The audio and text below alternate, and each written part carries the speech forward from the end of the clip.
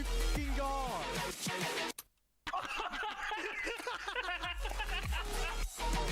Not like this. Oh my god.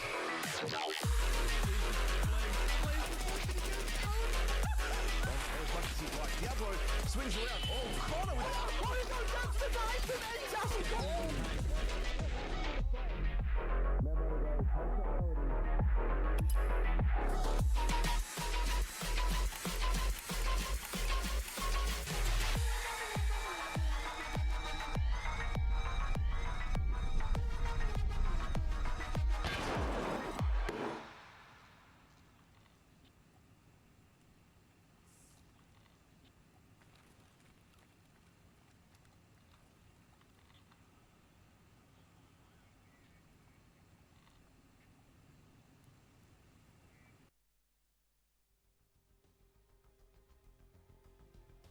Hello.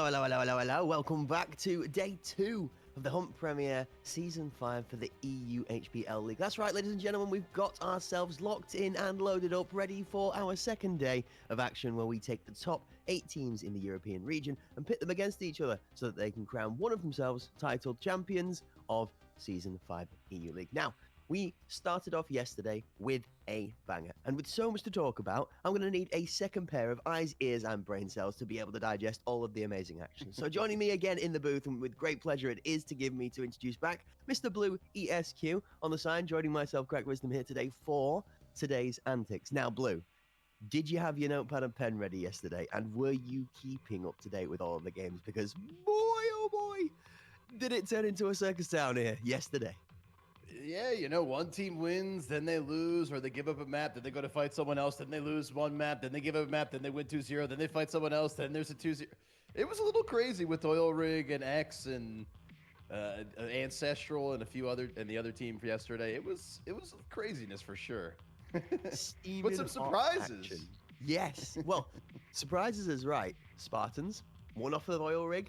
It was the first one that really had us, I think, us all quacking in the daytime. We didn't get to see Arctic take a map off of Mercenaries because that was off screen alongside of the action that we had on screen, which was also blowing our minds as well. The 2-0 Exaltation versus Ancestral. OFF's 2-0, again, is something that has us all throwing question marks out into the scenes. But we're going to get to talk about all the nitty-gritty. We're going to get to talk about the schedule and all the great games we've got on show for you today. But first of all, it's time to take a little bit of a talk about what puts the power into the production and allowing us to be able to bring you this great project to show. So, with thanks to the support from Battle State Games, partnered up again with the Hunt Premier. And this time around, it is Aorus x AMD Radeon that have stepped into the scene in the spotlight, slamming in their superior power and graphics and additional bits and bobs to go alongside that to help us carry this beautiful project all the way through to the end of 2025. We're looking forward to 2026 with maybe a bit of Aorus wings to fly out on. So, thanks to Aorus and AMD Radeon, they've brought us a little bit of a graphic to look at for a second just now to introduce you guys visually to their products. Then we'll have a little talk about how you can maybe get your hands on some of their goodies.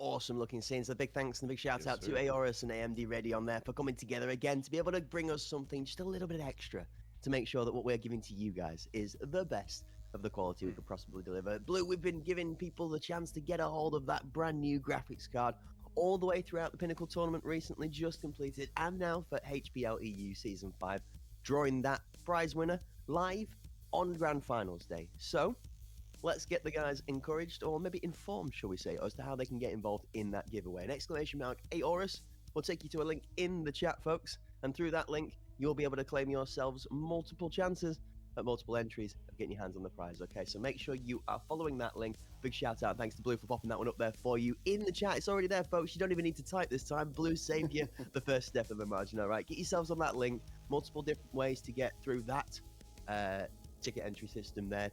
Get your hands on the graphics card. It's a 9070. It looks insane. We'll be showing that one through for you a little bit later on in the broadcast. I'm sure that Mr. Blue over here on my left-hand side will have been collecting his tickets, as I know I have. But have you had a chance to peruse any of the products that ARS and AMD Radeon have got on their website in the meanwhile, Blue? Or have you maybe had your eyes on anything you're looking to upgrade your setup with in the future?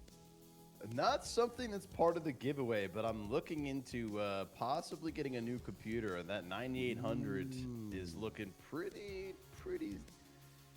I gotta watch the words that I say. Pretty nice out there, shall we say? I mean, that thing is fast, really good for the multitasking, for the computing. I could use it for work. I could use it for streaming, recording, whatever. So, yeah, no, definitely. And I just wanted to clarify one thing, Crack. You said grand finals. You mean next weekend, the drawing, correct? Oh, yes, sir. You're absolutely right. That's right. Next Sunday, look at it in, folks. Get it in your calendar.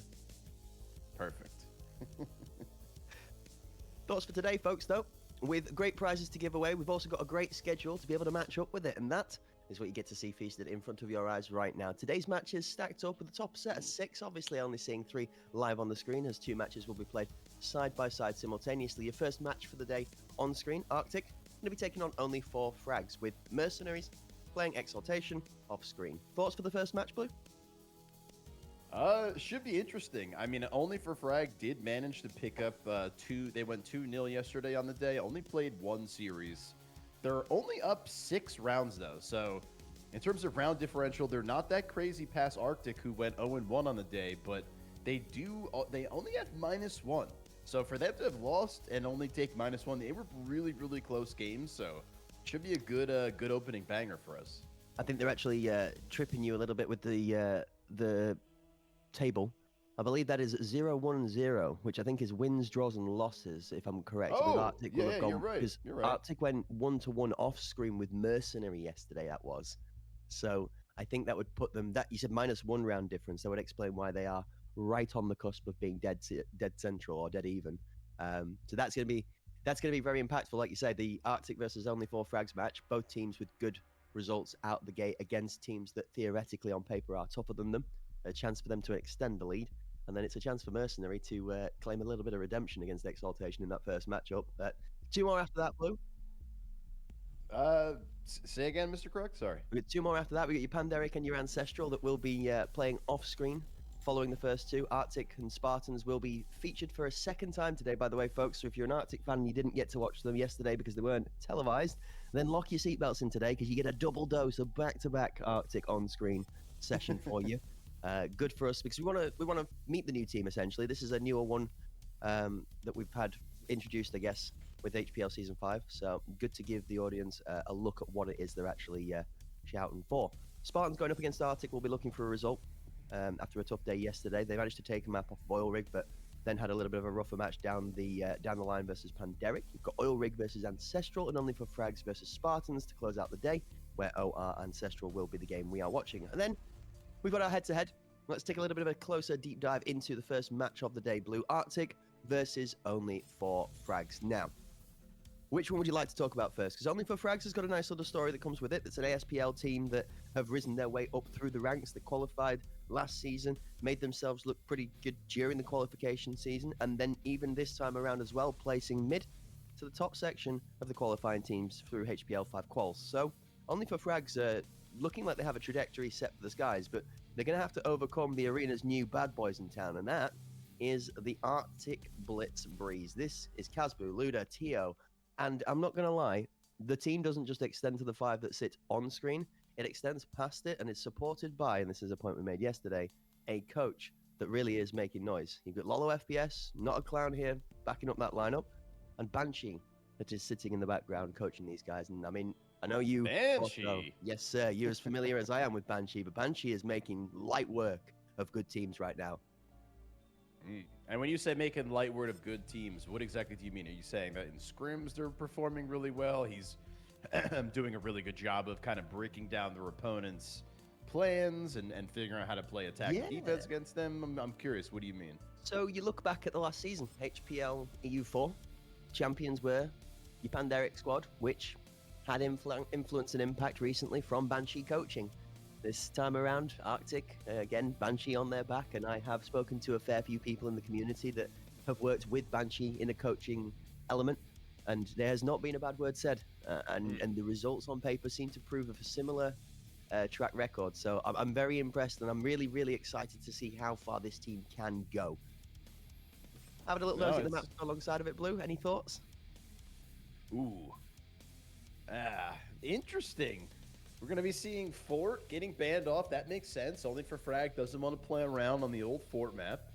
Arctic going to be banning Bowl, which,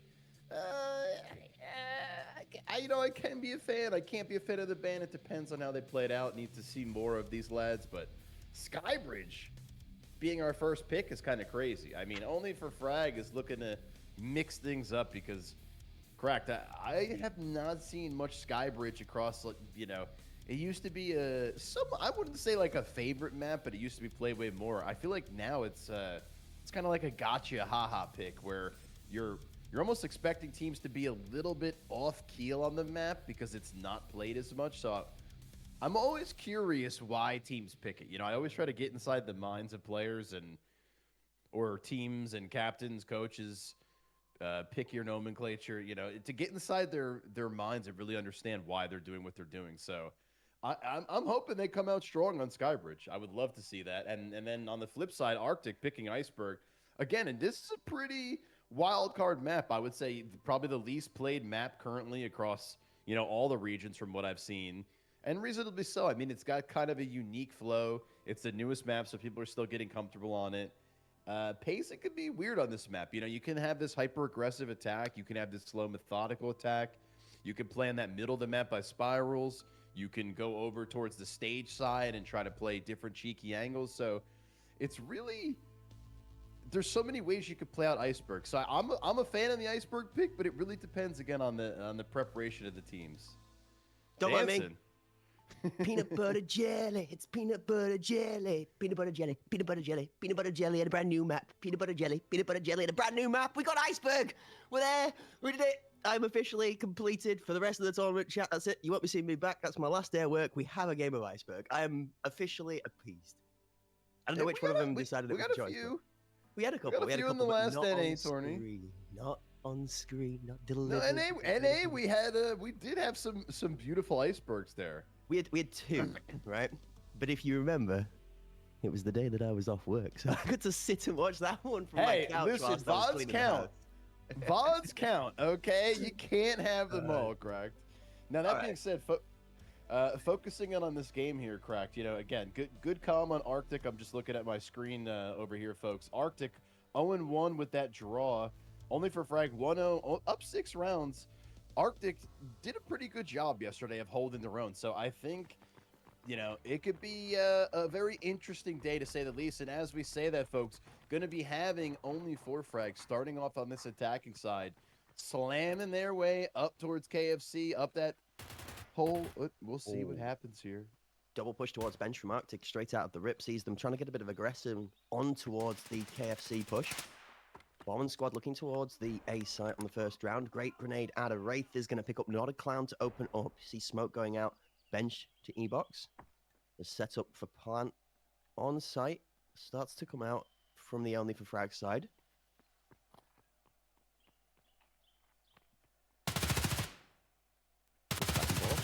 Blue suede shoes and a zigzag to sight. Bomb goes down. Only for Frags are going to step away from the counter plant grenade, which is really good read from the Only for Frags squad. Kagune not able to make that one land. A little bit of damage onto Kazbu.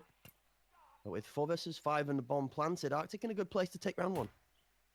And a pretty interesting post-plant smoke coming out of Arctic, where they're basically smoking that back line. Doesn't really matter, though. Reed takes out 1, takes out 2. Oh, he almost gets him after standing up. Kagoon, he does manage to trade him out, but is it going to be enough? 2 members remaining on this defensive side. 20 seconds to defuse left. Luda really hurt. Kagoon really hurt. I don't know, Cracked. I think this might be... Ooh, spoke too soon. Luda takes out one, but unfortunately, Darkin takes out one. Dan takes out Darkin, but then manages to close out the round, taking out Luda. Little RSAS, feeling good. Good opening round so far. Good control, good use of utility. You know, took over that headshot and that E-box side pretty clean. I do like from Arctic, though, there, Cracked. They didn't really get a chance to use them, but they had post-plant smokes where they used the normal defensive smokes, but used it post-plant, which I thought was very interesting. Very interesting. The other point to pick up on that, to add to that came together and made a little bit of a twist of the rounds, it was favoured, I feel like, for Arctic to retake when that bomb had initially been planted, but the position where Wraith put himself in, just proning out in the open, getting the 1-2 from Ebon, really swung the round back in the favour of the attacking side, allowing him to not sight 2 extra victory that shouldn't really necessarily have been gotten that easily, I guess. Casbu now looking to probe and poke for an opening first frag with the P90. He's gotten out through bench aggressively and is pretty much in the back lines of the front line from the other team. The problem he's got is there's loads of empty space around him, but nobody's given the life as easily as he was hoping for. So, slightly isolated now. Casbu's going to get himself picked off from VIP. Wicked there, just playing the disciplination. Is out of bench and does not manage to match the shots onto the bomb before he's taken out by the system of battle buddy support. Yeah, that's unfortunate.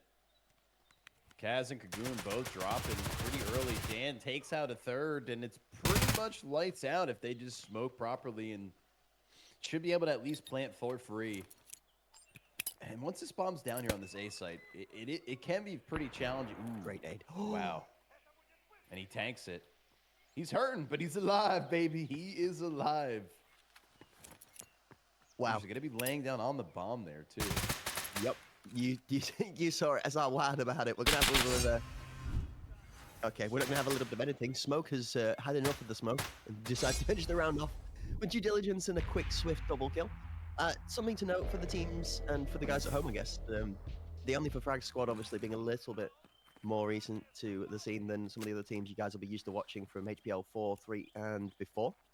Their lineup likes to do things a little bit differently. You notice the kits, the setup to begin with, our first point of contention is very different to your usual run-of-the-mill. You see 2 marksmen, 3 assault classes here being run on the Only for Frag side. We've an RSAS and an M1A being picked up by Smoke and Dan Skirb, who are both considered to be some of the more exceptional marksman players in the EU scene. So definitely with good reasoning behind it, but double marksman, triple assault, not your normal meta go-to for the time being. Lots of P90s favoured, MP7s.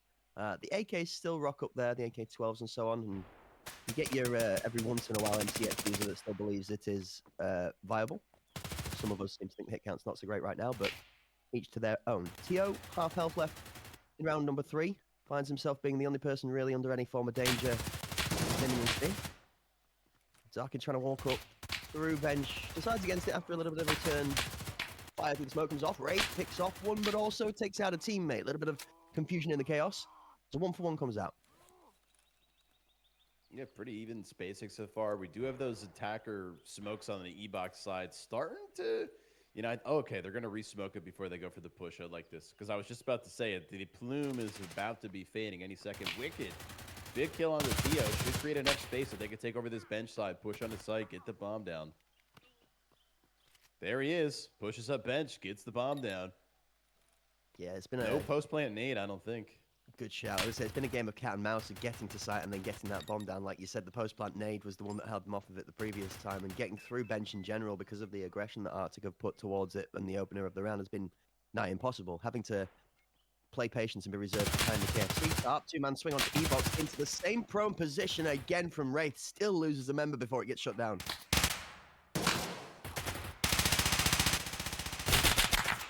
Ooh. Chance. Great peek. Yeah, I mean, these guys with these marksman rifles are putting in so much work. Dan and Smoke, the last 3 rounds, they closed out the rounds, if I'm not mistaken. So it's like it's hard to challenge the method to the madness. Now, it is Team Arctic versus Only for Frag, so maybe it's a good sample. Maybe it's a good peek into the future.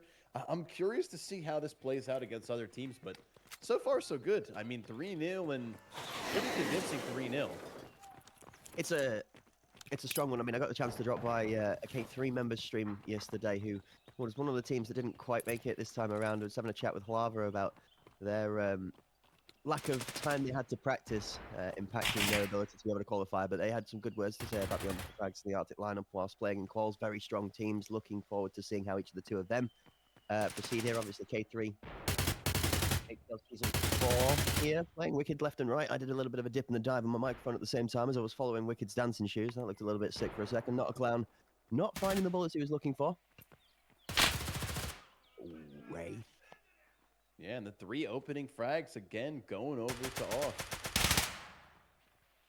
They're just slowly making work, and you know, Arctic seems to kind of playing the same defensive lineup, which may be part of the problem.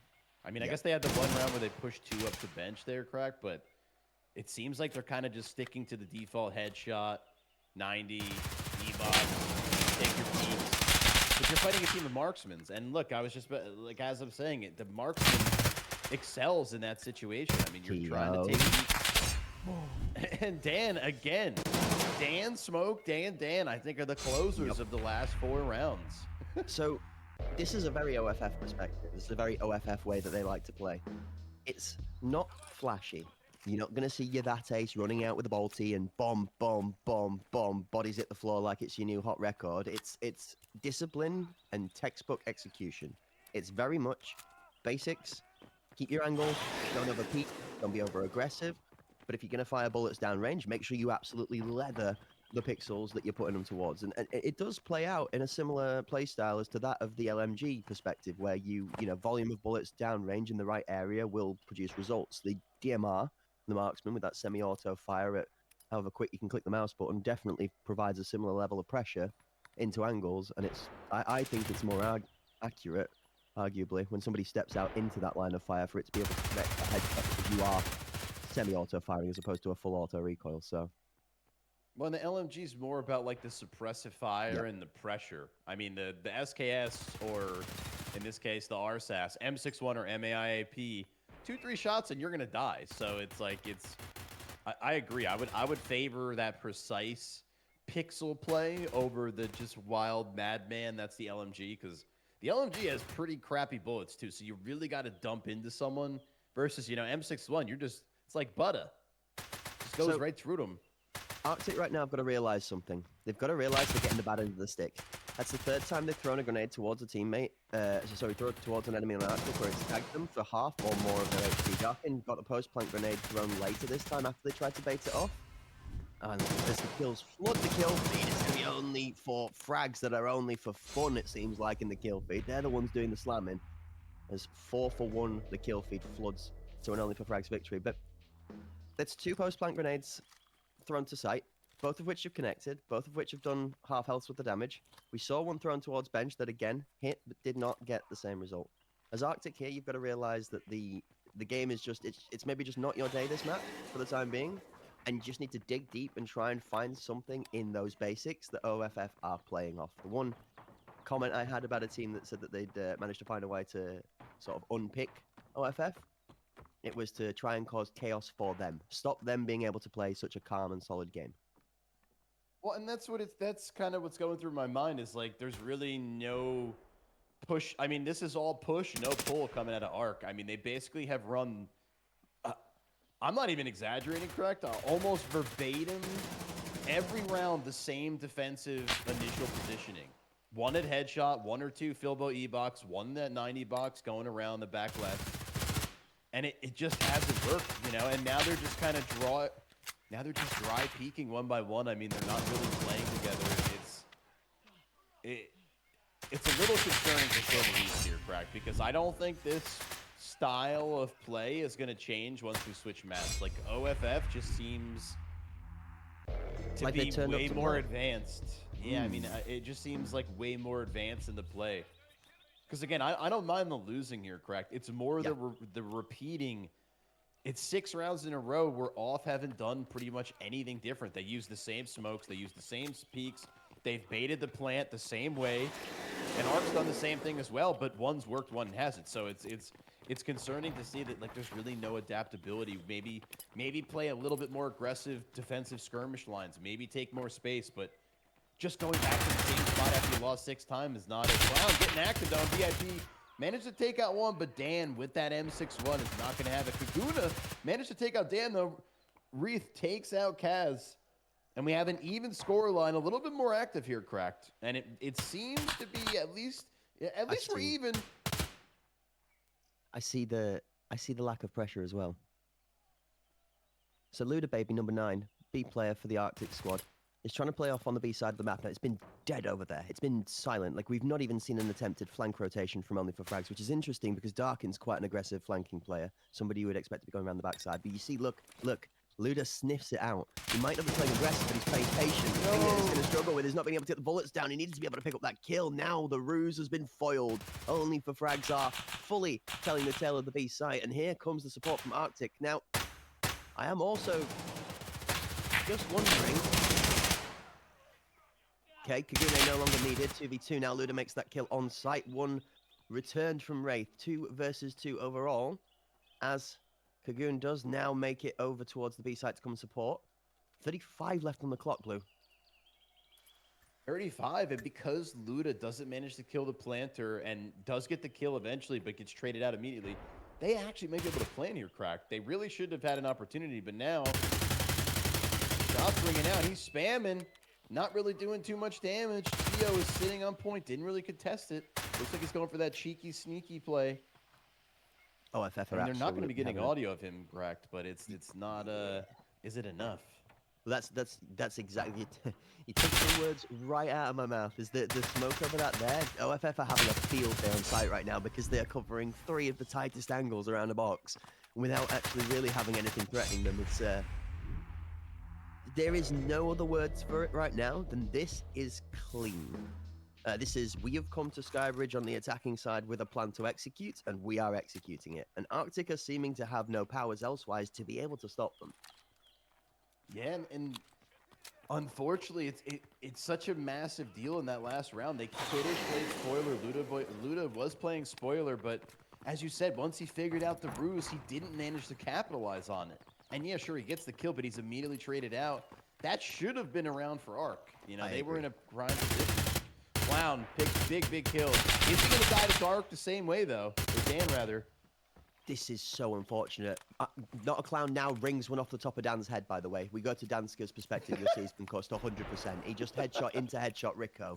It's really not going the way of Ark. They are getting the Tom and Jerry look. That's something to turn the tides around, though. A bit of utility finds the mark. A nade over to KFC is good. Kazbu then follows up with that P90 for a kill. A little bit of life maybe being instilled in the Arctic squad. I mean, they need it now, Blue. 7-0 is not a scoreline to be thinking about potentially fighting back from overtime from. That's the one where you're saving your airs and graces, potentially walking away from less embarrassment, honestly. It's tough. I mean, 7-0, and we know all too well the round differential is critical in this style of tournament. So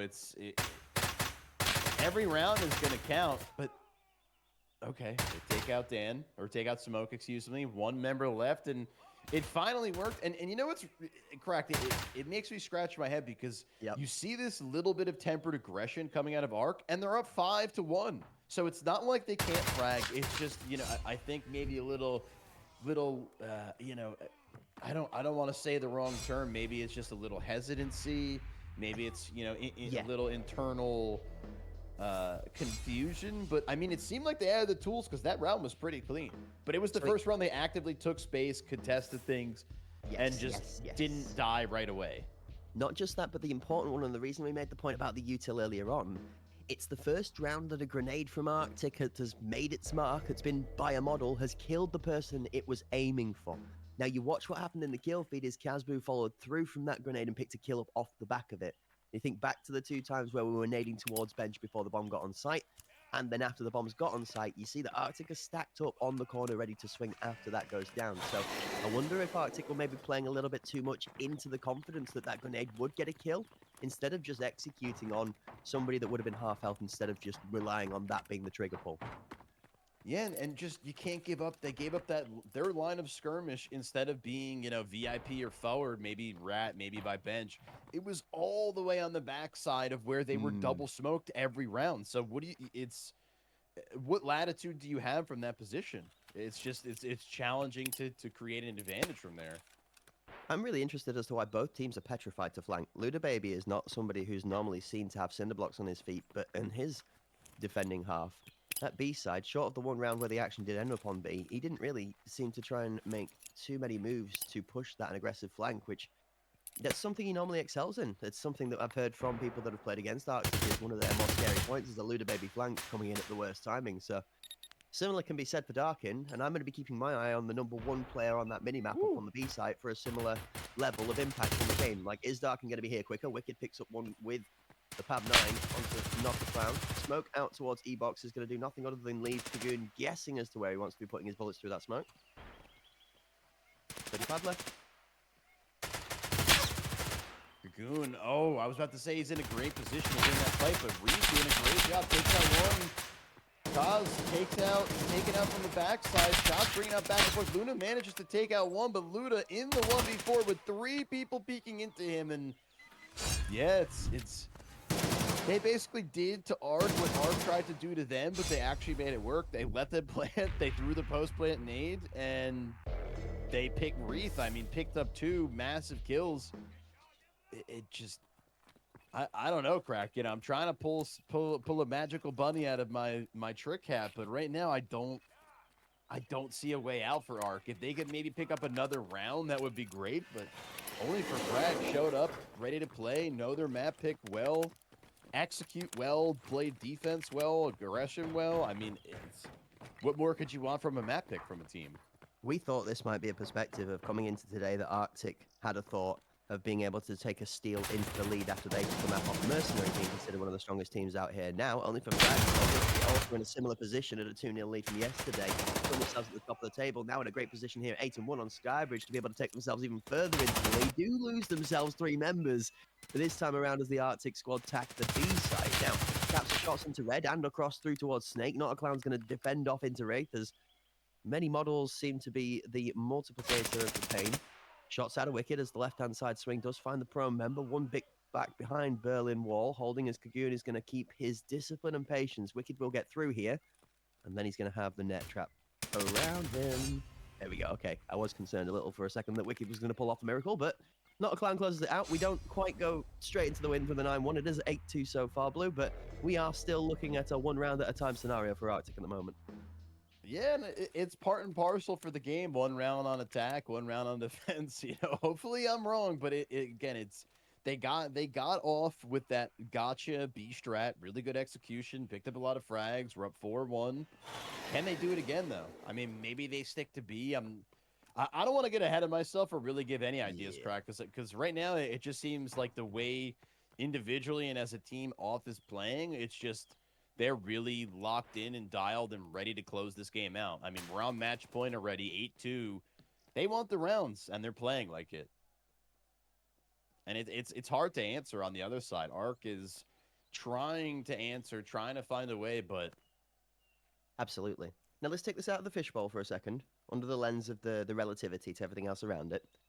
This is a Skybridge map for OFF, so this is their map pick. You want to look at it from a, we prepped this map the most, we put our effort into making sure we got our home turf put in the bag. Then you could argue that OFF have done a great job and that Arctic have been proven that this is not a map pick for them prioritarily in comparison to OFF. Flip side, they have to then put the work in on the next map. So we're going to get to see that one obviously unfold straight after this. We'll be saying though, we aren't just said and done for here on Skybridge. 1 down as Luda is the first casualty in round number 11, but with Smoke rattling that M1A off in the background and Kazbu's dome being the one home for the bullets, it's slowly slipping into the sunset. There goes the third. Not a Clown is unfortunately in game 1 being clowned upon, as only for Frags just kind of running rampant now. The last member is stuck looking into the middle of nowhere, and only for Frags absolutely elite Arctic in their first game on Skybridge. Yeah, the very convincing 9-2, and you know it's challenging, Crack, because we saw when Ark, the 2 rounds where they really took position, the 1 round on B on attacking side where they took space and just actively played, and then the same thing on that last round on defense, when they actively played and made moves and were, you know, responding to things, not just reacting, they actually did well. So hopefully going into their map pick, they're feeling a little bit more confidence and, you know, can really pick up some rounds, because these round differentials are going to matter a lot coming up soon.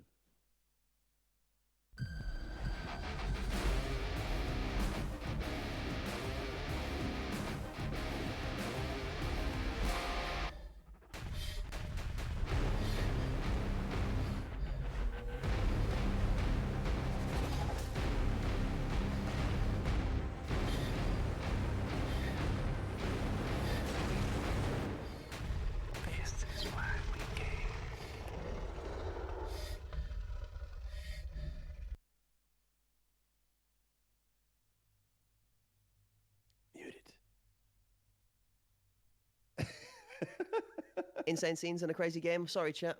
Muted the microphone to make sure we could pick up one of the great giveaway prizes to show you guys that we've got on store. That's right. Aorus and AMD Radeon have come together to sponsor us through this beautiful tournament, as well as helping us in Pinnacle and carrying us all the way through to Christmas. Now, if you want to get your hands on this amazing 9070 RX XT graphics card, thanks of the sponsorship we have here, then there are multiple different ways that you can get yourself a chance to win. That's right, folks. A little bit cryptic, maybe, yes, but the explanation is as follows. Exclamation mark AORUS, Aorus in the chat will bring you up a link that takes you through to the Linktree site. And there are multiple ways to claim tickets, okay? Something as simple as jumping onto Twitter and checking out the Aorus page or the Radeon page or even swinging by the tournament page claims you one of those entries. Up to 11 tickets daily, and you can re-enter every day. So if you want to increase your chance at getting your hands on one of these amazing prizes, then make sure you're following that link.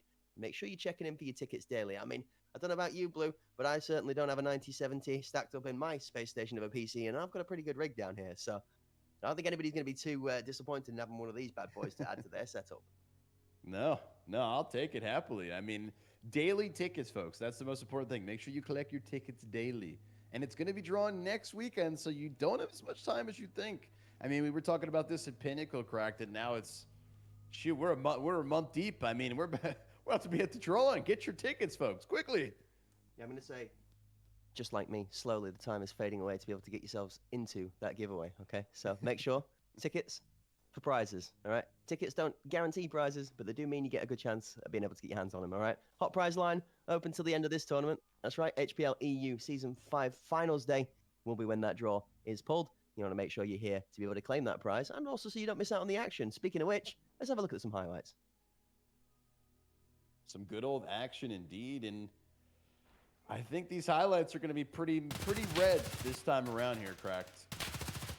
I think the intro to the highlights was meant to be the outro, because I think Fade to Black is how we're going to feel if you're an Arctic fan as you watch those highlights fade off into the sunset. OFF, though. Let's talk about our brand new HPL EU team, all right? This team is a team that has started from the bottom, and now they're here. And they really are here to play. You Darkin, Wraith, Smoke, Dansker, and Wicked, and despite a little flurry of good shots and some action out of Arctic here, this was a OFF dominant map. Smoke, Wicked, Dansker, between the three of them, just doing a whole load of work on keeping those angles locked down. And we spoke about this in textbook gameplay, discipline, just playing your patience. The only rounds that Arctic were ever able to get off of only for frags in this map were just down to sheer brute force and ignorance. They had to go 5-2 players left alive on the table to be able to get around home. And then the second one was equally as strong in numbers and equally as potentially McShaky to get that one over the line for the 2 rounds Arctic did pick up. We're going to go through these highlights, Billy. It's nothing flashy, right? You're not seeing jump shots, 360s. It's just good all-round arena play. Yeah, solid all-around arena play, and you know, I think the big difference between these two teams right now, obviously individually, a lot of the only for frag players were popping off this game, but the entire team seemed to be active the whole time, and Ark kind of had this switch where 2 rounds they were extremely active, and for the rest of the game they were pretty passive and giving up a lot of space, doing the same thing over and over, not really adapting. And look, sometimes it works, correct? I mean, maybe sometimes on Skybridge in particular, there's defense on A. You know, maybe you are playing that post plant, but when it doesn't work in a time or two to just kind of take the same position over and over and over, it just didn't work. So I'm hoping as we go into the next map pick where I believe we're going on to Icebridge, correct? Icebridge. Oh my, Icebridge. Icebridge. No, That we sounds had like an a sweet Icebridge map. I'm combo. just saying. Yes. Icebridge sounds like a sick map. Okay. Like, cut the ice out of Iceberg, cut the bridge out of Skybridge, and just slam them together. I'm down. We're gonna get a moving train map. Come on. Oh, through the middle of it. Oh, Blue's cooking, chat. Get him in the dev team. Get him in there. Get him in there. Get him cooking some maps up. No, I think it's great. Although I will say one thing. All right, I'm an underdog fan. I like new teams coming into the scene. Don't get me wrong. You know, I'm going to be repping my Pandas. I'm going to be repping the Mercenaries. I'm going to be repping all of the teams in this one for the fact that it is my home turf, all right? We're in the EU scene. That being said, I like new faces and I like people coming to challenge the status quo. Those teams that feel like they're comfortable. You know, they maybe got sat in their armchair and the popcorn sat on the sidearm when they should be really leaning forward a little bit to making sure that that position is kept and maintained. I like it when new teams come and stir things up. Now, Arctic make a good start to their efforts yesterday, and they placed really well in the qualifiers. Flip side, only for Frags, placed again well in qualifiers, but probably not as overachieving the expectations as to what was thought, I guess. So not as impactful. That's different. I mean, that's the exact opposite. That is an impactful match right there. And although I do think a lot of bad luck went the way of Arctic, we talked about 3 grenades in a row where we saw on board spectator cam. That grenade is like within a meter. I'm sorry, but that's within the killing radius, and they're getting away with half health or even a little bit more. That's just one of those days. That is Tarkov. You got Tarkoved. And to see them be able to get 2 rounds in that situation, I'm kind of grateful for them because I think that will help the mental a bit. But I really think it's going to be tough for them as a new team to do what you have to do in this situation, which is just get your mind past that game. Like, realize you were getting the rough end of the stick and grab the stick off the floor, turn it around, and then start swinging that rough end of the stick back the other way. You've got to really pick yourself up out of the ground and go back at it. Now, Iceberg, or Icebridge, however you want to talk about it. This is a map that offers both teams potential, right? It's got loads of different approaches to it for how there are a lot of connections between middle and both sides of the site on both halves of the map. Like, you can go fully to the opposite spawn side of middle, and you have the same sort of T shape that crosses you out into the A and the B side, and vice versa from lobby, from CT side. So this one, to me, comes down to who's put more time into it. Right. That leaves me concerned for Arctic, because we saw how darn clean OFF's first game was. And clean is the right word. We saw mistakes that they made was team kills. 2 of. Which is hard to criticize when everybody else is dead. Yeah, it is. I really don't think Ark individually, like, I didn't see too many mistakes. It was more the passivity. Like, they just kind of were cooled off by the ice in some sense. They were killing. OFF, as you mentioned, comes out strong in this round, and time in the map is going to be very important. But again, if OFF just feel comfortable taking space and holding pretty cheeky angles on this stage side, if Ark just kind of pumps the brakes here, it's probably just going to be a repeat of the last match. But if they, I genuinely, I think, correct, if they can keep the confidence up, you had a 2-9 loss, fine. But if you can keep your confidence up in the sense of you just play your plan and you stay active, just see what happens. You know, the most important thing that I'm looking for is no more passivity. Like, right now, you see that their line of scrimmage has completely paused for the last 40 seconds. Those red dots on the map have not moved, whether from our line or sight or not. And it's like, this style of play is not going to work against the high-level competitors of HPL. It's just not going to work. Well, we are here on the Berserk of Berg. Time to see if the OFF squad have swapped out the fashionable dungarees for the dunkeries to make this one nice and easy on the way out on the back end of their second map of the first head-to-head of the day. They do find themselves 1-0 up after a great match on Skybridge, but sliding out onto the ice. Gonna have to hope they've got their ice skates. A big left-hand swing from Kazboo sees the end of Darken. That's a little bit more of that aggression you were looking for. So ridiculously well-placed shots from Wicked are going to rinse Casbu out of the sky. Smoke takes out Tio. Not a Clown is busy throwing that red nose about, though, and he's got himself a fat old two-piece. Oh, not a Clown for the third on split. Suddenly, the round turns on its head, and Arctic have themselves site plan and security. Not a Clown for 4! Not a Clown! Arctic, gonna be playing for the first. This boy's clowning around with the opponents in this round. 4 kills, and that's exactly what we want to see out of this team. I mean, obviously Not a Clown popped off there. Smoke and Wicked on the other side had some really clean kills, but Not a Clown cleans up those 2, then picks up 2 more kills, and... Correct. Again, I think that's the key with them. They took space. They were active. They had a plan. They executed.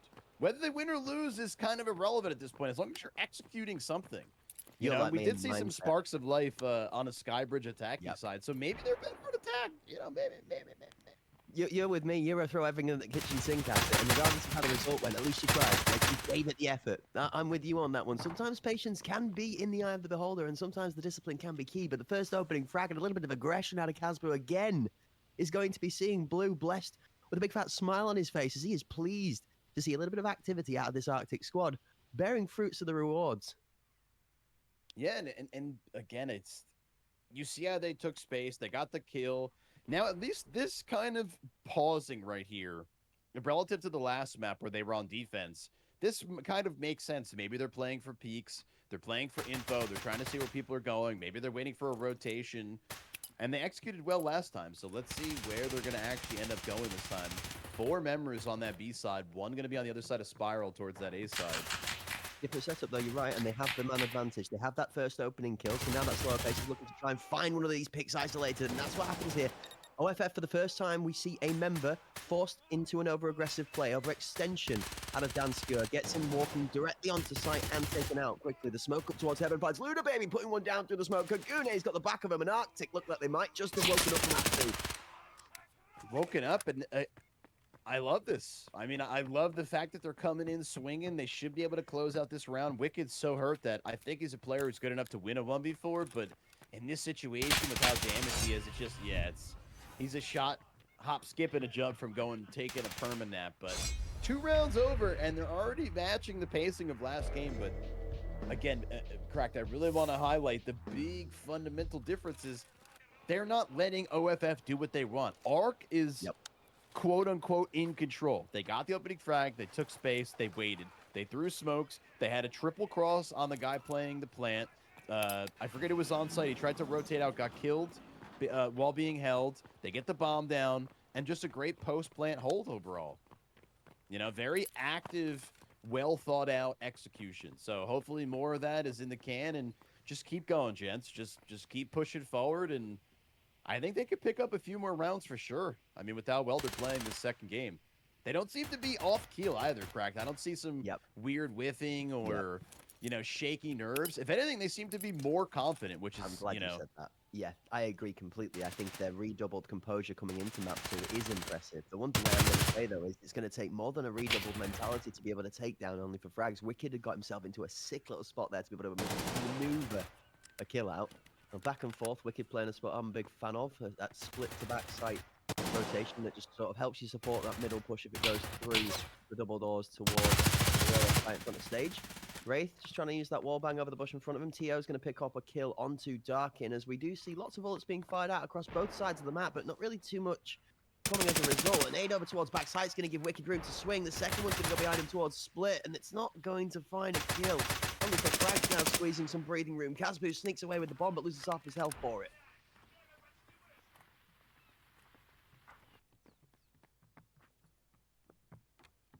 Slowly. You see the only for Frag's team matching the rotation. I wondered whether they were going to go straight out onto site from the Arctic squad and maybe leave that bomb exposed, but no, instead they fight their angles. Not a Clown has Wraith. Danskewer, though, is going to spare himself the pain of 2. 2 more Arctic members go down, and it's Kagoon left to try and deal with the mess that was made for him in a 1 versus 3. Thoughts with 10 seconds left on the clock is swing and see what happens. Danskewer is going to claim his 3rd for the round. That one closes out in the favor of only 4 frags. It is going to be a 2-1 scoreline for Arctic thus far, but only for frags now starting to find a foothold in a map that looked extremely strong for Arctic in the first 2.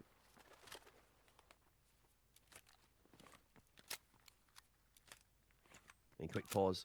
To nosy down the weapons. We'll see if I've had any changes that might catch me off guard or persuade me of any different thought processes, but nothing thus far. Still a double marksman, triple assault on OFF, and still running a very similar setup to what we see is the considered meta nowadays. We do have a Vector on Casboo, which is an interesting concept. I think P90 is favoured a little bit more than that nowadays, but as the weapon of choice for the time over, Wraith finding the early first pick, not a Clown going down, and a big kill for only for Frag. There's not a Clown have been making his name known on this map. And it seems like during my restroom trip, I missed a big round come out of OFF. Let's go. Pushing pushing the brakes down a little bit on the Arc team. Yeah, big OFF 3-piece from Dan Skewer finishes off the third. That puts them their round back, closes the gap by 1. But they're going to need more of that if they're going to keep themselves up in pace with Arctic. It has slowed them out of the spawn blue. Arctic squad just seemed to be a little bit hesitant on the tippy toes from what we'd seen in the first 3 rounds after that loss. But I wonder if it's confidence / nerves blue. Arctic, a newer team. They're not shy of playing on the screen, but they've not had as much screen time, I guess, as only for Frags will have done at this point in time. Wow. Kagune's going to get a good kill onto Dan Skewer. That's a big pick traded back now. 4 versus 3, 4 versus 2. Luna's got 1. Sorry to interrupt you, but it's all going down in town. Luna's got 1. Tio's got 1. The bomb's planted last on sight. Gets slammed by a hiding Cocoon. Oh, What the heck just happened? exactly. There were 4 members alive versus 5, and then there were 4 members alive versus 0.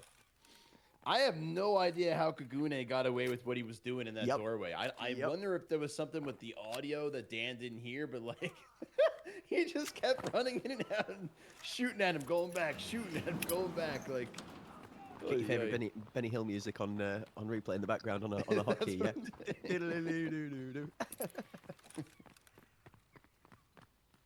That being said, 3-1 though, and pretty convincing.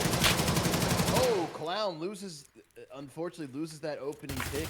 Dark does a great job. Kagune, I can't believe he killed him. Dies for it though, and then Wicked picks up a second. Those were back-to-back crazy kills. He's gross, bro. Wicked has got something about him today that he's definitely eaten the super-powered brand of cereal, whatever it was, cornflakes, Special K. I don't know what you're into, but whatever that breakfast was, garbage. give me all of that. Yeah, garbage. Garbage. I was out in the alley eating garbage. Feeling good. Cookie. That's right. Feeling channeling his inner Oscar.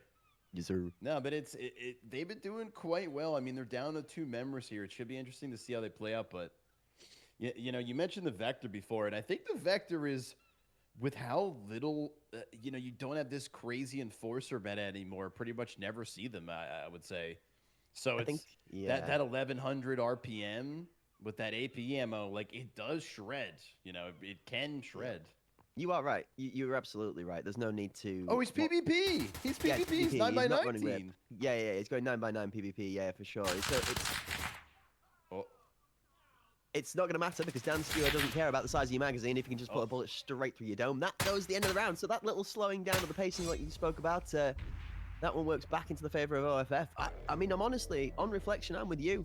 I think Arctic just need to find gear 6 and 7. This slow cruise control is It's not their style. It doesn't work. Yeah. I want to see them shoot people. I want to see them run at them quicker. Yeah. OFF is so good in discipline, man. That's why. They're just so good at being patient. Well, that's what it is OFF seems to naturally play the way that Arc tries to play. When Arc is aggressive and takes spacing, it works. When they're kind of passive, I feel like they're trying to play in OFF's wheelhouse. Like that slow, methodical play. Ooh, because Kaz, nice opening kill onto Wreath. Wreath's been putting in work, kind of quiet this game so far, but we've seen how quickly he can kill people. Luda takes out Smoke, and now all of a sudden, as we're talking about it, Cracked, I mean, they're getting active, putting a lot of pressure. Dan managed to kill one. Very, very wide swing that was feeling himself. Kaz, great kill onto him. Bomb going down, and now we got a 4v2. And Cracked, it's like they can hear us. They know. Get active, take space, and they do just fine. I'm gonna hang on for a second. we will pull in for an update from our off-screen match. But in a second, whilst Tio and Wicked are having a back and forth, Tio having a tough time on the left-hand side. Wicked's going to take the gap to be able to find the fight onto one. It's not even him that picks up the killing blow. Darkin gets the kill on single, but it's Wicked that's doing all the work and making the space. Casboo's got one in return. Having Wicked with one on site as Darkin finds Casboo looking the wrong way. Goon with Casboo. Together they make it work. Darkin's caught with his hands in his pockets on the reload. And it's the crucial time that Kagoon finds the final kill. Arctic do keep that lead and extend it back to 2 and put themselves in a position to have a successful first half here on Iceberg. But Blue, it does not look anywhere near as confident as what it did for OFF on Skybridge. And whilst we have a second, I will check in with that offline match for the folks at home and in the chat. If you're listening but not necessarily reading the chat, the offline match has now concluded its first map. The result on that map was 9 Mercenaries, 4 Exalted. That was Skybridge. So map 1, 9-4 to Mercenaries. The next map coming up is Fort for Mercenaries versus Exalted. Well said, Crack. And now focusing back in on this match, 4-2 as they play active here, Crack, it seems to be working well. When they take these lines of scrimmage, when they're on attacking, doesn't seem to work. Same thing with defense. I mean, we'll see when we get. Oh man, that's tough. Great shots coming out of Dan. Kaguni though manages to trade him out, and across the map, Wicked still here, still feeling good. As long as they could get the rotation back over to this B side. Excuse me, this A side.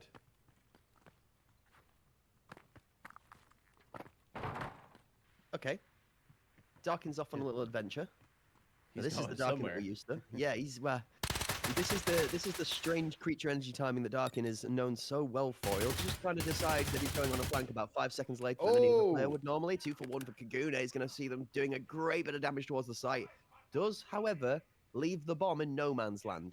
That is about as dangerous as it can be in a 1v2. And Darkin's little adventure is about to pay dividends. Oh man, now they know. Okay. Happened so quick I couldn't get my sentiment out. But yeah, I mean, he had spoiler. Now they know he's there. Make sure you don't die coming off. And Kagoon again. So clean. What did he pick up? 3 kills, 4 kills that round. Super consistent 4 kills. And gets the bomb down. And close out the round. Sheesh. This man wants the W. This man wants to claw back some rounds, wants to fix the round differential from the last game, and that's some spicy words there, Blue. well, I mean, they're playing like a different team, and genuinely, maybe I don't want to say it's just attacking here, correct? I think the more I watch, there's this lever between passivity and activity, and when they're passive, they just don't perform like they should. I'm not saying they can't pause and take lines of scrimmage or really investigate different peaks, shots ringing out back and forth, Dan playing a pretty hyper-aggressive positioning. You know, like, this is fine. They're playing forward. They can't give up. When they give up the whole map like they were doing on Skybridge, they lost every time except for 1 round. Wicked takes out 2, though. Kagoon managed to trade him out, but massive kills coming out of Wicked. Smoke's almost dead here, though, correct? Yeah, Smoke's been missing both of his legs for a long part of time in this round. He's going to chicken nugget with wings his way back out of the single. He can get himself up to some form of safety. You're right, Wicked does do a double dose of damage down towards the Arctic team before he gets shut down. It is Kagoon again, though, that is tasked with closing him out, and he has managed to find the kill. Now, the question we're asking ourselves is it not a clown? Is it going to be Casboo that makes that gap that's been the successful creator in the Arctic rounds that have got on their favor? 2 left and right, back and forth on the stage as Casboo is trying to do a bit of a Neo action towards the bullets fired over his way. Smoke, in the smoke, stuck on the backside of single as double is contested. Dan Skewer goes down in the smoke. Meanwhile, Smoke watching on the sidelines. Bomb planted on side, not a clown, holding Smoke off for plant position. Wraith does find one from the top position in heaven. He drops out. Casboo goes round. Smoke finds him through. It's down to not a clown in a 1v3, and there's too many bottles to have to fire at. Only for Frag to close it out. What a heated post plant. Yeah, and you know, I think if Clown, and talk about timing there, if Clown had seen Wreath come out of the smoke, I think he kills him, then he kills the player he killed. I can't remember which one it was, but when he took it down from... if he might have actually been able to kill 2 and leave and left it down to him versus Smoke. Like, he was so close, but the timing. Reeth was like a half a second after, so he looked left as Reeth came in that site. That site seems so chaotic, Crack, because how many times in this game alone did we see multiple players, sometimes multiple in one round, looking a different way than where their enemy was very proximate to them? Like, there's lots of confusion on that site. It's a real risk versus reward scenario in the sense of there's a lot of planting and position taking through smoke in there. Now, this works 2 ways. You do this on any other map at the moment and you get your head ripped off through the smoke from muscle memory. Because teams have not played Iceberg that consistently, it gives a bit more value and power into smokes because people don't know where to pre-fire through that smoke to get that headshot every time, especially if you're playing off angles or slightly different positioning to normal. So I can see why it's becoming chaos. It's like the smokes dissipate after bombs down and suddenly, oh, Caspu timing. Oh, he gets it back in time. Wow. Oh, talk about time. You can see the ankles. Did you see those toes? He sees those ankles. He sees those toes. He's going to pro ninja. No! Caspu! 3 kills put on the table. Smoke's going to pick up Tio, but Caspu sat laughing in the side of castle. Talk about timing. Kaz sees him. Darkin thinks he sees him and lays down, and then Kaz just sees him. Oh my. Luda picks up a 3rd kill for his team this one. A 4th kill, and Luda feeling himself. And as you mentioned, you know, this wasn't a flank in this situation here, correct? But I could see what you're talking about, where when he's feeling himself and Luda Baby's just kind of moving around. There were some very clean, quick kills with the MP7. You know, nothing spectacular, but clinical. You know, active, I think, is what you're talking to the effect of, and I agree with you. An active Luda Baby, whether it's being on a flank, whether it's working on the side of where the team player's going, or whether it's just being a little bit nifty about it, just not really firing a bullet off, but moving with the team and the action, and just sort of playing a little bit of an illusion game where you are hiding amongst the noise in the most obvious place right in front of the enemy, but in the most hidden spot at the same time, you know? So there's a lot to it. This Arctic team has many good features, and it's the reason that a lot of people have been drumming up a lot of noise about them. It's also why we're excited to see them play today on Gay. What is that? Blue! From out of the sky.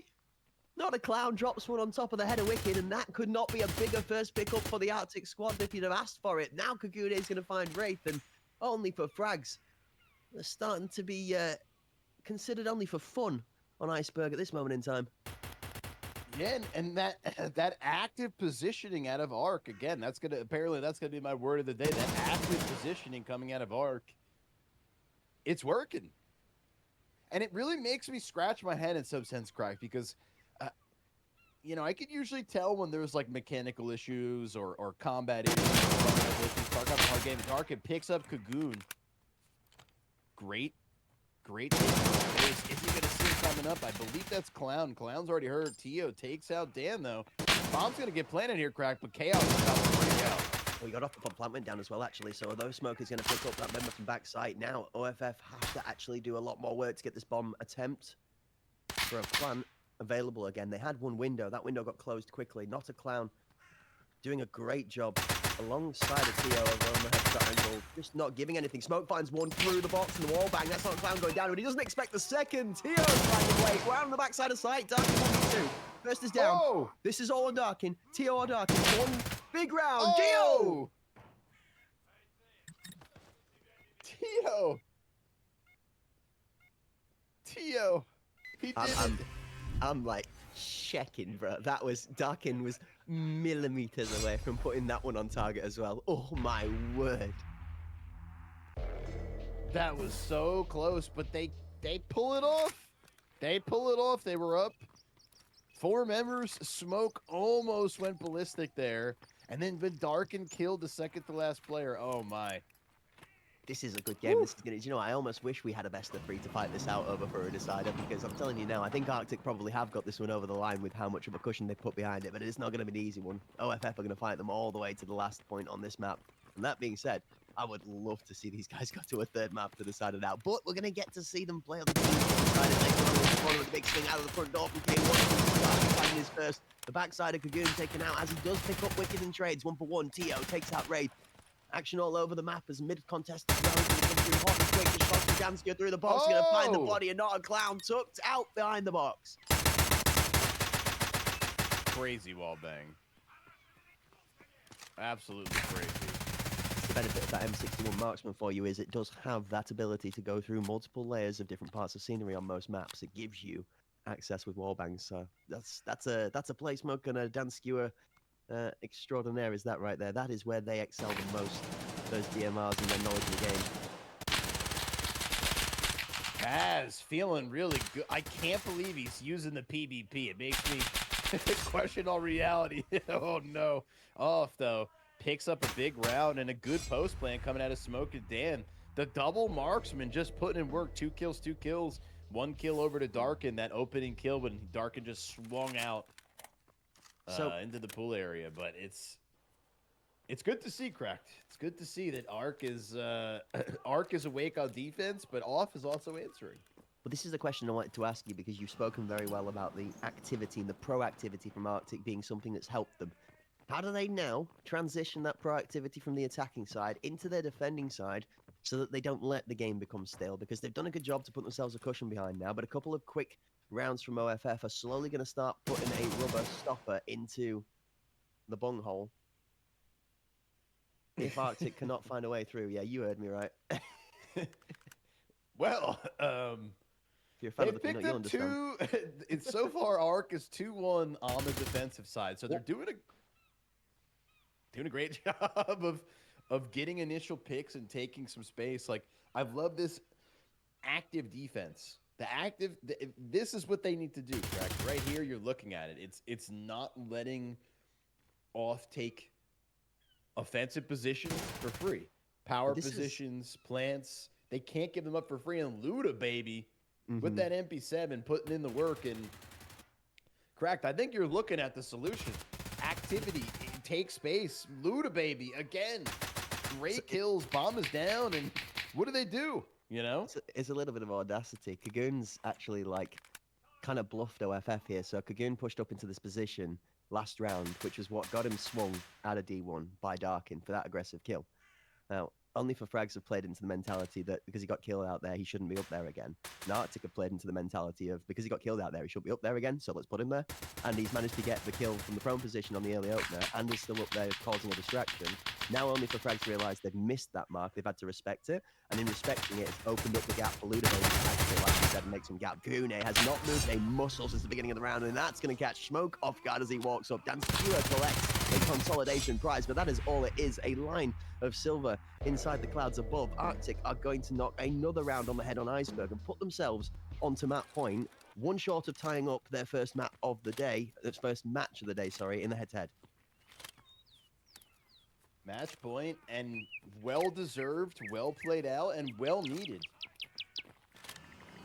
After yesterday's shenanigans, Ark was only -1, so it's not going to be ideal in the sense that they'll have another draw if they win this game here, but it could be worse. They could be at 2 losses, 1 loss, 2 losses.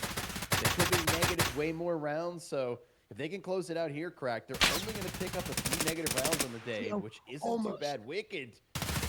Tio almost just killed everybody that Wicked laid him out. Luda with a great kill with that MP7 again, and these two guys just have the freedom to kind of take space and kill here, Cracked, and it's just putting the one corner to make this map. Tio's positioning there, fortune of the chance just favors the brave. Dan Skewer's going to shake his head a little bit, not too impressed with the fact that there wasn't a kill claim for the amount of bullets that he expended towards those efforts.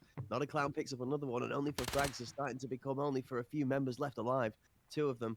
Wicked stuck backside now in mid as Dan Skewer is slowly finding that stage. Curtain left, curtain right, being called the closed curtain as he is slowly but steadily being sent back to his spawn.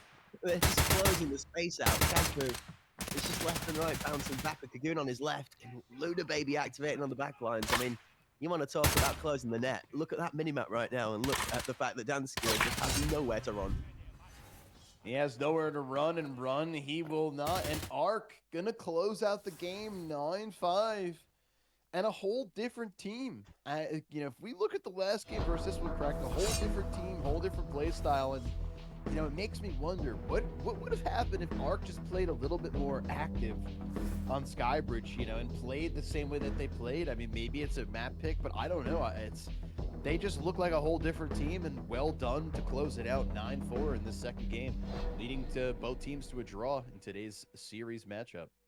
That's it. No FF aimed for the sky and a 1-0 lead on Skybridge, but it's Arctic that bring the cold chill in to close out their head-to-head. A 1-1 final scoreline in the best of two, but 9-4 the second map finishes on Iceberg.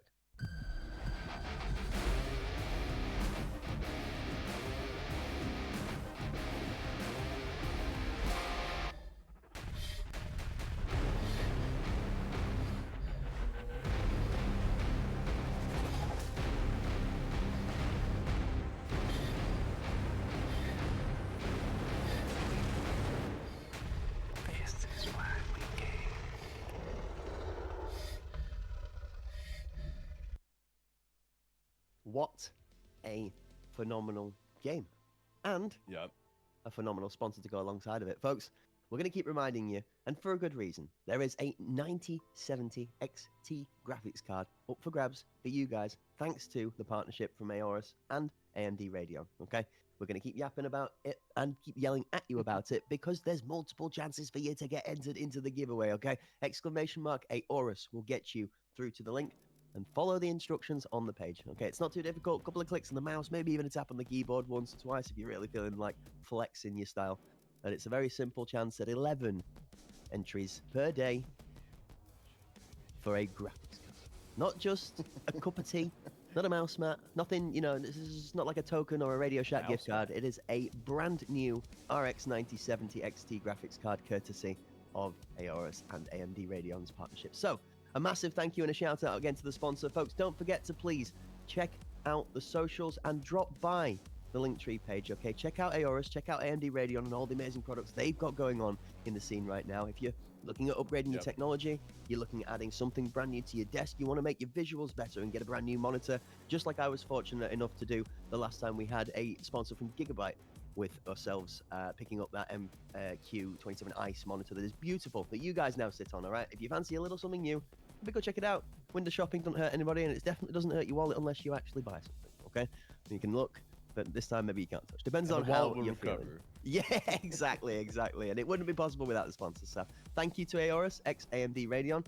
Get your entries plugged in there, folks. And don't forget to share the page about, all right, everybody that you get involved in these giveaways helps us drum up the entertainment. All right, I've seen some great comments in the chat today from folks saying that the Premier are doing a great job to try and keep the arena scene popping, as we like to do so. So thank you for those kind words. And folks, of course, with that support from you and the interaction with these giveaways, we're able to speak to sponsors like this and look for more for you guys in the future, okay? So we want to reach out and say thank you to you guys for interacting with that from ourselves at Hun and the partnership we've brought Aorus x AMD Radeon. We appreciate you guys getting involved. Thank you. See if you can get your hands on a graphics card. Let's have a look at some highlights.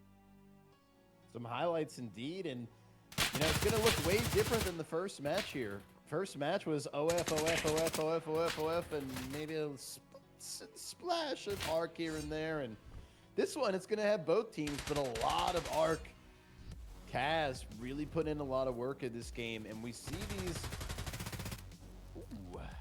these MP7s, you know, a lot of MP7s, a lot of fast shooting weapons that I can't believe he's using the 9x19 Vector. I love it. Absolutely love it.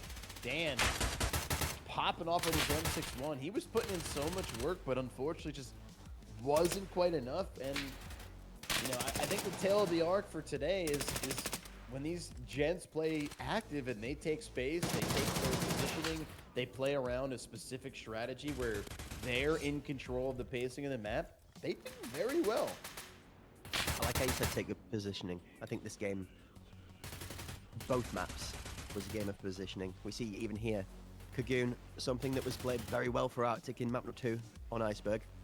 Discipline. A little bit of the OFF effect in map 1 where Kagoon was able to just hold his position. We saw jumping on board with him multiple times for an early kill in the opener of the round. And a couple of more kills go down and then be back with Kagoon again in the same place for one of the latter kills to close it out. Ooh. Yeah, good shots, honestly. We saw similar work from Wicked in that position from the back of Sandpit. Both teams having a player doing really well on that spot on the defending side. So no shock to see that they're able to kill each other out of the position 2. This was disgusting. I mean, how many times did we see Danskia and Smoke decimate sandbags to sand pits at the headshot angle through wall bangs and various combinations? Yeah, and as you're talking about, bop, bop, bop, bop, bop. Unfortunately, though, that M61 putting in work, but it's not going to be enough work to keep the gents alive. And another draw going over to Arctic, only for Frag, going to be 1 win, 1 draw now. And, you know, the good news for Arctic is they only got bumped down a few rounds. I mean, both the games were, what was it? It was 9-2 and then 9-5. So I think they're going to be down to a -4 round differential. Obviously not ideal, correct, but it could be so much worse. They didn't pick up a loss. They're getting at least a point. They're not getting no points. So it could be worse. It could be worse, but there's a lot of potential. I think that's the story of the day for me. It's only for Frag is playing well. They played their map pick extremely well. They won their map pick, as is tradition with most of these teams. Arctic answer very well and show a whole different team. And, you know, I really, correct, I really wonder if they had been, I don't know if maybe it was preparation or maybe there was a little bit of, you know, knocking the rust off a little bit. Maybe a warm-up was needed, confidence. I'm not quite sure what the challenge was. But I really wonder what would have happened on Skybridge if it's the same team that played Iceberg played on Skybridge, because there was no fragging issue. There was no positional issue. I mean, they used pretty good utility. There was just kind of this pause in the defense. You know, what was it, 7-1 on Skybridge on their defensive side, and we see what happens when they play more active. You know, they got plenty of rounds on the defensive side of Iceberg here too, or Icebridge as we like to call it. So it's like, if you can get so many rounds on both sides of Icebridge, I think on Skybridge you should be just fine to at least, maybe not win, correct, but I really wonder what could have happened. Yeah, absolutely. I want to agree with you. I do feel like the pace of the first match did feel like we saw Arctic go from 2nd to 5th and then a comfortable cruise in 6th on Iceberg.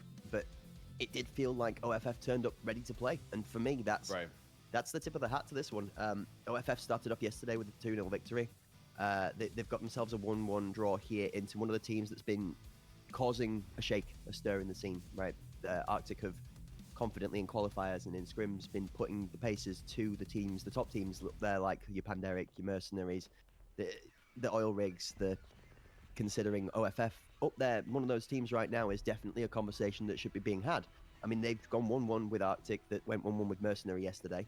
Mercenary considered one of the top teams out there right now that's playing in that off-screen match in their second map of the first match of the day. That one currently at the halftime scoreline is at Mercenaries 6, Exalted 2. Again, similar to the first map there. Mercenaries closed out their first map 1-0. So Exalted looking like they might not be able to split the maps at this moment. That being said, it is 6-2 at a half, and of course there's another half of the game to play, so we will get an update from that in the very near future. And with that being said, folks, it is time to take ourselves a little bit of a breather. So whilst you muse over the thoughts as to whether Mercenaries are going to be able to close out their second map of the day and their first matchup of the day versus Exalted, we're going to go and have our thoughts thrown together in a bathroom break about what on earth just happened there from Skybridge to Iceberg, because we're going to get to see Arctic when we come back, playing again for the second time on screen. That's it. This time, Arctic are going to be taking on the Spartans, who have also started out their tournament journey with an interesting one after they managed to steal a map off of Oilrig. Don't go too far. We'll be right back just after this.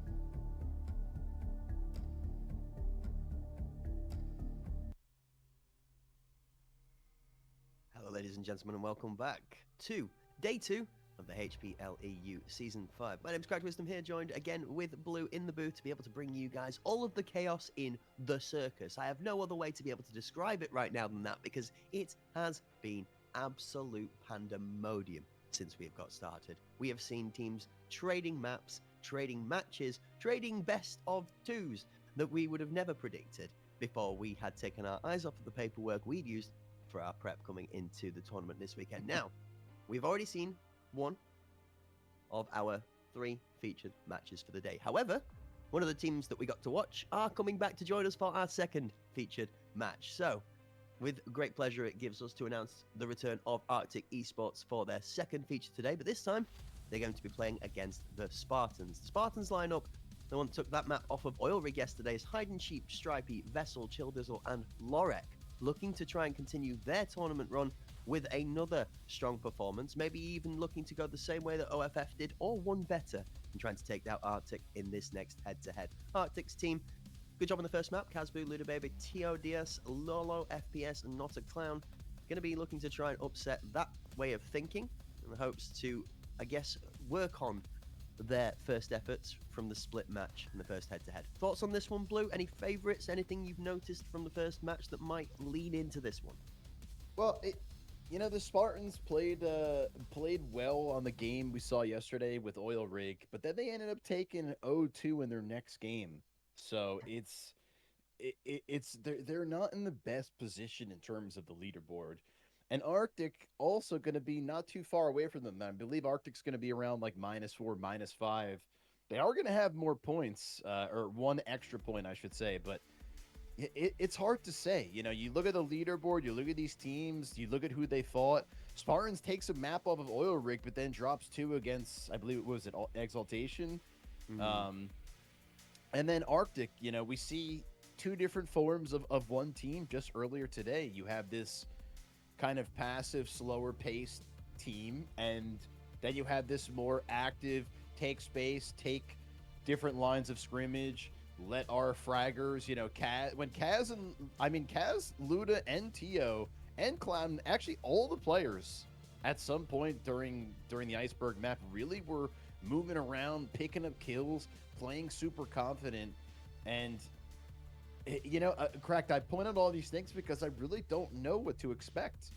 Both these teams, to me, have 2 different forms right now, and I wonder which form is going to come out. Arctic, I'm hoping they can continue the momentum. They're coming off a win.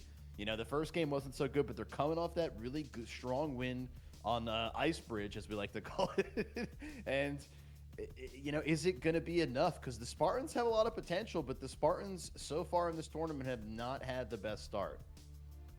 Yeah, yes and no. The team that they ended up going 2-0 down to yesterday is Panderic, so I can forgive them that one, I should say. I guess that you're not going to walk up against the likes of Rapid, of Blitzergirl, and Walker, and so on for the rest of that squad and consider yourself a light game. That's not an easy walk in the park, I guess. So I'd be interested in that one. But we've got maps to talk about.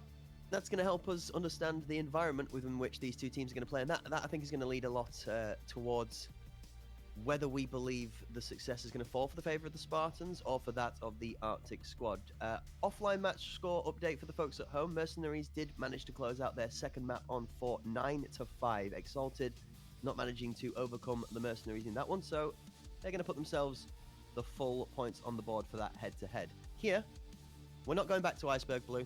Arctic are not going to have the chance to relive that fortune. And Arctic are saying that's fine, in which case then you're not allowed to have any bowls of cereal to fuel the fire with. So, no Iceberg, no bowl, but we are going to be using Bay 5. Bay 5, and suiting that a Spartan wants to go to a close quarter combat bloodbath map on Bay 5 makes perfect sense to me. The aggressive play style suits the Spartans. Arctic Esport, pick up Fort, so in my mind, these maps play very similar. There is a the big difference to me is the fact that Fort has much longer rotations in some sense. You could sneak from Bay 5's A to B pretty quickly, 15, 20 seconds. Fort sometimes, you're going for a jog when you try to rotate. So, but very similar kind of close mid lines of sight, lots of angles to hold, lots of rotations. And You know, again, correct. I'm trying not to be too specific because I have these two versions of both teams in my mind, and I don't know which one is going to show up today. Are the Spartans and the way they play going to kind of have that spoiler effect like they did on Oilrig, or is Arctic just going to play confident, pick up kills, take space, and just, you know, repeat what we just saw on Iceberg? Good questions. Good questions. We're going to get them answered for us. Two teams are going to clash on Bay 5 and on 4. And we're going to get to see how that ends out for both. Focusing on the more nitty-gritty, I guess, in between the two teams. Looking at the lineups, considering players versus players in a more individual basis. On the flip side of whether we think the overall map of the teams is going to carry anybody in particular.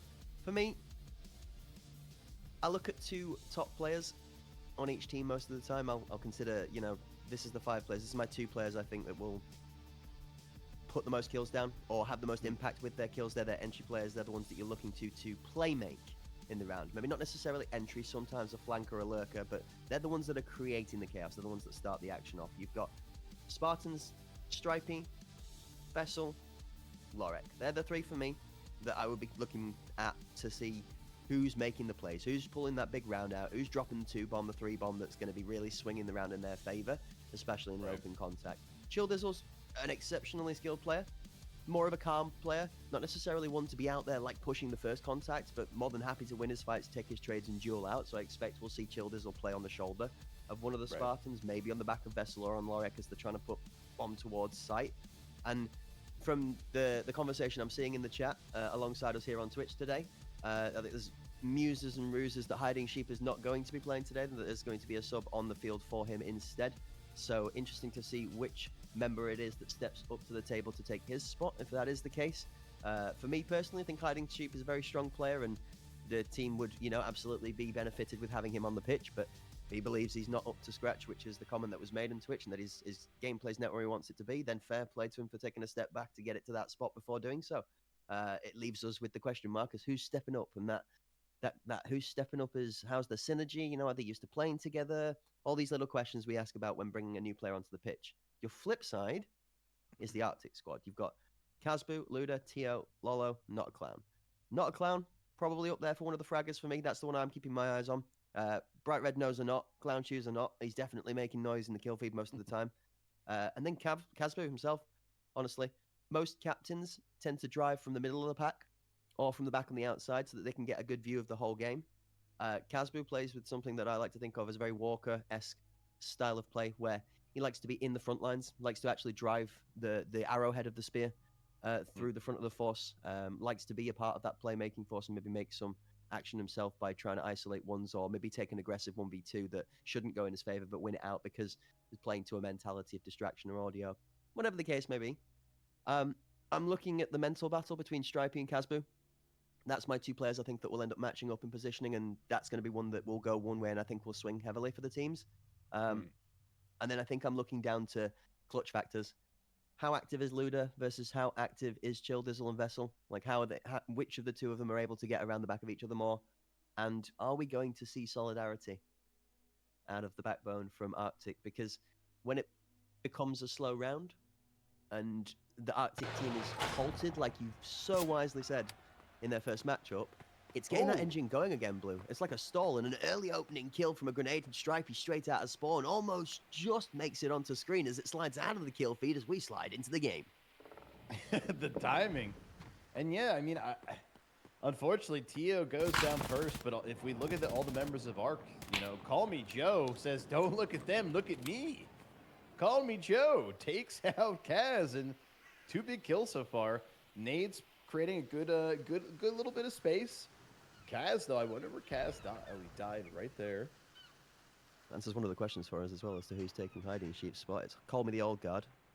MP7 is ready to go. Back on the table. Lorek with a jump shot's going to slam Not a Clown out of Beacon. What is that? Wow. Lorek with this P90 putting in work. I mean, the jump shot was super clean. Kill onto that player was clean. So unfortunate, you know, when you're in that position where you know multiple people are going on the site. Oof. Vessel, clean rotation, clean wiggle, takes out Luda Baby, and a clean ace coming out of the Spartans for that first round. Big round out of Oilrig. Yeah. Gosh, you see, this is Spartan's map pick, isn't it? So you know, you see the confidence in kind of the play, but holy cow! I mean, they were kind of running it down and jumping around, having a good time, and picking up frags. Cat's got your tongue a little bit there. I'm interested as to what the hesitation was. That one really blew the socks off you, Blue, eh? A quick one.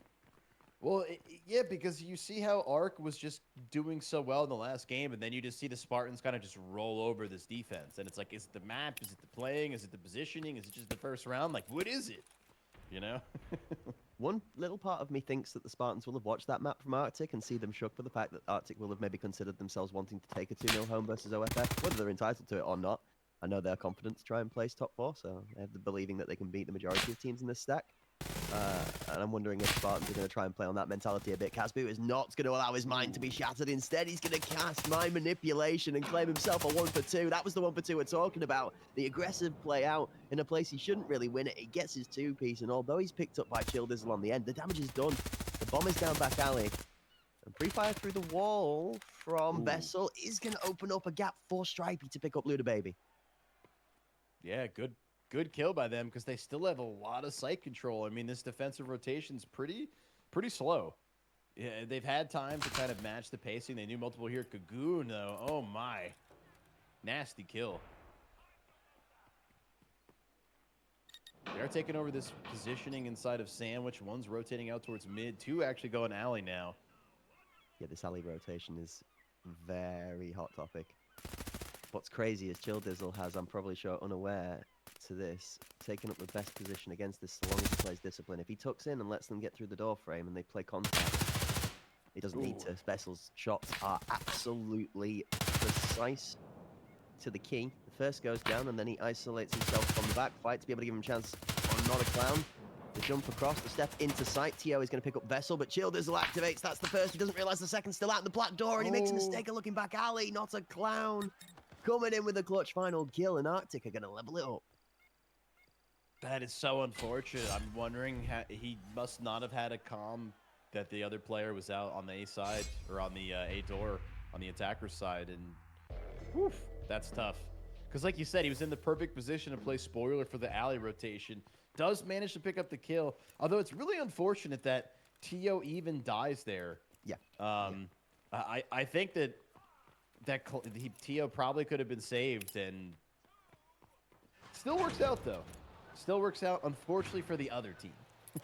It's a good round from Casbu. Again, that opening bit of damage done. That contest for the bomb over on site, and especially the good position they hold themselves up to on alley, allowing Chill Dizzle to get into that spot with all of the work from Casbu on entry. So, going to be very grateful for multiple parts of that round. The team coming together to pull that one off from Arctic. It is only round 2, and I think maybe a little bit of jitters from both teams as well, Blue, even though we have already had a full match from Arctic. Maybe still feeling a little bit of the on-screen nerves. Yeah. I mean, we're only 2 rounds in, but the Spartans are playing super confident. They're swinging their angles, double peeking.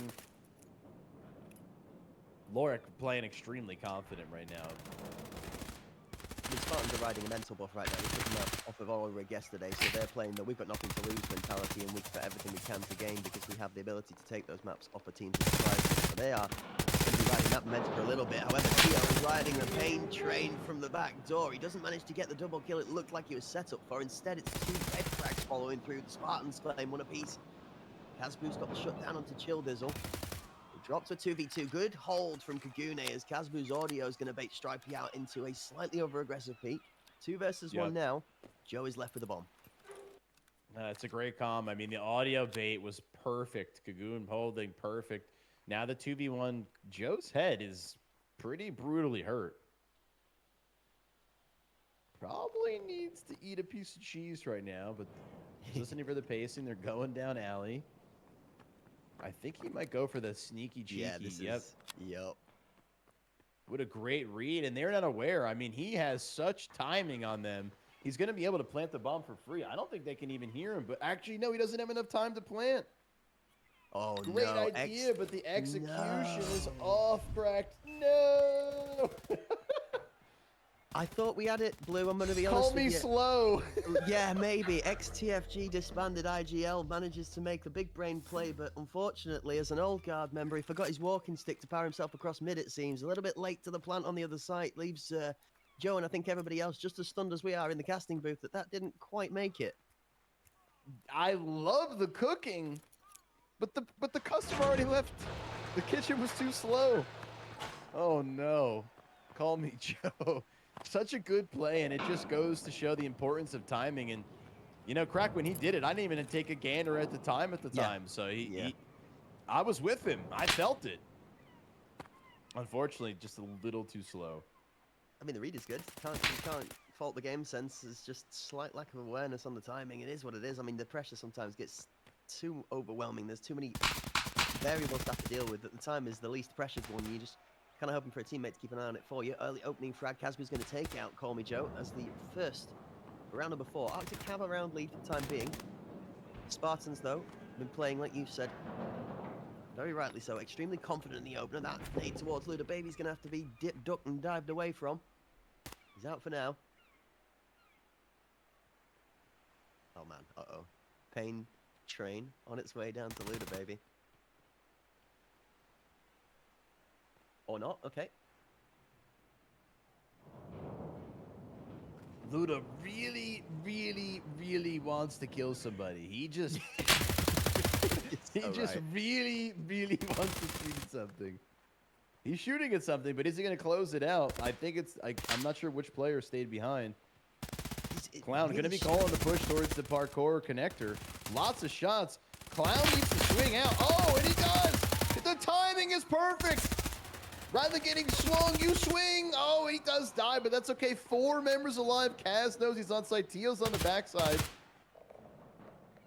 Oh, and the Vessel, audio despite from his... Red's going to bait him as well, because Tio's tucked in here. Vessel's no idea Tio's there, Blue. No idea. No, Tio. Okay, he gets it. Oh, my word. That was too close. It was too close, Tio. Don't give me a heart attack. You know, and the Spartans came out, by the way, won that first round super convincing. As you pointed out, like, I was basically stammering, like, what the hell happened? Now, Ark firing on all cylinders, 3 rounds on defense. I know there's always a debate as to which map is which sided, but really at this point, it doesn't really matter. Your opponent came out. They won pretty convincing ace, if I'm not mistaken, on that first round, and then 3 rounds back to back to back. One of them was close, Cracked, but they won it. So what else can you say? That's it, Spartans. Attacking round number 5 are going. Here comes the boom up mid with a smoke top mid towards Maze. Is going to cover off the top left-hand side. We have got Not a Clown tucked just behind the scenery here. In a really good spot for this. The audio from Lorek is going to give the cue. They're going to know there's potentially somebody talking. He doesn't check it, though. Not a Clown, again, is getting some free real estate from great positioning. He only gets 1 Chill Dizzle, does close him off, but that shock and awe attack that was supposed to be coming through green and slamming towards Beacon has been halted in its tracks and is now pinned in green. The bomb on an island. Yeah, it's unfortunately only gets 1, but he did his job. He, like you said, he stopped that initial push into the site. Now you got 2 members on B. They're basically trapped there. Now, there is a spoiler player who's wrapping outside that dockside, Cracked. He's slowly creeping up. He might be able to kill both depending on how this happens. So I'm thinking B's still going to be the focus here. They're going to hear him moving up towards this forklift side. Another player coming through hell, coming up past forklift. Blue. Whoever 2 is... Ooh, no, and Stripey dies to Cocoon. He's aware, Cracked. Holy cow. How does he know? And Luda Baby, meanwhile, also really, really, really wanted to shoot somebody, and this time ended up getting him killed. We're back on site, and the other half of the map, 1 kill of action, a miss, is not going to stop us from being delayed to get that bomb down. The Spartans have planted. Tio's close, but Joe's going to be ready to swing on this. That's a good step out from sight. 3 versus 1. Spartans might just found themselves rung back into this. Casbu's good for 1, the MP7.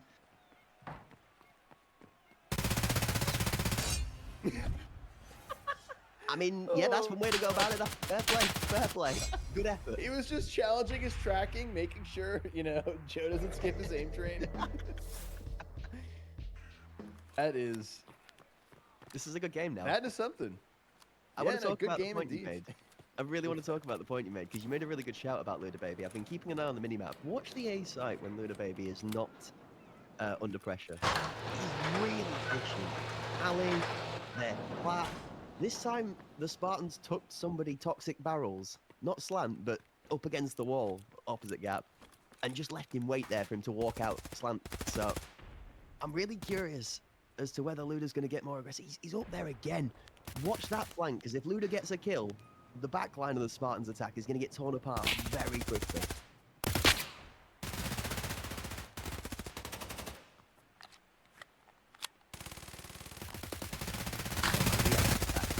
Mid swings, Vessel takes out Kazbu, Lorek has Tio over towards Forklift.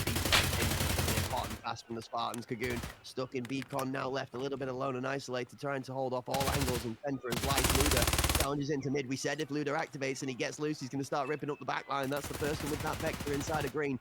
Now Arctic's trying to stranglehold their way back onto site by trying to pick kill by kill. Instead, Lorek banished his thoughts from Not a Clown, having any action towards inside of Fuel. Kagoon's going to have to cross con. Go around to 4. Arctic looking to try and set up a pincer. Lorik's going to clear out Luda Baby, and that is going to be all she wrote, with Stripey set on the ramp waiting for the rotation. Yeah, the double P90 just put in work in that round. 3 kills for Lorek, and you know, Lorek and Luda Baby are kind of playing pretty similar in my eyes. They're just taking space, trying to get frags, but you know, we just mentioned how Spartans came out swinging. R picked up 3. Now we got an even scoreline again, so really anybody's game right now. And I don't see any team really having momentum here, Frag. Like, no one seems to be favorited in my mind. They're kind of just trading blows and both standing at each other. Round 2, round 3, round 4, round 5. You know, they're looking each other in the eyes right now. Someone's got to try and take some space here. Maybe if you guys, Luda Baby takes out Chill, takes out Vessel. Lorek, Nah. Hold up a minute. Wait. Okay, Arctic claim an absolute screamer of a round as Chaos turns into Luda Baby, slamming 3 kills in separate sections, as well as Luda and Lorek staring at each other so lovingly that neither wanted to kill the other. Lorek dropped 50 bullets and 45 of them were in the air. I don't know how he was alive, but a very quick round over to Ark. We needed some. That was some Benny Hill music right there. Oh my. Round number 7, in we go. A bit of util thrown over towards the B site. Lorek looking to put some pressure down from Forklift. Another piece of util out towards the 90 is going to flash if somebody's holding from the back ninja position. Fortunately for Arctic, their member that was Lone Soldier on site is now dead, so we're not going to carry that one on. Chill Dizzle removes the site player. 2 supporting from Red coming in now from Arctic. Forklift full control towards the Spartans, but the one thing that I'm hoping everybody at home's managing to do now that we've had this minimap for a little while is look at where the bomb is, Blue. Where's the bomb? Looks like it's at B. That would be over towards the A site, down on the white van. Meanwhile, Chill Dizzle takes out Kagoon. Secret Bomb Squad is going to realise that nobody's home on the A site now, so they're going to just walk up and stroll in for free. Yeah, this is a great play from the Spartans. They're 0% ready, and Bomb's going to get down. Stripey picks up a kill. Stripey picks up 2 kills, and the round's Jover. Yeah, who needs to plant a bomb where you can just kill everybody in the distraction? I mean, the full cell turns out to be a full send instead, and it just runs through the entirety of the Arc lineup. That's a bit rough. This is also the worst possible situation. Yeah. Luda doesn't realize the bomb is A. Like, it's physically impossible for him to win the... Yeah, Smoke mirrors, mate. Smoke and mirrors. That's a heck of a round, is that? The fact that they killed the 2 on site and then Luda's coming from Doc, so he really might actually not have known for those 15 seconds. It couldn't have worked any better for the Spartans, and they even out the scoreline 4-4. Closest game of the day by far. Even scoreline on, I believe this. Yeah, no, it is the Spartans map pick. Now we'll see how things pan out, because if Ark really isn't prepared for this attacking side here, Crack, it's gonna be, I think, a swift victory for the Spartans. But if Ark pulls out them Iceberg moves, you know what I'm saying? On that attacking side, you never know. You Both of never these- know.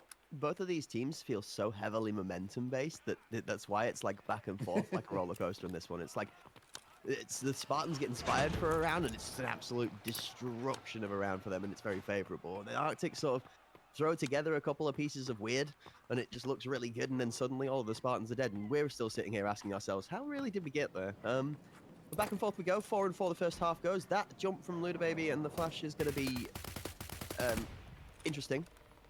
Smoke off towards the plat is also going to be delaying the majority of that Arctic push. They are playing with that proactivity you were appeasing from them on Iceberg, asking for some aggression.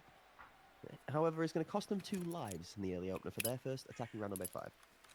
Yeah, that's the challenge too, because Spartans seem to be very aggressive in their play style. So you're kind of playing. Oh, peekaboo.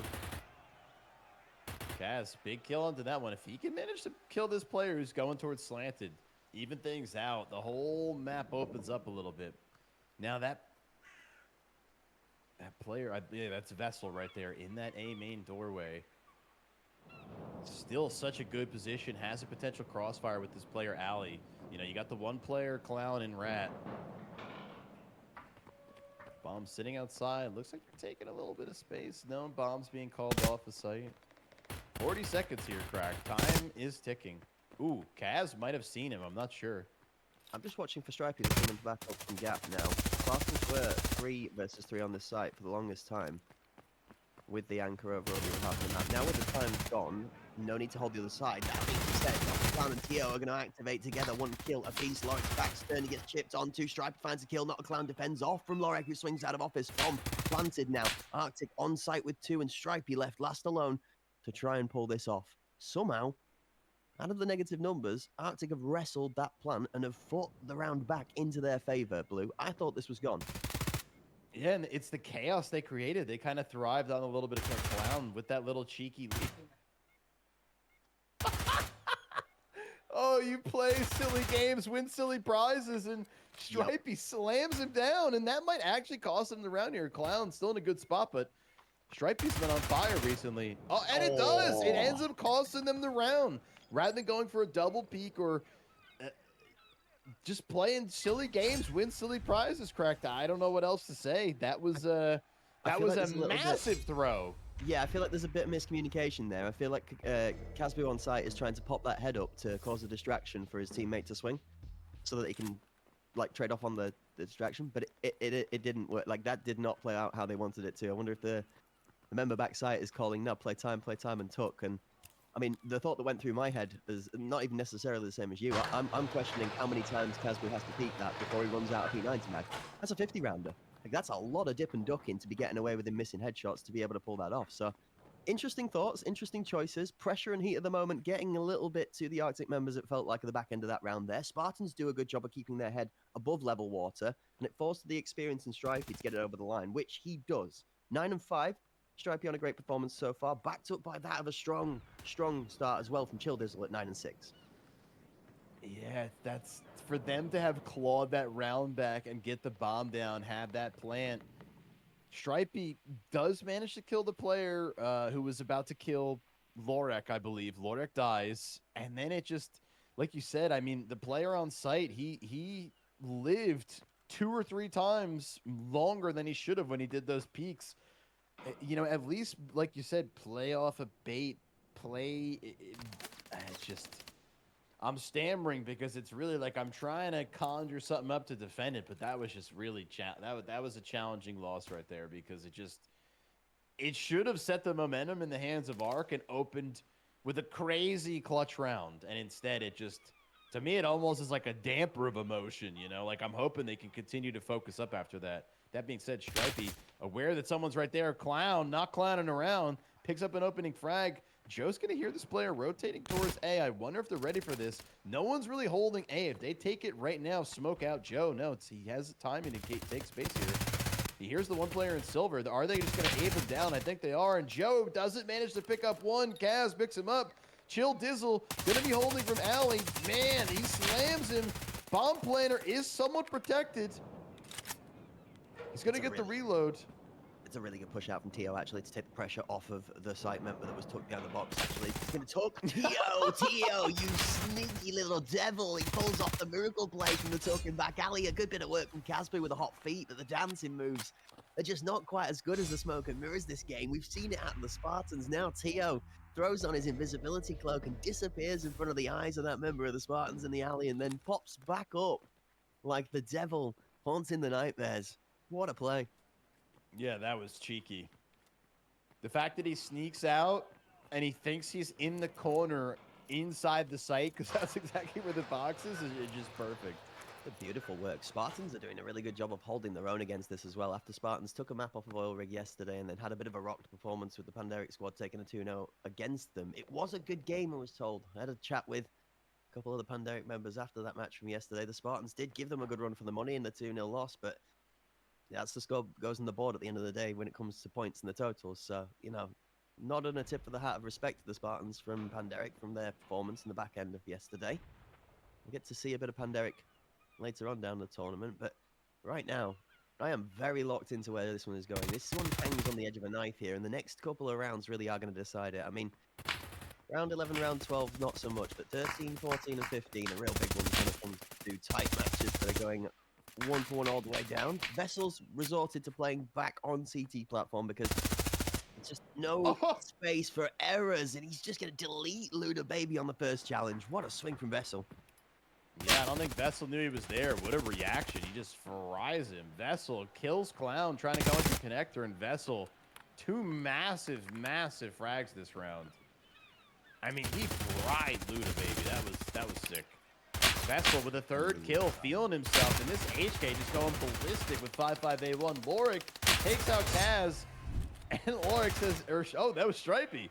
Both the P90 brothers just chilling on the backside of sight, and good luck with that one. 3 kills, though, over to Vessel, and very, very convincing kills. I mean, those were some gross kills there.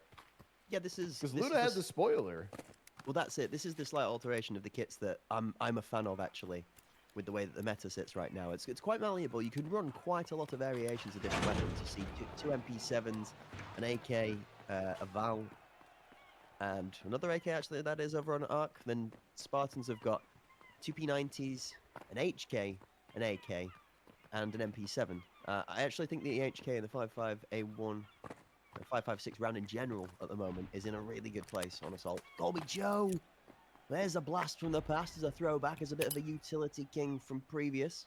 I'm going to bring that to bear again.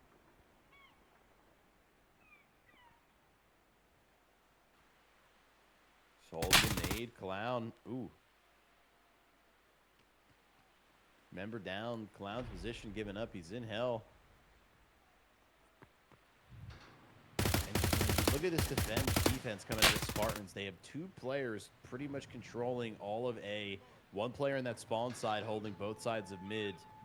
And then 2 players on B. There's really no pressure coming out of the Arc team right now. Trying to make something work towards Gap. Joe's under a bit of fire and heat as Luda Baby and squad are working their way up here. There's a full 3-man team that's been sent up for space, but they've recognized the fact that that hold from Gap probably means that Green and Big Con's not too occupied. A good guess in some games so sees them move up. They'll have recognized the position from Platt last turn, but they haven't respected it. Can see all the way deep. Kazbu goes down. Vessel is still up on that angle.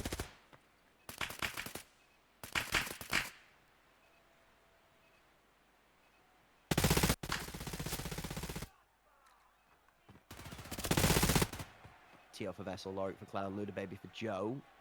Back and forth trades. Plaid Stripes in the kill feed, and Arctic find themselves a man down. In lane and wait for Tio. Gun comes up. MP7 just about going to be able to get up in time to fight that. Wrong steps out of Luda as the time drops down. There's going to be nothing left, regardless of the kills, because the clock's already gone. But the final killing blows do go to the Spartans. They push forward to a 7-5 scoreline, Blue, at the perfect time. Extend the gap to 2 and put themselves 1 away from map point. Good timing indeed, and you know, I'm thinking back to that round where Ark had 2 members up and ended up losing, and it just, you know, it's starting to haunt them a little bit. 7-5 versus 6-6, like you said, 1 round from match point, and those were 2 pretty strong rounds coming out of Spartans. So Ark is going to have to pull something out of their toolbox if they're going to break through this defense. Because right now it's kind of just this wild aggression from Spartans on defense, and it's working for them. Yeah, they got to find something now. This next round needs to be an Arctic round if you're an Arctic fan, and you want to see them keep contesting for Bay 5. I agree with you, Blue. I think the last 2 rounds have not just been consistent from the Spartans. It feels like they've found a rhythm, and that will help them on further into the next map in this head-to-head. Well, the best of 2, this is the first. Bay 5, the beginning of the story here, but Spartans put themselves in a great place to close this out. We lane wait with Luda Baby as the 2 members are just behind the wall laying wait for him. That's going to be a 1-4. Kagoon picks up Chill. Let's take one of them out, but he's still... I'm hoping they're still aware that there's one more player on Alley, because they did not kill the killer. Luda Baby's killer is still alive. Yeah, not a clown gets Lord. picked up over on the B side as well. Is that Lorik on a bit of a flank there? Possibly. I mean, is there someone coming in hot from behind? That's for sure. And all 3 of these players on Ark are on site. Bomb's getting planted, but not really the best hold. Okay, they are managing to take space on A main. Call me Joe, though. I mean, they have a 3-way crossfire right now if they peek together. Especially with this flank comes in, you're going to have 4 different angles on site. So Spartans have full half of side control. They have one half of it. Oh. Joe steps in. They move together. The door's open. Kazku shut him down, but it's shutting him down a little bit too little too late. Does not get a hold of Call Me Joe before he slips out of the angle for 2. Good work from the Spartans as a team pushing in for retake. And that's going to move them to map point. Yeah, map point, great retake. And unfortunately, they got the plant there correct, but they really didn't have much control of the site. They didn't have Alley, didn't have defend Silver or main. They really didn't have any part of Alley. So that whole, 3 parts of Alley, they had no control. And then they were also getting flanked. So they were in a tough spot and just kind of got squeezed to death by Spartans defense. Great post plant. And unfortunately, I don't see how Ark comes back with how Spartan's playing right now. Like, they've kind of just slammed these last 3 rounds. Ark's attacking rounds aren't really working, so I'm not sure what the secret sauce is here, Mr. Correct. Take the bomb out of your mind. Forget there's a bomb in play and start team fighting. Start playing together as a team. Pick 1, maybe 2 kills. Isolate some space on the map. Open up an area where you're under a little bit less pressure, and then start building a plan. That would be my perspective, but I sit in a casting chair and I talk for a reason. I'm good at yapping, but not so good at necessarily shooting. So I'm going to leave it to the guys that know better than me. What we are seeing is a super wide line of scrimmage from Spartans that they have kept the majority of their defending side on Bay 5. Deep alley, close safe side of A plat, the CT platform just outside of red, and there's a reserved tuck position that some of us in the EU scene laugh about calling Pablo to the right side there on the ramp, but End of Heaven 2. In the 2 Spartans, Tommy going to others, we're going to kill a piece. Kazbu in is going to activate and try and take some revenge. He gets one onto Joe, but he's still not managed to anchor this Chill Lizzle kill in the back alley. They're both dancing. Unfortunately, during the dancing, Stripey takes out Clown. Shots ringing out back and forth. Is Kaz going to be able to kill him? Oh, my. Kaz with 2 nasty kills this game. Does he have the bomb? He does. He's going to be able to go to B. Just run your little coolie off. Go, Kaz, go. Thing is, Lorik went all the way to T-spawn. So now Lorik's going to be coming from absolutely nowhere known. Yes, the bomb is going to be planted, and yes, that's going to give him some space, but it's going to be on Luda Baby to be able to find 1 or 2 here on the rotation. What Luda does not realize is that Childizzle's behind. Oh, wow, Luda reads it at the right time. An audio cue maybe gave Childizzle away. Luda finds that. Now has to type his place on site. He gets the 1-for-1. But does he give enough time for him to get there? I don't think it matters. Vessel hasn't gotten on the bomb, so now the gap's closed. It doesn't matter anyway. Vessel's going to kill him, but boy, oh boy, was that a little bit of a domino queue of errors for their second there. That almost went south for Spartans, and Arctic nearly saw a way back in, but Vessel does find the killing blow, and that will finish Bay 5. 9-5 to the Spartans. 9-5, and that last round alone had so many crazy kills, but Vessel, being the vessel of destruction, stops that game from being closer. I mean, it was close. The fact that he didn't defuse there, I'm wondering that Luda didn't have, obviously didn't have audio of the defuse or not, so was trying to take maybe a little bit forward positioning. Vessel, though, I mean, he just jiggles and slams it down, closed out the game, and Spartans taking a 9-5 victory, picking up their first of possibly 2 today, at least guaranteeing themselves a draw. And, you know, the team's super consistent across the board here, Crack. 12-12, 11-11, and 10. And Ark going to have to do some thinking before the next map that's going to be their map pick. Yep, 9-5 Bay 5. Next map coming up right after this.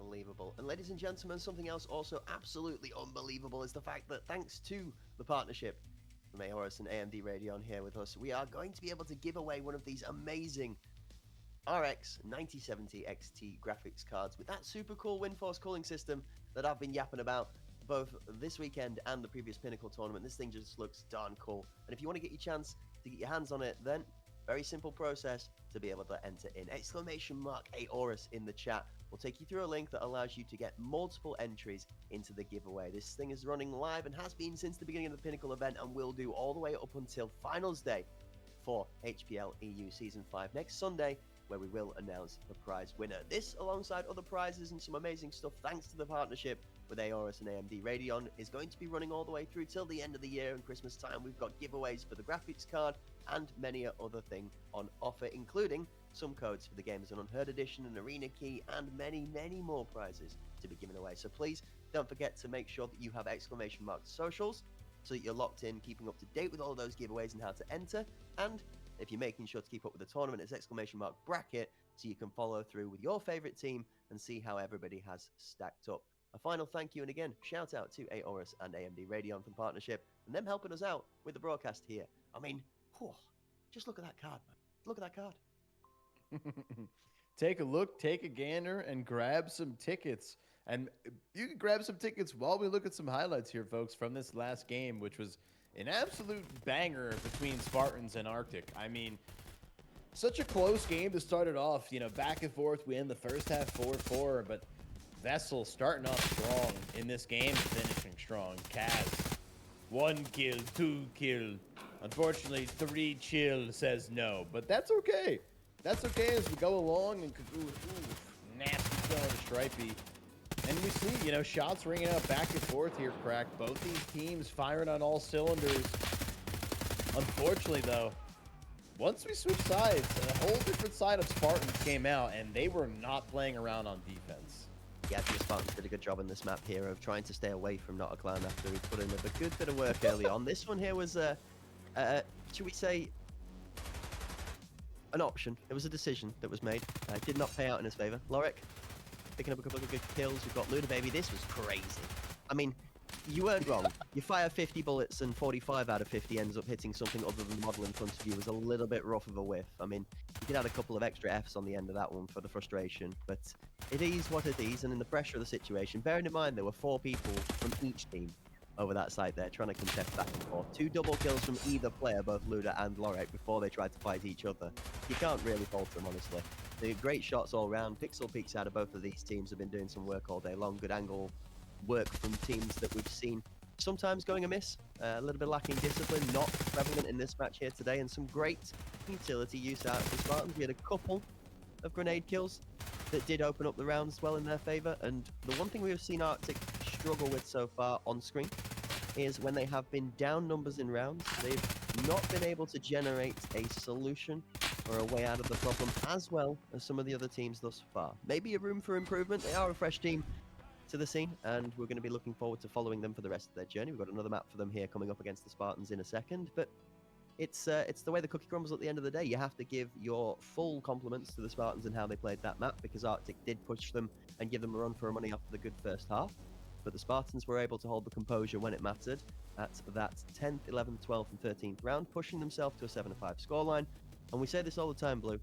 6-2 in the first half is great, but 7-5 at any point in a close match that's the golden ticket. Like, you put yourself one away from that point, you get that round over the line, and then the pressure's on with a 3-round cushion. That's the sweet spot in a good close game. Right. And I think the big difference in this map was, like we saw, I believe it was one of the last 2 or 3 rounds, that post plant by Arctic. I mean, Kagoon's on the back of site. You have 2 members inside of that A main door holding back.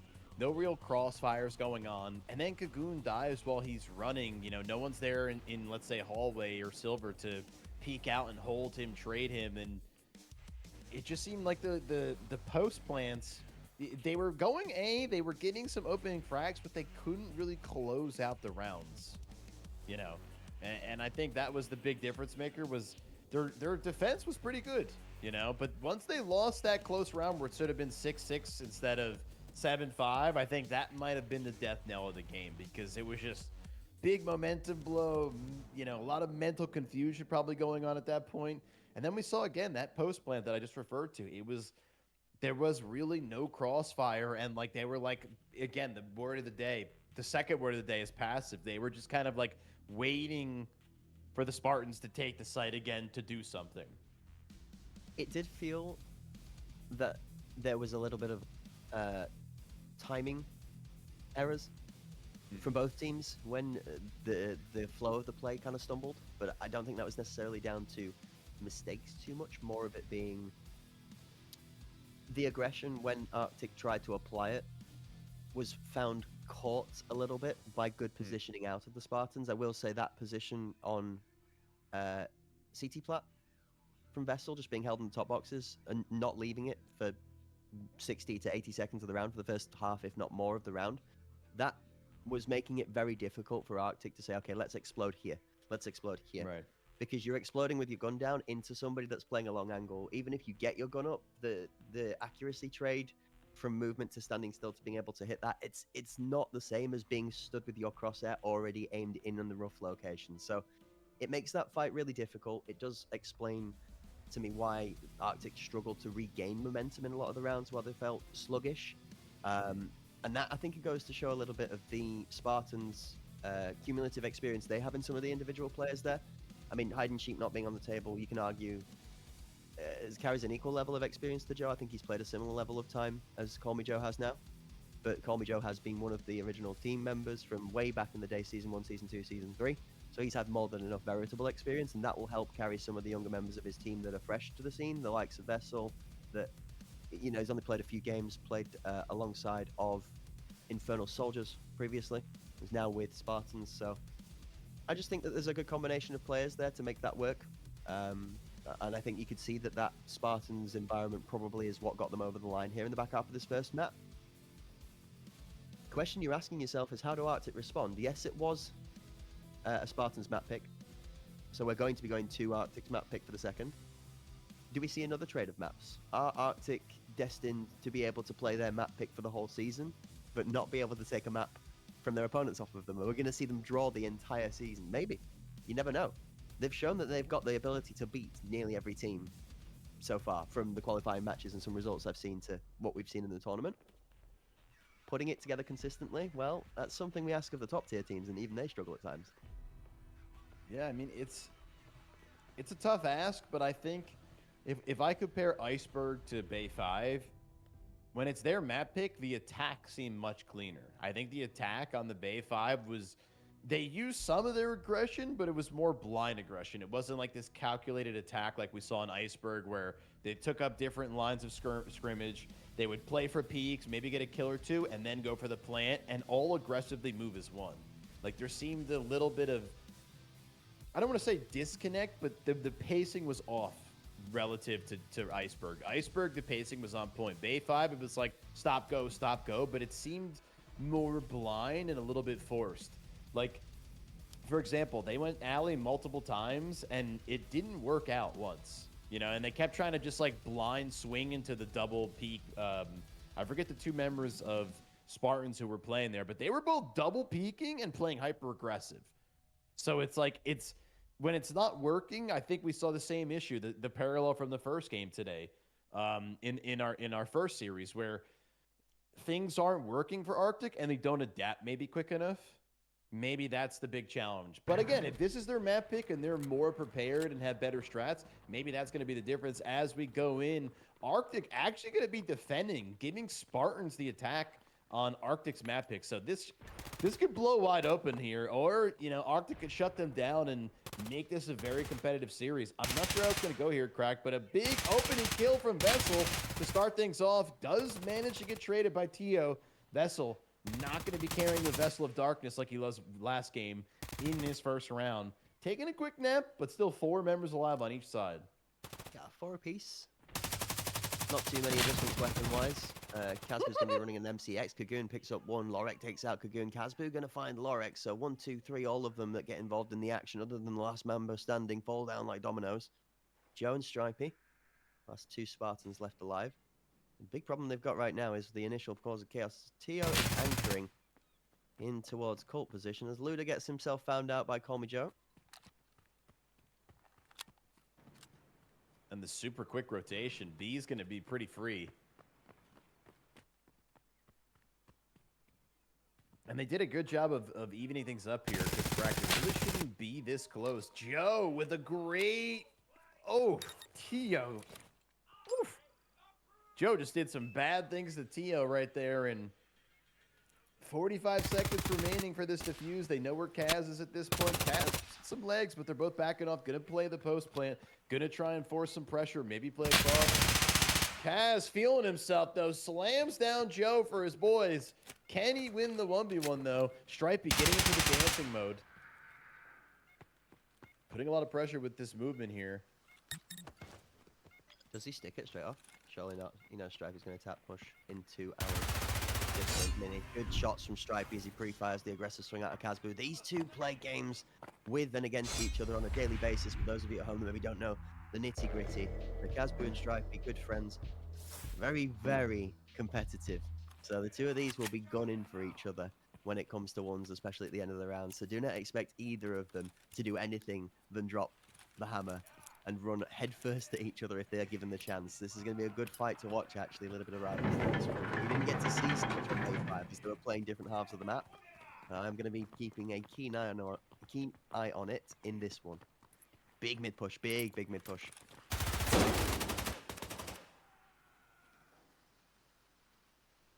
Oof. Chill having some rough rounds here so far, Cracked. Completely whiffs, dies on A last round. Then with the TK, Chill's going to have to chill, take a deep breath, refocus. They are up around, but, you know, stuff like that, back-to-back rounds, not a great sign. To say is maybe a little bit too much of that momentum. Kazbu gets a good one. Tio gonna find another onto Joe. Chill. Dizzle's gonna ask them all to chill for just a second so we can try and reclaim that bomb. It's like, hey yo, chill. I want that back. Kazbu with a techie nade doesn't quite get it over the box. You can see the thought process, but not quite there this time around.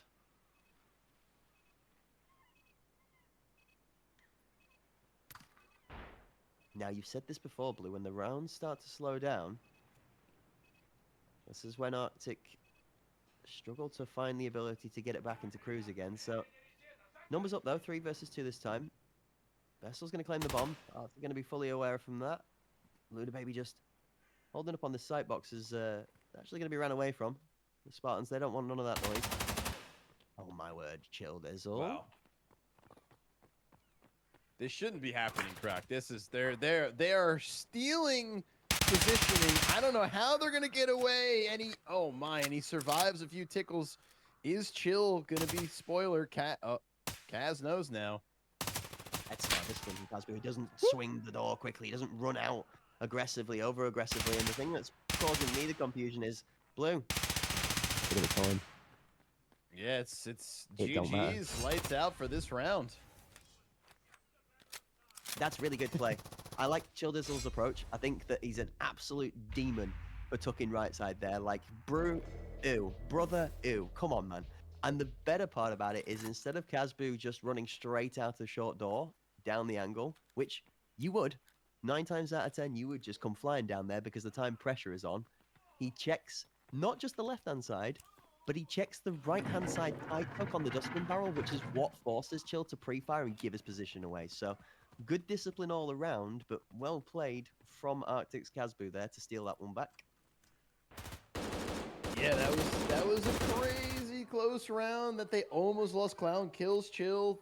Oilrig trades him out. I mean, the fact that they almost got that A plant, I mean, like you said, hyper aggressive from him to take that positioning, but the fact that they even managed to get that close cracked is crazy. Tio, though, big kill onto Vessel. Stripey immediately trades him out, though. Shots ringing out back and forth. These P90s, 2 P90s and an MP7 on this lineup of the Spartans. They really like these, you know, quick action, decent hip fire, very, very snappy weapons. Shoot pretty straight, too. I mean, both these weapons, when you're laying down fire, they're straight shooters, not much recoil. I had to hesitate because I was going to say it's a team full of young players, but Call Me Joe, probably not sitting in the young basket. Definitely not old, but is Did you just call him old at this point in time? Yeah, old man Joe. Call him Slides. I'm sure I'll get roasted for it later, regardless of what I call him. So Spartans is rolling forward with that experience of Joe, and it's something that's played them well so far. I mean, look at the slower pace of the round again with Reba Kagune playing spoiler, gets taken trades again. Blue, open up a Pokemon card shop. We're sending them back and forth, bro. It's all the trades. It is all the trades, and you got to catch them all, and including all the bullets. And Oilrig and Stripey, the P90 bros, going up against an MP7 and MCX. Device is planted, though. They made the room in the window to get that down. The time is now on the hand of Arkic. Big swing in. Oilrig's ready for Luda, baby. And Stripey is ready for Kazbu. So equal members of the Spartans winning their ones, closing that one out. Spartans take a lead 2-1. Yeah, that SS190, 49 flesh, 37 pen, shooting. What's the P90? 950 RPM, if I remember correctly. I mean, it's just ripping that thing through you. And again, dead accurate. If your crosshair placement's on point and you're full autoing, you're not going to have much difficult of a time tracking. If anything, the MP7 has such little recoil that sometimes it actually catches you off guard because you have to like over flick and over track. So again, beams of weapons, but the P90, these boys are putting work in with, and see if they can get something going on this B site. First time they're going B. Down the stairs. Oh, it's going to be 1-for-1 Luda. Finding Oilrig. Chill takes out Luda to cancel the trade and retake the space for the Spartans on that side of the map. It's going to be Cannon's pressure with not a clown. Hold up a minute. This is a throwback. Is that a Saga 12 Enforcer with Express? It is. Wow. Interesting. So this thing has the potential to 1-2 tap to the legs of the flesh damage. This is really strong, just as strong as the Saga used to be, but it's seen a fall off massively because of the way the meta's shifted and the RPM weapons just being better at handling multiple. Playing patience, he gets the bomb for free. Big moves out of not a clown. He runs out to Stripey mid. 3v3. Tio not in the best spot. Stripey looks down. It's going to be so hard to fight up. I don't think he knows that Kaz is right there.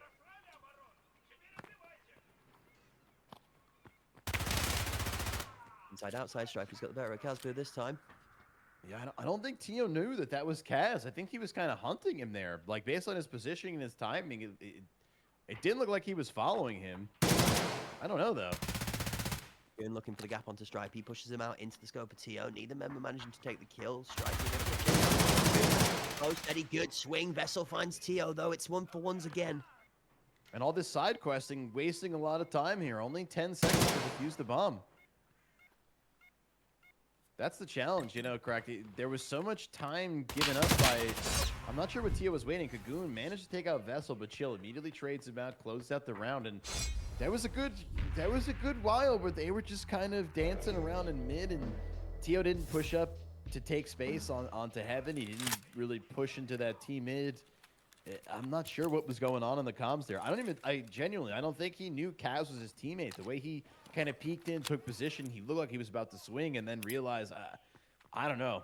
Lots of confusion coming out of Arc, though. And correct, this is Spartans This is not Spartans map pick, rather. This is Arcs. So I'm very curious why they gave up attacking, because I feel like attacking on forward is so darn strong to open with, and things are not looking good for the blue team. Luda, Yeah, good kill, though. For the post-game review, for sure, Luda Baby's going to pick up the first onto Chill Dizzle. It is only one member down from the Spartans, but the early opener and 30 seconds off the clock leaves them a member short. Attacking side, they're up 3-1, in a good position to continue to convert on a successful first half. But the pace has slowed drastically in round number 5. You see, we've got Kagoon and Kazbu sat in that connected to Colt, looking to push up. With a member in Palace from the Arctic team as shots out of dark, trade over the site, don't find a kill, but they do take a little bit of damage off of Luda Baby's health. Kagoon finding Call Me Joe. There's action happening everywhere across the line of scrimmage right now, Blue.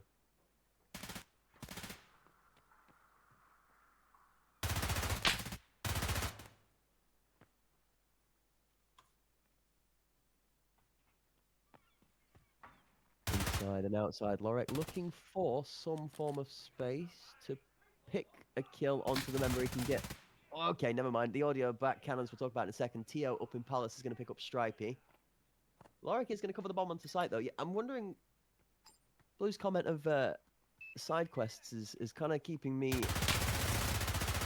rather comically chuckled right now, chat, as it is feeling very much like Ark are getting distracted whilst the objective is being placed really well on fort. They have numbers to take this back, though. 4 versus 2.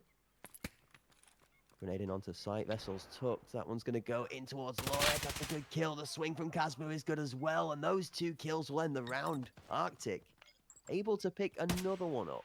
3-2. The score gets closer. And they give themselves an even better chance.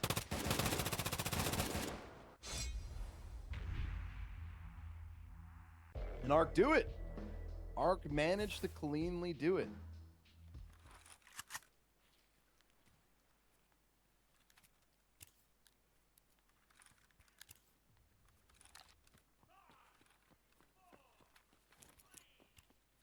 Now, can Arc continue to carry this momentum?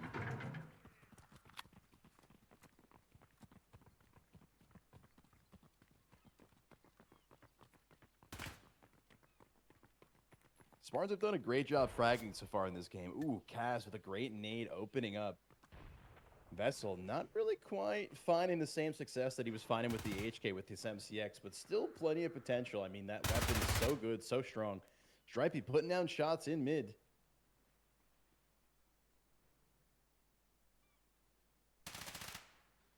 Gonna be holding. Not too much happening in that marked area. Chill Dizzle's position is going to be known. Got that player by quad boxes, putting pressure. Him and Lorek trying to get the double peek going on towards that A site.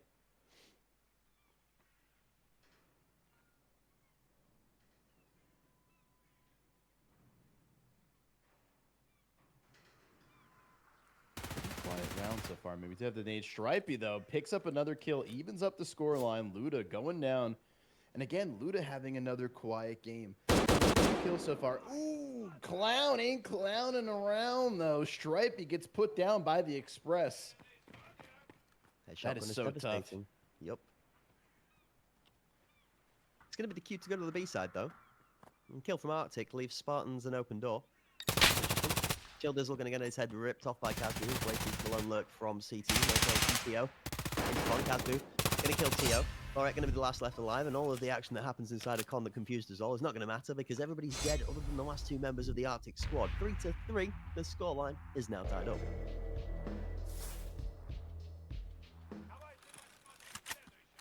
Added.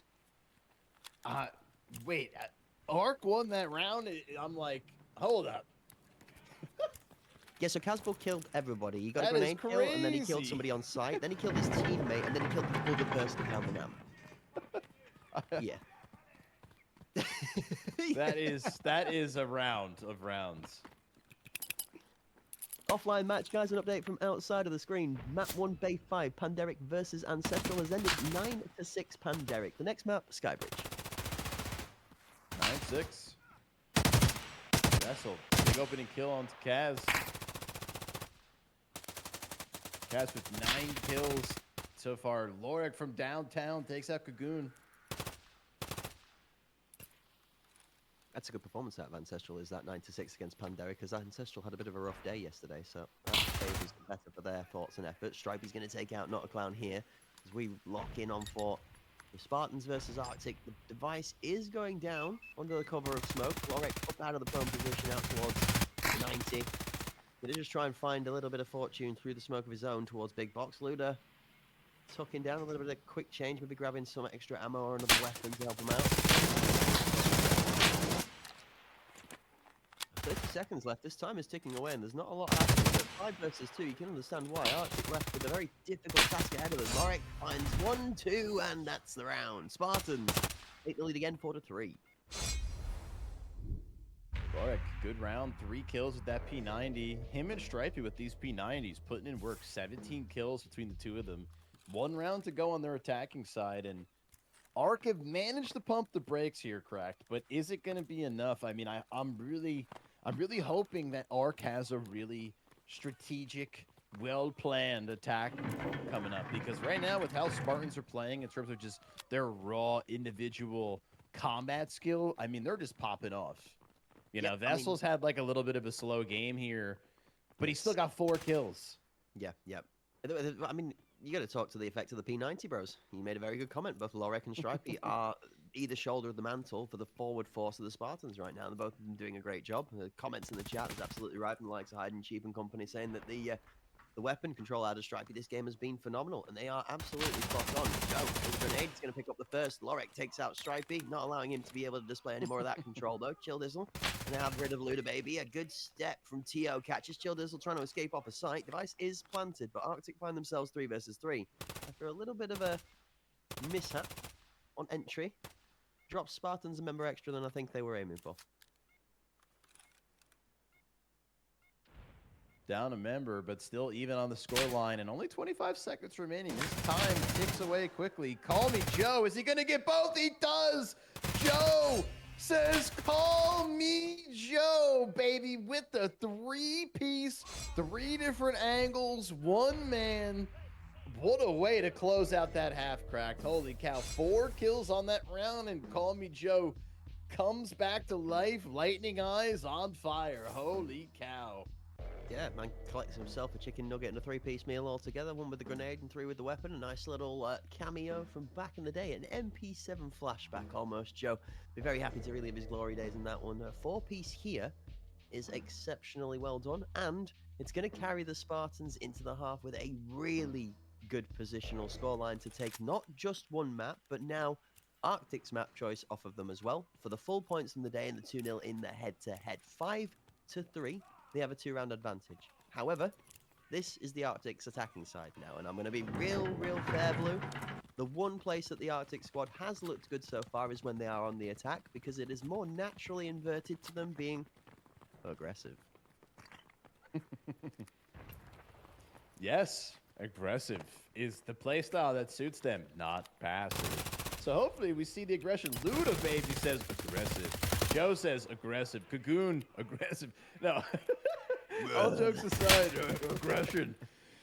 Listen, the aggression's working, though. They're up a member right now. They do know 1 player is going to be in that short. Bomb's going down. Smoke is booming, and they're going to get off site pretty much for free here, Cracked. Even if he wants to swing, that headshot is completely smoked off, so not going to be able to do too much damage. Tickles T.O. all 3 members of Spartans defense over there, and, you know, I think once the Arc team realizes all 3 are over here, it's going to be pretty hard retake. Everyone coming from short side is pretty challenging to retake here, correct?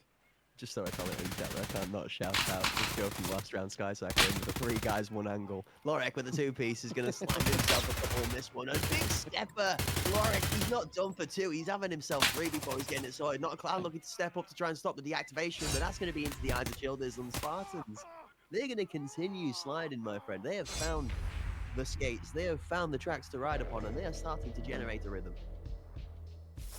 I cannot believe they just retook.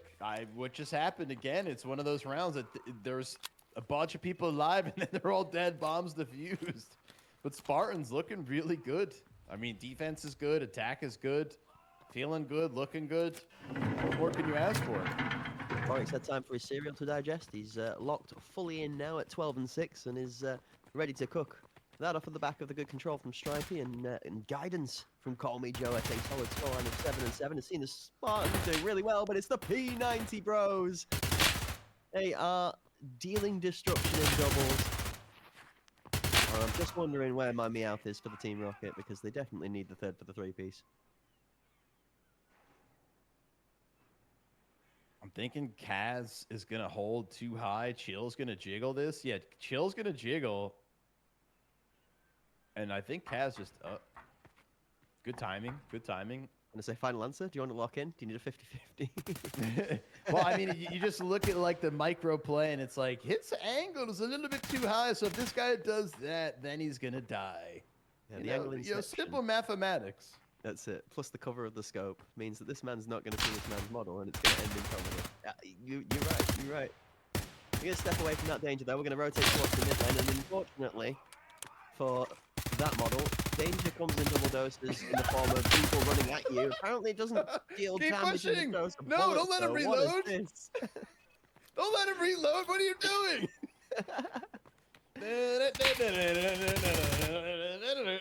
I think Kagoon's as lost as we are as to why he's still standing here. How did I get here? What am I doing here? The answer, Kagoon, is you've 28 seconds to figure that out, because otherwise the round's going in the favor of the Spartans anyway. So, let him have it. He's wandering like a ghost that's, doesn't realize he's dead. Like, why am I here? What's going on? Okay, now he's finally sent to the Nether Realm. And that's going to be the 7th round going over the Spartans. And, would look like a pretty competitive game in Bay 5 on Spartans map. Right now, the Spartans, I think, Crack, you have aggression versus aggression. But Spartans are always at like a, 6th gear, 7th gear speed. Ark has like 3, then they're sitting at like light after light after light. Then they got to back up and turn around on the highway because they took the wrong exit. Like there's just delays, and I think the ability, that car is there, the vehicle's there to take it, but I don't think the driver right now is in the right position. And without being so vague, they really have to get more kills, win more fights, take more space, or the game's just over. Ooh, 1-for-1 trade, not a plan for one vessel, and Strikey comes together and gets 2 of their own, and the Spartans are cooking on the site. Kagoon for a response. Joe is down, 3v3. And this is where we've seen Arctic struggle on foot. Even numbers, and settled in 3 versus 3. It's finding that go button again, Blue.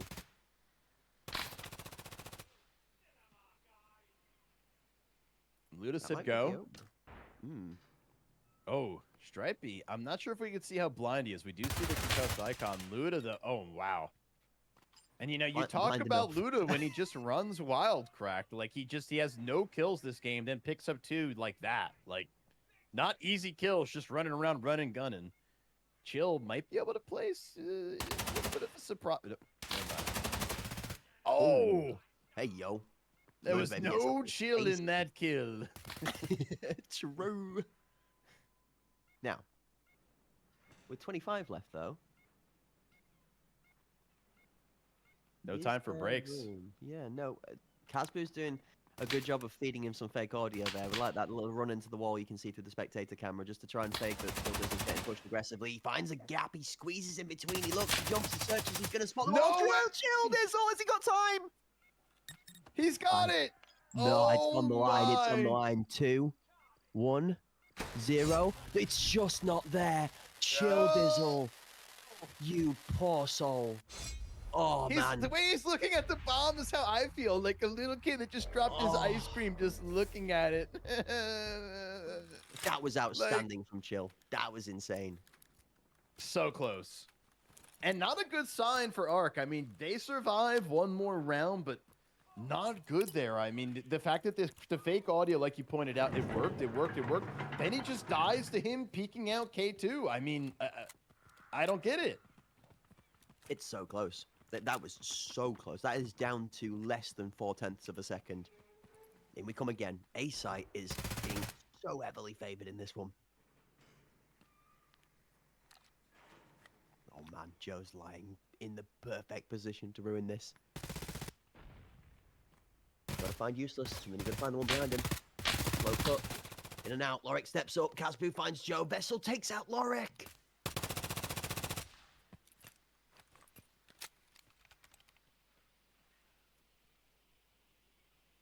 Oh, not now, Spartans. Come on, lock in. 7-4. You've got to get this one over the line. This is the one that could make a big difference to your tournament standings. I mean, you go 2-0 down on the first day to the Panderic, and then you come back and 2-0 Arc after good matches. And taking a map off of Oilrig, I mean, this sets you up for success. Luda's going to find one on to chill. Casboo's down. Ice is being planted, but Vessel is surely going to find it. He doesn't find the angle for the bomb. That's tough. Oh, I believe this game sits on the edge of the knife. This one, you've got to feel for the Spartans. They've got to get this one home. You don't want to give Arctic any momentum at this time in the game. Oh, Stripey almost whips to the head of Not a Clown on the left-hand side. The read was good, but too many angles to hold, and Stripey gets caught. Now they group up. I love this coming out of Arc. They get the plant down. Nice kill coming out of Clown, and Clown is not clowning around. Picks up a 5th round, and like you said, 7-4. Climbing up 7-5, and That little bit hesitation. of pacing. Yeah. I mean, if Luda and Clown Baby can come online here too, they could push this game into OT at a minimum. You know, they're both having pretty quiet games and both very good players, so.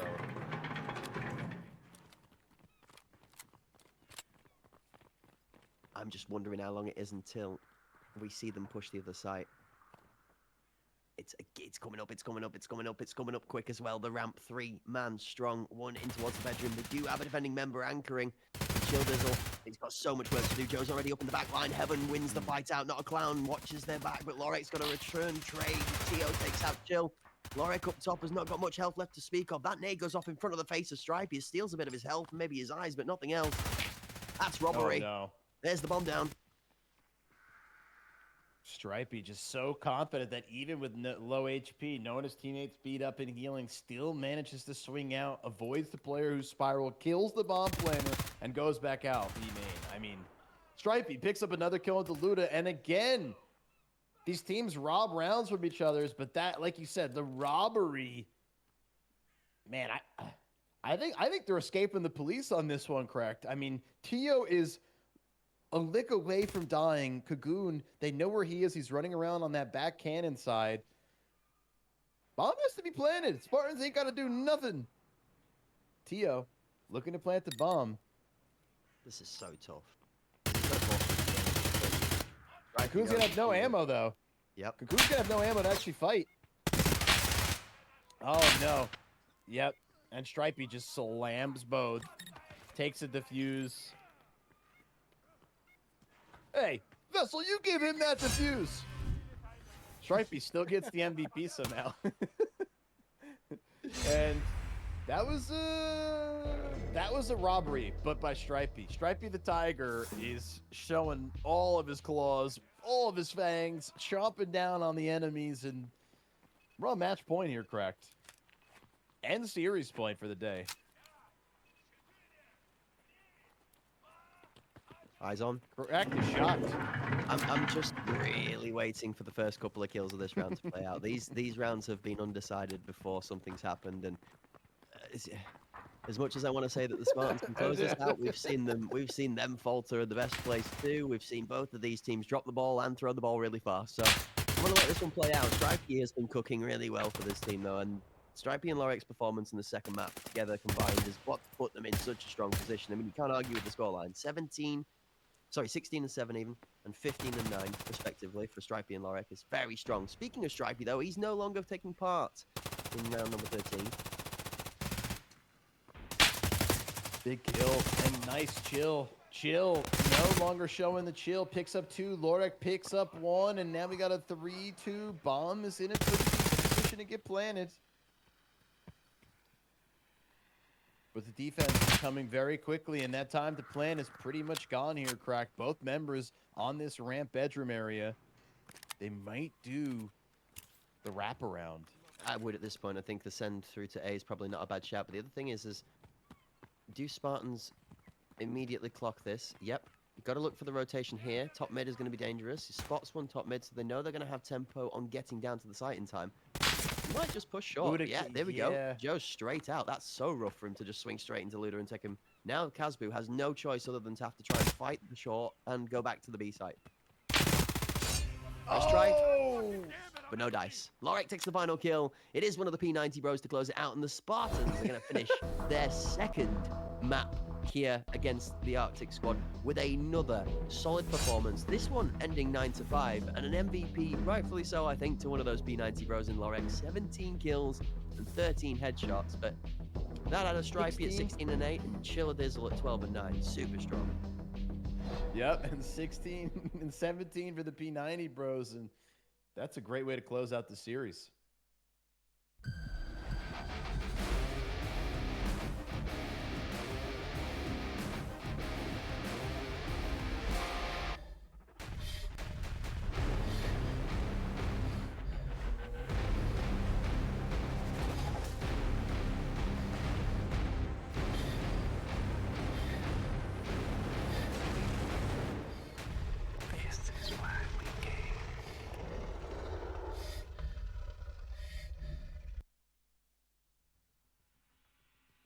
This is why we game. It most certainly is. And if you want to get your hands on a sick graphics card to help your gaming experience be just that little bit better, then look no further than the giveaway gifted to us thanks to the partnership with Aorus and AMD Radeon. We currently, live already, as it has been since the Pinnacle, and currently actively going on, are giving away an RX 9070 XT graphics card, okay, like we just had held up there, to one of you lucky viewers, okay? Multiple chances to enter into the giveaway, including tickets from the link that gets posted in the chat from that command prompt, !Aorus. Multiple chances per day to enter, refreshed daily. The live draw will happen on the finals day of HPL EU5, giving us our winner. Make sure you want to be tuned in on that day to be able to claim your prize, as well as not missing out on all of the action, okay? You can have all your friends enter, folks, if you wanted to try and double or triple your chances. It is a personal thing. So if you've got 5 of you sat in the house around the computer watching the activity and you all want to enter, but only one of you has a PC to run it in, then I guess you got 5 times the chances. It all counts, all right? Go get your tickets. They're out there like Oprah Winfrey. We're giving them out like it's Christmas season, okay? Get your hands on a potentially beautiful prize, all right? This graphics card looks absolutely phenomenal, and I'm only jealous that it's going out to one of you guys after it leaves me here. He's holding on to it with dear life, but it will be passed on to one of you brave souls who wins and collects tickets and gets the lucky golden ticket. And before we get into these highlights here, correct, Spartans in this second map, even though it was Ark's map, they really looked spot on. I mean, the P90 bros putting in such work with that SS190, just cooking, and cooking. And I don't know what else to say. Maybe they need a wind force cooling system. Maybe they need a beautiful new graphics card to improve that performance. Maybe they should get in touch with Aorus or AMD Radeon and check out some of the products they've got on the website. Just maybe. Or just maybe. Get good. That's the other one too. There's one way to beat people, and that's by shooting them in the head. I joke, I jest. But memes aside, you certainly can improve, and there is always a way to improve after the game. So I'm sure most of the teams that haven't been successful today or yesterday will be looking back through the footage of each of those matches and looking forward to tomorrow's games, later on today's games, and next weekend's games to be able to improve their track record. And as my tongue's getting twisted and being able to say the word improve, we're going to improve upon our knowledge on whether each of the next 2 teams that come face to face are going to stand off or stand against each other, depending on how that match goes. We've had a very dominant first match that got split 2 ways from 2 maps, an even more dominant second match that went the same way both times for the Spartans in a very confident second victory, after Arctic had a tough first match, being on screen twice. Now, we're going to take a depart away from the Arctic squad and tune in with a couple of different teams to see how they're getting on in their journey for our final head-to-head, which will be coming up momentarily.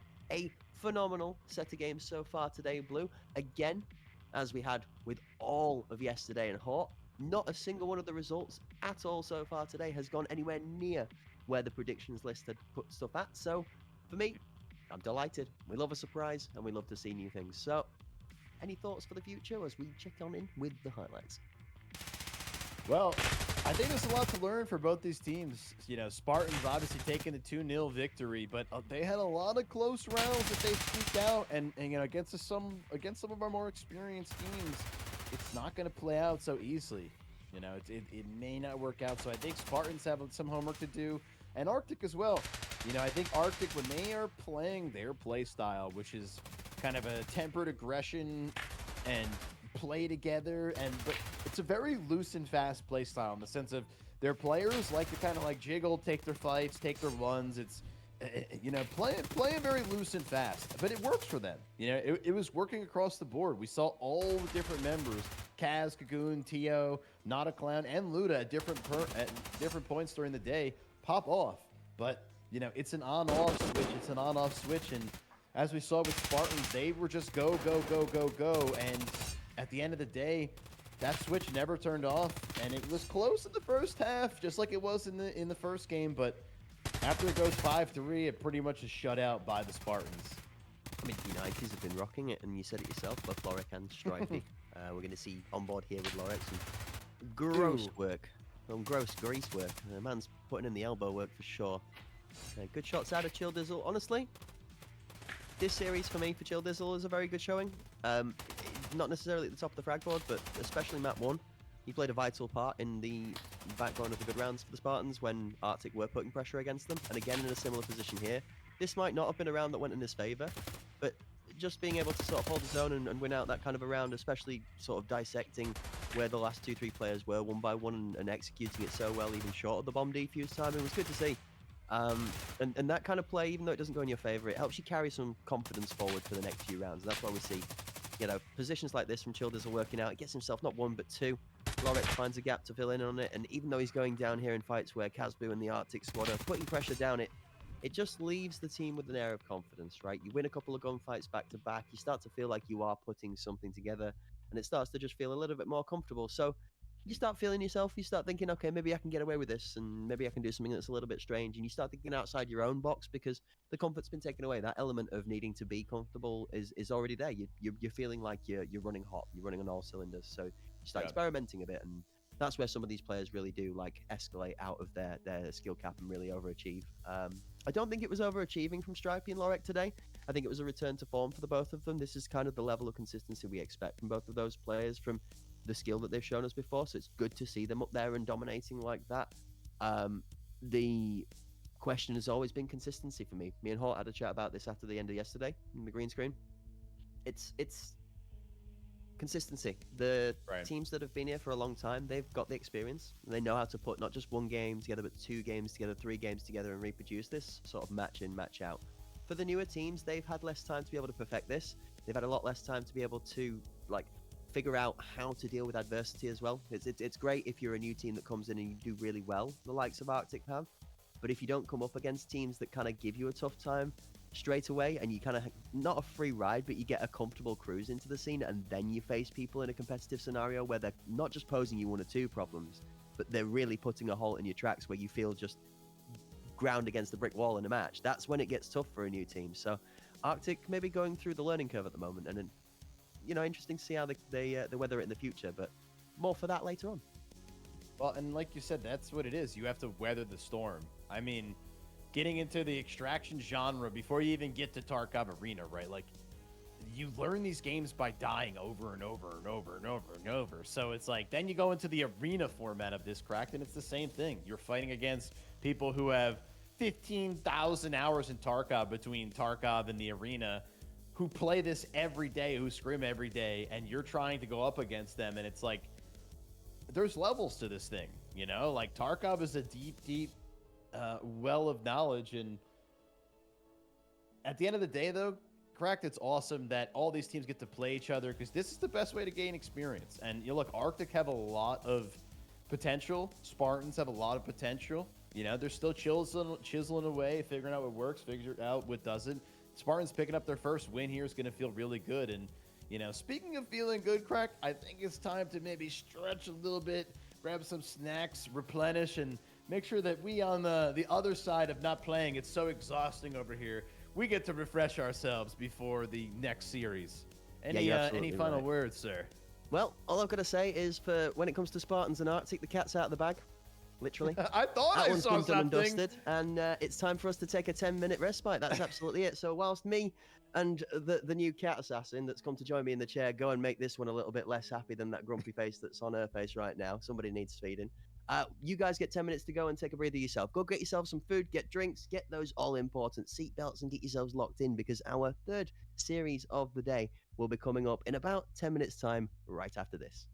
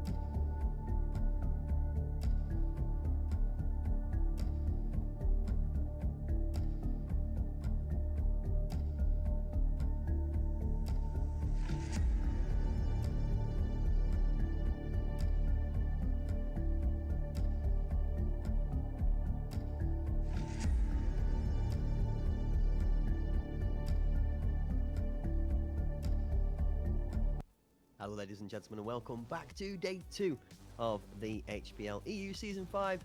My name is Cracked Wisdom here, joined in the booth with Blue ESQ to bring you guys all of the amazing action from inside of the arena. We have concluded 2 of our 3 on-screen matches and the head-to-heads and the best of 2s today after Spartans were successfully able to take a 2-0 victory home against Arctic in our previous match. Moving on to our final one for the day, we have 2 brand new teams to feature for you here. So, let's waste no time in taking a moment to have a look at the head-to-head for our next 2 teams coming up on screen. And we're going to be having Oilrig going up against the Spartans. Is this correct? I mean, I'm going to go with a yes. I believe Oilrig is going up off against Ancestral, unless I have some wrong notes, but... You are correct, in which case, not to worry. We shall momentarily get that one adjusted over for you. So Oilrig versus Ancestral, you said, Blue. Yes, that's going to be the lineup. Sorry for the confusion, folks. These things do happen. But yeah, the lineup is going to be Oilrig going up against Ancestral here.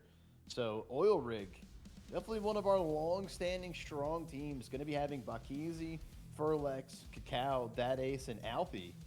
Going up against Ancestral, going to be having Selfish, Geistrus, Sphatus, Kofinas, and Yave. And you know, Ancestral is funny. I remember when we talked about them as a new team. They've been around for quite some time now. So this team, and it's pretty much the same lineup, if I'm not mistaken. Thank you so much, production. We appreciate you. Oilrig going up against Ancestral, as you can see. And once again, going to be having Bakizi, Furlex, Cacao, That Ace, and Alpi going up against Selfish, Geistrus, Sphatus, Kofinas, and Yave. And, you know, correct. You'd like to point out, you've pointed out multiple times today that Oilrig, they did win one of their series in full yesterday, but they did give up a map to a certain someone we saw just earlier, the Spartans. So, what do you think of going into this game? What's going on in the Wisdom Factory? Honestly, I'm more looking at Ancestral for this one. I think Oilrig put out a performance that was relatively consistent yesterday. I think that the Spartans just had a good job on their map pick against them. A little bit of a worldy game for Spartans versus Oilrig in that one, and a little bit of Oilrig maybe feeling a bit rusty, a little bit loose nerves. Personally, for me, it's been Ancestral that's been the more surprising one. Their day 1 endeavors for the first time really ever for this team was really poor. We're normally known for walking away from day 1 being shocked and really impressed at how overachieving Ancestral's performances have been.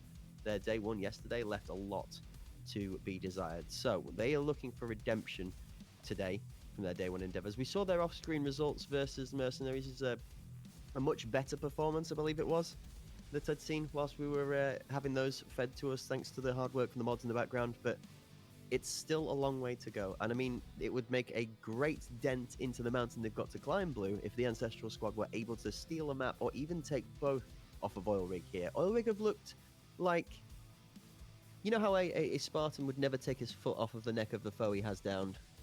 It does look a little bit like Oilrig is kind of lifting the foot up a little bit and allowing a little bit of breathing space. So I'm kind of hoping that Oilrig remembers that they need to continue that demonic impression and sort of intimidation factor that follows ahead of their name.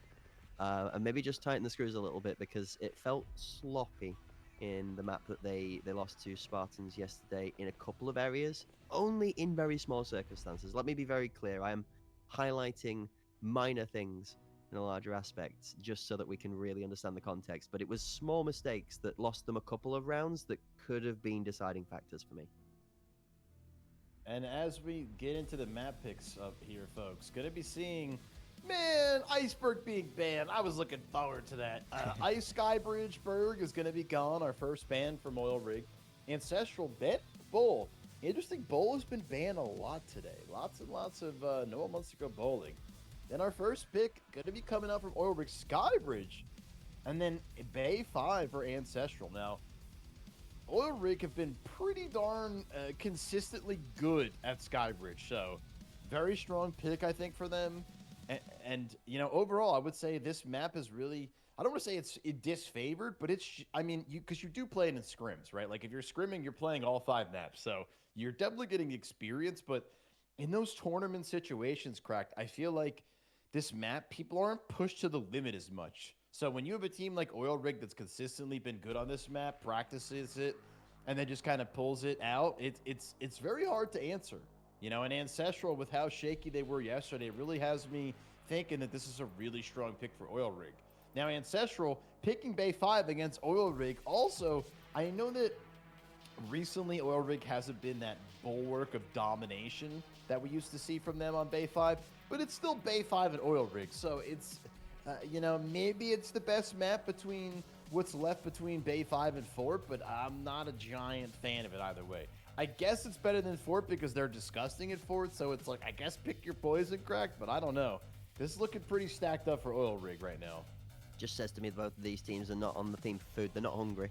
Well, no burgers and no bowlers here today. We're not having cereal, no burgers, but we're out to get some jobs done. You know, we're out for bridge work, and we're out to see the bay view. And we get ourselves some good scenes from the sky, and then some skylines to watch down from. It's interesting. I think that I would agree with you. Bay 5 is definitely not going to be a particularly favoured territory for the way the map picks go and what we maybe saw earlier on today, where maps were split by Arctic, one apiece. I can't decide in my head whether this oil rig is the same oil rig as we previously recognized. I mean, obviously the roster of players is not the same, but from what we saw yesterday, it didn't feel like they were as practiced, well practiced, as clean as the oil rig we're used to saying. I was hesitating on the word invested. It feels like they're not necessarily trying so hard. That's not the case. It just feels like they've not had as much practice or invested time into it than a couple of the other teams that turned up. I mean, you can tell that the Spartans have been grafting, you know, in their execution. We saw that in their match. And due to their 2-0 victory, you can't argue it either. Like, right, the effort put in by some of these other teams is phenomenal. So I think, like I said, I'm still hovering on that metaphor where Oilrig took the foot off the neck a little bit, and I'd like to see them put the foot back down. I just think that they really need to come out of the gate map 1 here, swinging really hard, like really hard, or Oilrig might find themselves up against it again and potentially threatened for a split map picks, or even maybe dropping both. I mean, all right, bit of copium tank on the side, but, you know, dropping 2 maps is very possible in the state of the game right now in this tournament because every team is very, very close. Right. I mean, Ancestral did have a rough go yesterday. They're our 8th place team right now, minus 17 round differential. So they had 2 losses, correct? But I mean, minus 17, so you're losing like, you know, down 5, down 4 each game, somewhere around there. So, but still, I mean, Ancestral have had the ability to beat many of the top teams, and they have played very well. You know, the consistency factor, I think, is maybe lacking, which may, you know, as you're pointing out, Oilrig not as much of a bulwark as they used to be, but they're still a very good team. And the 5 pieces that combine into what is Oilrig are all very strong, you know, including the new pickup, Alpi, and if I'm not mistaken, Furlex coming over as well. So 2 new players, but I mean, all these players are extremely seasoned, very practiced. So I don't know, you know, Ancestral have, I think, I'm going to have to agree with your own comment about yourself. There's a little bit of copium on the Ancestral side. Like, I don't know if they're going to take 2-0 over Oilrig. I think with how they played yesterday versus how Oilrig played yesterday, like, Oilrig still won one of their games and only dropped 1 map of 4. Not ideal, not a ton of rounds picked up, but they still won 3 of 4. Ancestral went 0 for 4. So it's like, and then, you know, you're talking about Oilrig is always been a consistent top contender in these leagues. So you're going up against that too. And Ancestral's kind of gravitated, I would say, around the middle, you know, sometimes 6th, sometimes 4th, like somewhere in that like mid-tier area. Not really taking a top 2 finish, I don't think yet, but still always competitive, you know. So I you know, and again, I'm not knocking the folks at Ancestral. It's just, it's a big ask, Crack. It's a big ask to take down Oilrig both maps. Especially against Skybridge. Oilrig's good at this map. And then Bay 5, it's Oilrig's old map. So I don't know whether I'm lacking as much faith as you are, honestly. I do feel like I want to see more. I need to see Oilrig really, really get aggressive again with their playstyle. I mean, I say that, and we saw a flash of that ace and things yesterday. So I'm gonna just hesitate for a second. But No, we will see. Okay, the team was destructive in their second match. The map that they didn't drop, it looked ruthless. The map they did drop, it didn't look very comfortable. Like it looked awkward. So, I mean, and Right. it was both ways, by the way. It was very comfortable one way, and then it was very comfortable the other way. So, it's on the underdog, as it is every time in these matches. When you know a top tier team has had a little bit of a shake recently, and they're maybe not quite in that full momentum swing, that's your chance to really, really try and hammer home and really like ask a question of a team that may be considered stronger than you. Ancestral are an interesting one. Ancestral are a team that I think they've played long enough now that they should kind of understand how the waters work. And I don't know, something didn't click yesterday. It seemed from their results off screen that it's clicking better today. This is the chance for them to turn it around. They take a 2-0 against Oilrig, and then the standings really are going to be an interesting thing. I mean, at this point in time, only for Frags are currently sat at the top of the table as the only team I'm aware of with two victories, no losses. So that's already a great start to their season. So, yeah. Off screen, by the way, update for the Panderic versus Ancestral match. The overall score is Panderic 1-2-0 on the maps. Map 2 in Skybridge is currently 4-4 with an even scoreline for Panderic Ancestral there. Now that Ancestral are obviously playing in our next match, that one will have finished, and I'm just looking for the update to that, which is here. So the overall scoreline for Skybridge after the halftime score at 4-4 ended up Panderic 9-5. So a 2-0 overall scoreline for Panderic versus Ancestral, which brings Ancestral into this game off of a loss, but again with a good scoreline. Okay, so 9-5, 9-6, I believe that one was, against, again, one of the top tier teams in Panderic. So, I mean, yeah, they've lost the map, but they've put a good effort up into it. You feel for Ancestral. They've had a really rough start to this schedule, actually. They've had two very tough matches to play in the first 2 days, and then they've also had a match that probably didn't go the way they wanted it to. But I say that, they lost 2-0 to OFF, which before we started this, we were like, okay, OFF, new ASPL team, that's come up. They've earned the right to be here, did well in the qualifiers, but are they really considered a top 4 team? After the first 2 days, I don't think anybody can suggest anything other than they are at least a top 3 team because they're sat at the top of the table. I mean, OFF handed the 2-0 to Ancestral to open up the tournament. Yeah? Is OFF up there in the conversation now? Is everybody? I don't know. All I'm trying to focus in right now on is Ancestral, correct. Despite your great case for them, they're 0-3 right now overall. That means 0 match rounds. That means 0-6. So the -17 is going to be even lower now. So, look, here's what I would say is Oilrig has a great opportunity and Ancestral has a great opportunity. Oilrig, I would say, is in a better position to capitalize on that opportunity. And Ancestral, like you said, they've had a rough start, and they're going to fight Oilrig after. So you're coming off of 3 series losses in 2 days, and then you're fighting Oilrig. I mean, Craig, that's a pretty tough ask. It's a pretty tough ask. And I know Ancestral they've performed well before. I mean, we've seen it time and time again. They know how things are going to play out. But look, it's like our boy Sauce always says, Mr. Hot Sauce, any given Sunday, man, if people show up and they win the games, like, yeah, you've had 2 tough series, one you could have won, but still 0-3 at the end of the day, So, I don't know. Ancestral really I'm rooting for them.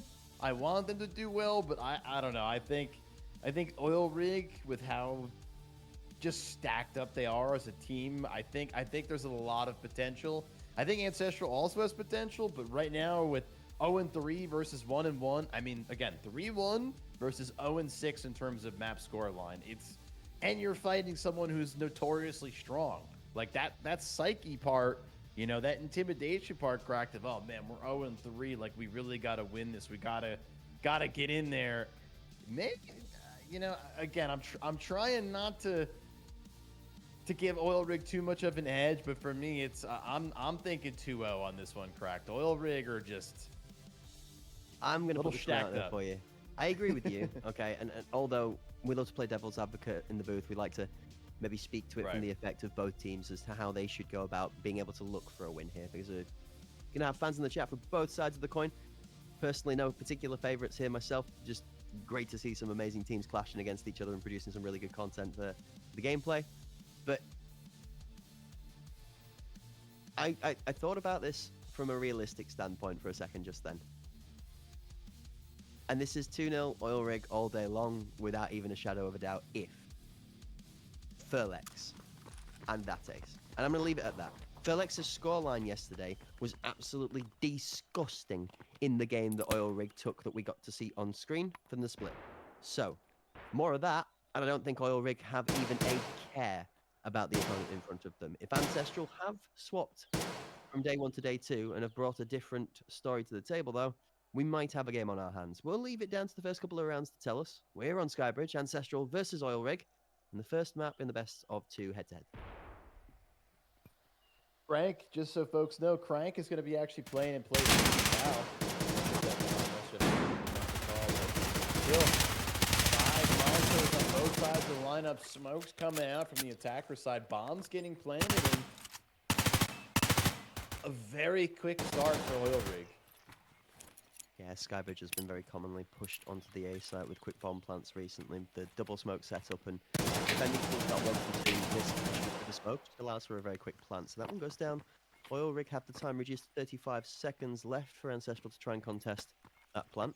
But with that ace first point of contact, only wait till you hear the Baltic ring out and doom somebody instead. Popping, Spedas is down. Selfish takes 1 for Frank. That ace is on a tear. He's got himself a 3-piece in the background and it's just burying bodies like he's brought home the bacon. This man is a 4-piece full masterpiece in the first round, and it's only a Baltic he's doing it with. Disgusting deletion out of that ace in round number 1. Ow. That's all you can say is ow. 4 kills. Yeah. Well, you were mentioning if H shows up locked in, as well as Furlex. We saw all H just needs to do that over and over again. Exactly. We saw 1 round of that at the back end of yesterday's games to close out. If he plays like that all the way through these 2 maps, we are in for a treat, and Ancestral are in for a beating.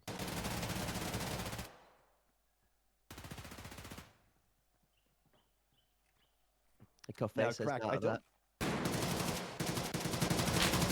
Ain't going to sleep. Furlex picks up Spados. Good kill. This AK-12 so darn strong right now. Correct. What weapon is the Ball 11 ammo from? It is a M700. Sir. Really? Yes. Yes. Goes through tier 6. Has the same 1-tap potential as a AXMC bullet, the AP Lapua Magnum. It's the same, same potential. Is it a 7.62 by 5.1 round? It is, sir. Oh, okay. That's another one from the ball, by the way. That's right. That ace slamming his balls in your face. Whoops. Factually correct statement, okay? That's all I'm saying. In my defense, allegedly. Speaking of allegedly, guy's just as allegedly looking to come and contest the bomb site, but he's a little bit stuck wondering where his corners are going to be. Oh, no! I thought he knew he was playing it patient. I thought he was going to try and quick peek it and fake the shot, but you just can't fake that ace out. Oh, no. Yeah, that hurts. Trying to look up this ammo. Wow, 95 damage, 59 pen. Baby. Holy cow! So it hits. It's crazy strong, actually. I mean, 95 flesh is exceptionally high. I guess the Lapau is like 115, but still, it's for an M700 shot. That is crazy. I was about to ask where you've been. It's been here for a little while, but then I realised, of course, you have been on hiatus. So welcome back, Blue. Tarkov's changed a little bit. This is Arena right now. All the Balties have a version of this type of bullet. So your T5000s, your M700, so on and so forth. They've all got a version of the bullet that does that job. Alpi's going to open up. First kill there from him for this round as a headshot down the lane. That's going to be a nice little claim for the Oilrig squad. Ancestral left with 3 members to deal with the task at hand. 1-for-1 as Kafeinas takes Crank out, but then goes down to that member of Alpha who was making some quick, swift moves to the site. Device being planted. 60 on the clock, now being reduced to... Good shots from Felix.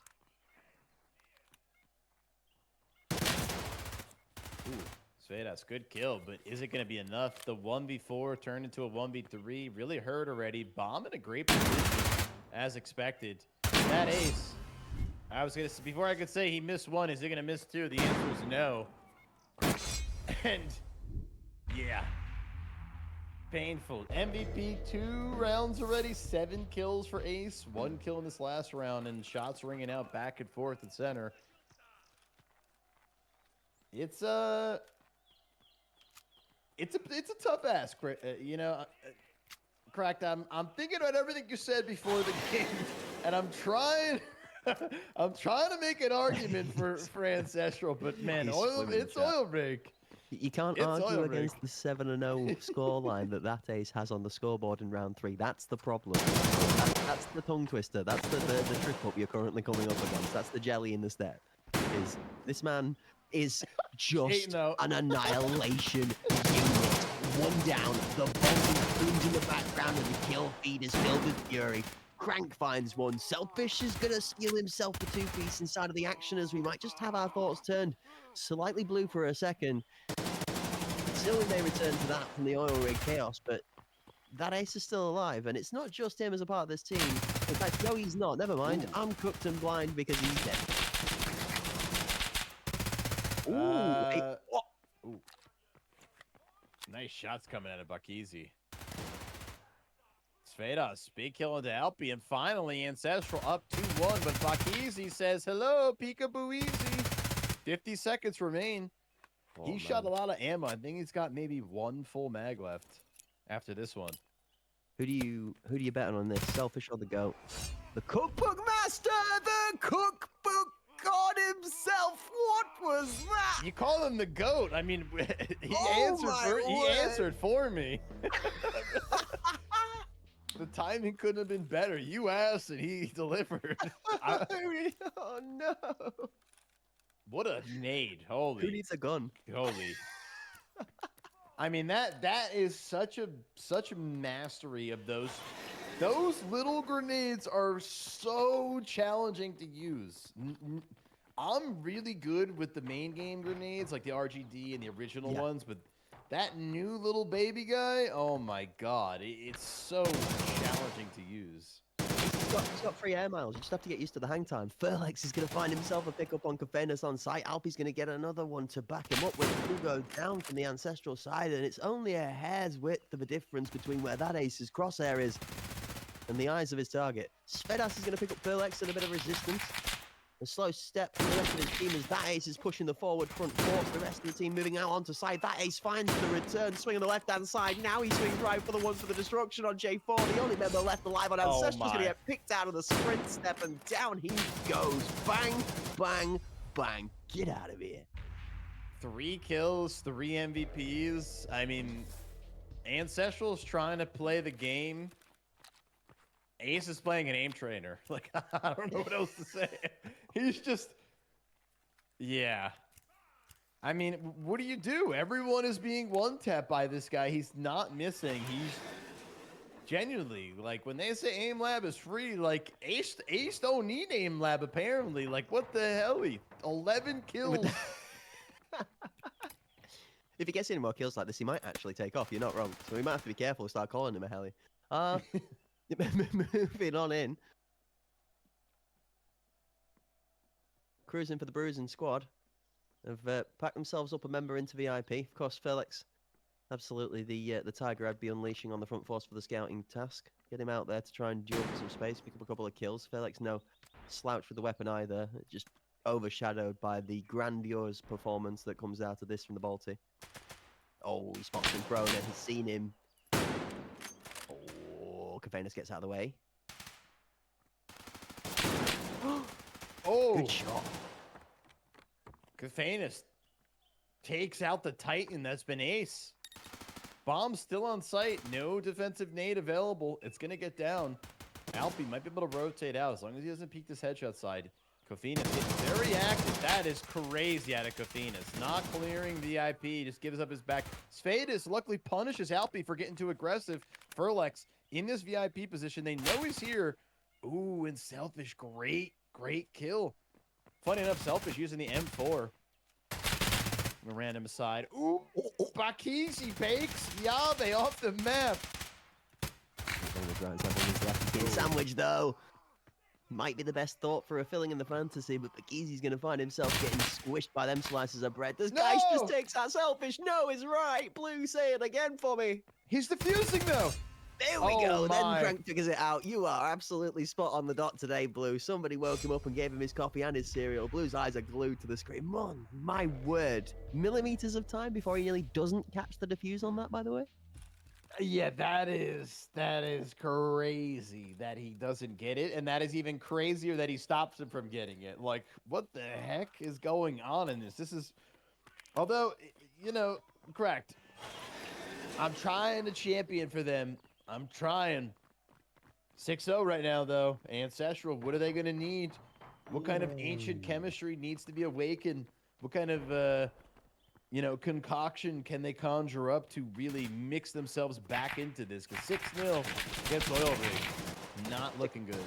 Take a moment to interrupt the broadcast, bring you an offline match update. Bay 5, map 1 from the OFF versus Spartans match is currently at 4-4 at the half-time mark. We see the first kill going down as J4 does pick himself up a kill onto Furlex for half of his life as a cost. Bakizi finds a trade back to Furlex. Is the one going down as Crank is going to finally shut down J4 from that long angle. Pressure onto lane 3 from the Oilrig squad, starting to move up through that second connector in blue train towards the B side.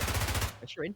Two teammates looking to move towards Svedas' position. Svedas gets some form of kill himself, which thought he was going to be the one connecting with the wall bag through the train in the kill feed. It's actually not his teammate himself. Then he picks up the member pushing onto site. Now, Oilrig left in a 2 versus 3 with Svedas and Selfish well anchored into this B site, and the bomb nowhere near, by the way. This looks a bit interesting. The birds are chirping. They're waiting to see what happens as well as we are. Bakizi and Ace. 11 kills, 7 kills. If there's 2 members you wanted to pick right now to be last 2 alive, Crack, these are the lads. On the other side, Geistra's pretty quiet game so far. 0 kills. Bakizi, the Ace, takes so much space getting onto that ramp position.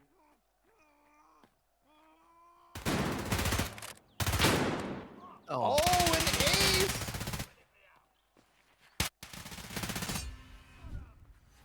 Ace went to grab another gun, but it doesn't matter because Bakizi takes him out. They don't even play for the bomb. A 4th MVP coming out of that Ace, and 7-0. Correct. You said if that Ace and Furlex showed up, I'm going to say if that Ace and that Ace showed up, they'll be just fine. Man. It feels like he's like the hypothetical mentor in an anime series that's not been seen for like 16 years because he's been lazy at a shack and doesn't want to fight anymore and he's a pacifist. And then that one guy just really him off. And then he comes out absolutely swinging like another level of fear. And it really just seems to be what's driving the force right now. That Ace is going to find an opener. Selfish gets a return trade onto Kafenas, but then takes out a teammate in the chaos.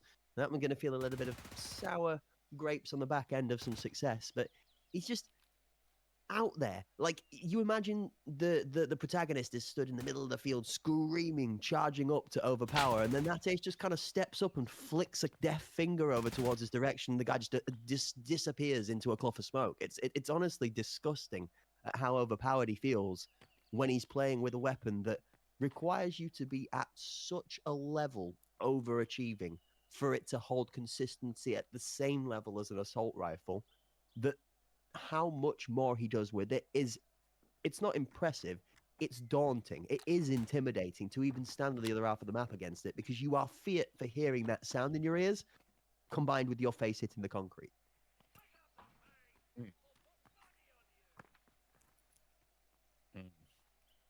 Well, despite his passive years in isolation, he's going back to isolation. Manages to take him out, gets traded out. Selfish takes out Alpi. 2v2 situation, 20 seconds. Now they've killed Ace, but you still have Bakisi and Crank left. Oh, and Bakisi catches him lacking, but Selfish trades him out. Bombs down. Oh, it looked like he hit, but he didn't do the hit. It clipped the top of the box. It looked like it was perfect head height, and the sparks you saw was the top of the edge of the sight box. He's going to be inside and outside. Selfish has got to cut that angle perfect because he's on the left hand to the right hand. Crank's got a better opportunity on the angle. Now Crank away, and Selfish finds it! Ancestral are not going to be sent to the night with a donut. They're not going to get the rubber ring to be able to stop them from drowning. They are going to claim a breadstick. It might just be a consolidation prize as the first half of our first map in this head-to-head goes 7-1 to Oilrig. Well, they got him around. That's pretty good. That's a good start. You know, 7-0 to 7-1. They're moving in the right direction, but yeah, I think. I mean, you're right. We're looking for We're gonna need a positives few at this point in time. defibrillators. Yeah. I mean, let's look at the positives. It's not a donut. Dates didn't make 15 kills in the first half of the game, so he's not going to drop 30 on you. Theoretically. Is that a challenge? Apparently so, and I'm going to be honest with you, I'm also running out of positives from the Ancestral side at this moment in time. They are stuck in tough mud, and Oilrig are not allowing them a chance to figure out a solution. They are just continually hammering them further back down into the mud so they cannot move further. Out towards the B site, Ancestral, hoping for some respite. Even if just attacking the B site is room to breathe for a moment. Probably a smart idea right now. Bakisi under assault, so now we've got to look to the cookbook again to see how the Master can deal with the 1v5 till his team's here. Never mind, his team's already here.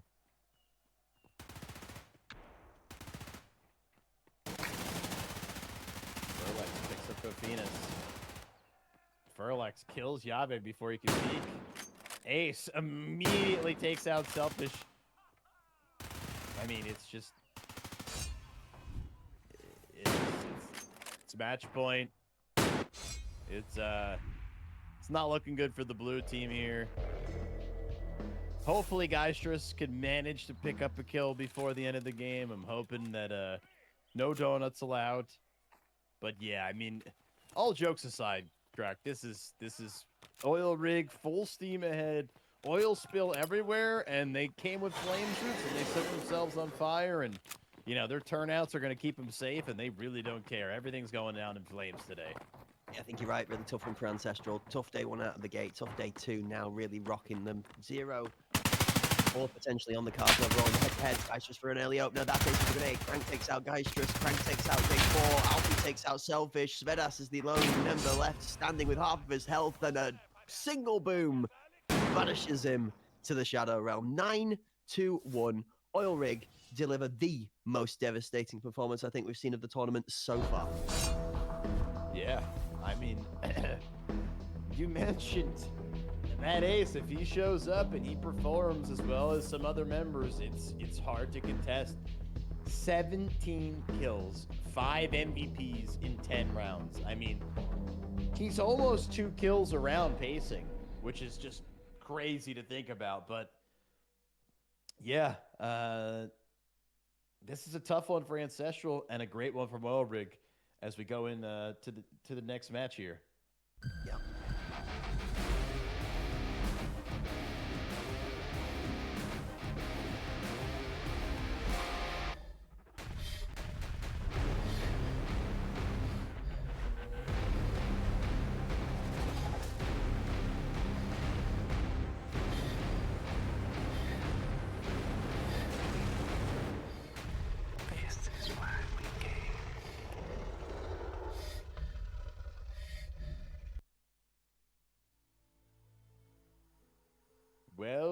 Well. That's a nice toy you got there, correct? Such a nice toy indeed. What we are going to have here, folks, is a beautiful 9070 graphics card. AMD Radeon RX 9070. This thing's got all kinds of cool stuff, okay? We got some WindForce cooling systems. We have many hertz, overclockable up to 3K. Got some beautiful core clock speeds, 16 gigs of RAM. It goes on and on and on and on. And it's quite pretty, Cracked, if I'm not mistaken. And Folks, you can have one of those for the small price of tickets. Exclamation Aorus in the chat, which I will do for you. Make sure you're getting your tickets daily. Going to be having a giveaway. That's right, daily. And this beauty that's in Crack's hands will be sent to one of you next weekend. We'll be drawing the winner next Sunday. So if you haven't gotten your tickets, you still can get plenty of tickets. What's it, Cracked? 11 per day, I believe. So you still got plenty of draws to gather. Plenty of draws to gather and plenty of winning to be had. And this is the first of multiple giveaways with AMD Aorta. So make sure y'all are getting your tickets on the hot price line with Cracked Wisdom. It's been good. It's been beautiful. And great words of wisdom from Blue there to help you guys get your hands on those prizes. The hot prize line, it's been open since the beginning of Pinnacle. We've been rolling this one out and we've been making sure that you've gotten engaged through the socials all the way through. All you need to do, log in daily, check out that link, grab as many tickets as you want to get your hands on to increase your chance at the prize. All right, that is a brand new 9070 graphics card that could be in your PC setup as soon as by the end of next month, depending on the draw next weekend. We are going to roll on into the highlights as we take a look back at map number 1 between Ancestral and Oilrig. And I would imagine a lot of these are going to be M700 kills. Yeah. 14 of them or so, give or take. Yeah, definitely. And it's like knocking down bowling pins, really, isn't it, Blue? Just kind of see player, shoot player. Oh, man. Oh. And he's just so clean with it. This is crazy. He tries to duck it. There's no ducking that, my friend. And then there's more of that ace. And more of that ace.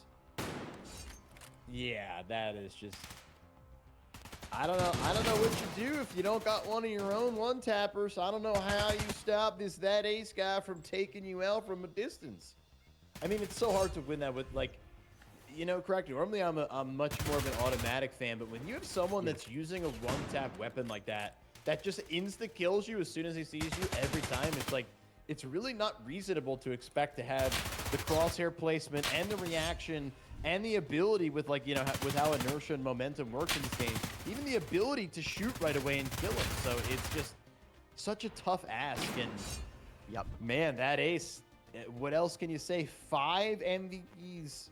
And we've only finished the first game, Cracked. 5 MVPs, 17 kills, and not much you can say. I mean, I was with you. I wanted to vet for Ancestral. In between, hold on, something happened. Look at the chat. Ladies and gentlemen, offline match update, map 1, Bay 5. OFF are down and have lost the first map to Spartans, 5-9. The Spartans on a tear today. Looking forward to trying to complete on a second 2-0 victory after taking out Arctic 2-0 earlier today. This is map number 1, going 9-5 to the Spartans for Bay 5. And I am very keen to see what map 2 says for that matchup. Sorry to jump in. Oh, that's crazy. After how well OFF have done, Stripey and the Spartans, as he just pops into the chat there and steals my tongue away from me for a second. They are cooking today. A GG, congratulations to the Spartans in that one. We'll have to keep a keen eye on the follow-up. But is there any saving Ancestral, Blue? Is there 8 foot of dirt ladder to climb out of the 7 foot dirt nap that they just got given on Skybridge? You know, correct. I want to say yes, but I just look. Let's go back to your original point before the game started. If Ace and Furlex go crazy, Ace went ballistic. No one answered him. So right now, if they don't answer Ace, what else? I mean, again, correct. I'm just gonna say it. He was playing an aim trainer. Everyone else was playing a comp shooter. Like we were all playing attack shooters. He's just poof, poof, poof, and he wasn't contested. Wasn't really challenged. And both times he died, he almost killed the other guy. It was a close death. They won the clutch with him and Bakizi, where he sniped the 2 down lane 1, and then the third person was on site and just couldn't kill Bakizi. And I didn't see any like shining ray of light. If anything, I thought the game should have been 9-0, Cracked. Like that last, they stole around, I would say. And I don't think just because they're going to Bay 5, it's going to get any better, because with how individually good they look, I don't see how Oilrig give up this map. I mean, yeah, I know it's your map pick, but Crack, that was pretty tough to watch. That was a rough one. It's been an interesting day overall as feel a for them. concept so far. You do feel for them. You definitely do feel for them. I mean, we've seen Arctic underachieve versus their first day.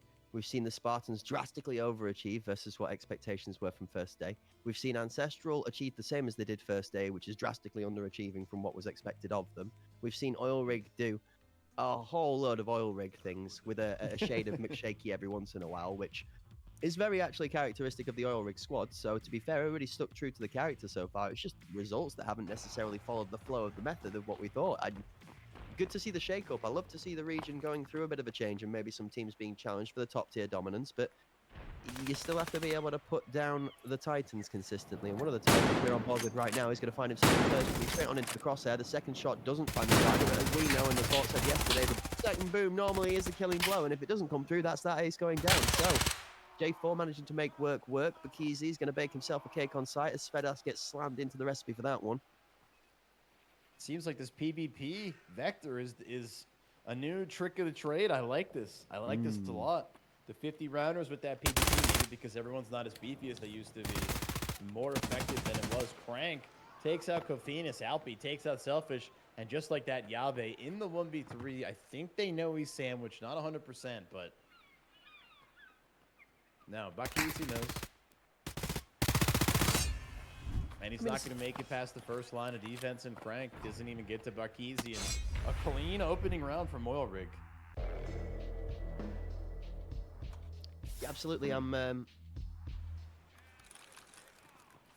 slightly more enthused at Ancestral's approach in the first round of this one here. They did have a little bit more movement and direction, it looked like, towards their approach on getting that bomb down towards one of the sites. But again, it feels like somebody's holding up. You remember the cat's cradle? And like there's the strings tied around your fingers and you have to like maneuver the crosses and stuff to make different patterns. It does feel like Oilrig is weaving a spell with the cat's cradle, and the Ancestral are just looking at all the straight lines like the squiggly ones and just going, I don't get it.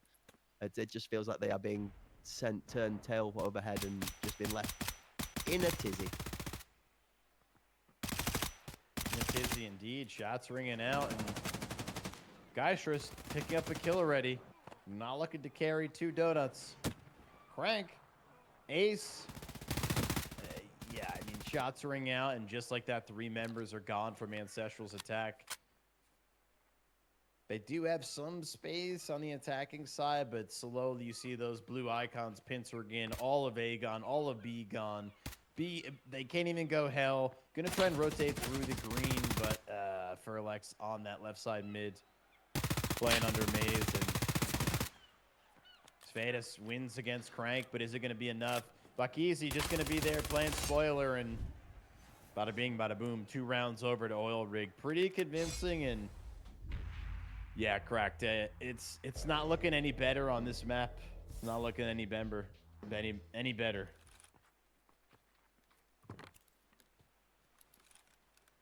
I'm trying to find an avenue of thinking that the Ancestral squad can look towards to be able to pull this back. It really does just feel like the odds are stacked against them in a battle against the crashing tide, where the rolling thunder of the crest of that wave is just like 3 models heights with the taller than what the task was that was set before them in the description of the context. That ace. He's going to pick up 1 first kill. Second goes to Kapenas, though. This time the trade back and forth. Plaid stripes in the kill for a little bit of solidarity in the trade to see Alpi put a bullet from the right ear of a Selfish and straight back out the left. Oof. Clean kill from Alpi. Just puts him down. They know he knows both are there. The guy just came out of green, both abutting parkour. Crosshair coming out of Svedas. Svedas does drop to Alpi. Yave manages to trade out Alpi, and now we have a 1v1 situation with that ace. Ace going shopping. Looks like he's going to be putting on some armor. I'm not sure if he's picking up a weapon. We've seen another weapon. I'm not 100%. Bit of quick dress Still action. shopping. He likes the green Karasa instead of the USEC, apparently. There we go. Yeah, switching it up, not enjoying the colors, having that 5.5A1 M4. Going to be pretty scary stuff. Brett. He knows. He went to get the M4 and he doesn't need it. This is why am I risking it on a weapon that I'm not comfortable with? when this thing only takes one bullet. 30 seconds left on the clock. That Ace does not need to rush this. Smart to just keep the audio guessing. J4 doing the wise choice of matching the rotation without audio. M4 out, Ooh. J4 swings, and that's a really good hold on site. Ancestral, a little bit of light in the dark. We got around 2-1. Yeah. Almost an even scoreline already. And a big clutch coming out of Yave. I mean, Svedas doing a great job there to make sure that he gets that kill in mid. Alpi peeks, kills him, gets traded out by Yave, and big clutch, big clutch. And as you pointed out, you know, Ace was trying to play cheeky games, I think, with that M4, but, you know, pushing around the left side, having that left-hand peek, he didn't switch hands, and, you know, Yave really had the advantage swinging around that right side with the MP7 just full blasting. It's pretty accurate for that situation, and he does it just well. Ace with a rare whip. Ha! Never mind. Kofinas goes to sleep. Crank dies to Furlex. So Crank picks up one right away to make his teammate not feel so bad. Geisher catches Ace mid-jump. Back easy, though. Trades him out and kills, ringing out back and forth. Oilrig going to be a member up here. Bomb is going to be up, rotating, trying, it seems like, up towards mid. Going to have those one player. Does seem to be One a player thought of playing. favorite preference. This, like, PvP Vector versus the P90. Ooh. Wow. Good shot from Alfie. We saw him do well here in this decomposition yesterday, although it is familiar from where he's been playing from. Crank's going to pick up Spedas in the backside of it, but it's a conversation, so here we go. Crank on the P90. Ibikisi on the Vector. We saw Stripey using the Vector earlier, but then swapping onto the P90 where him and Lorek together were making the P90 look really good. Or vice versa. What do you prefer? P90 or the Vector? Oh, Vector all day. I hate the P90. I'm with I feel you. like I'm with you. I cannot kill anything with the P90. Never have been able to, Yep. never will be able to. You give me a Vector, I'll fight an army. And the thing is that people are going for the 9x19 Vector, which I don't necessarily rely on the ammo consistency for, over the 45 Vector, which I massively prefer. But I understand the Same. 50-rounder concept. The 50-rounder is super necessary in Comp Arena. You need to be able to fight more than one target, preferably up to 3. And that 50-rounder just allows that. In on sight, kills are going left and right, but it's all blue, blue, blue, as the Ancestral members are being melted like a block of butter over a freshly toasted piece of bread. Guy's just last left alive. He is stood like a single Philly soldier out on Fort Cliff, looking for an escape route. And what he doesn't realize is that one escape route that might have potentially been there is now filled by a baker. There are sharks everywhere. This poor Yep. minnow being surrounded, and Ferglax's going to be the one to pick up the kill. And yeah, it's 3 assaults, 2 scouts, and no cigar for the Ancestral team right now. I mean, 4-1 for Oilrig on defense. Yeah, this is Ancestral's map pick. So yeah. And this, you know, I was really worried about this, but again, Crack, what can you do, right? You can only ban and pick so many maps. Would it have been a smarter choice to have picked 4th in this? I don't know. I don't know if this would be any better for Ancestral, so... That's a good shout, honestly. That is a good method of thinking. The question you ask yourself is, damn, that's scary. Oh, line him up, knock him down. That Ace with a killer blow. Crank and Furlex are going to stack up together alongside him in this 3. Out the smoke, into the dancing. J4's got better dancing shoes than Bikisi does. He's going to be feeling the blues in the back end of that one. Svedas, now with J4 left alive after J4 just won the fight of a lifetime with blinding lights all around him, is going to be fighting 2v4 to contest for sight. I don't know if that's going to earn him a free pass, but sick moves from J4. That is so funny. I mean, him and Bucky having a dance-off middle of the tournament. Svedas, nice clean. Ooh, and Yave on the other side of him protects him, gets that kill. Unfortunately, Crank on the backside kills him. Alfie not really peeking too wide. They know he's back of sight now. Now they kind of have him really pincered. Svedas gonna get aggressive over here.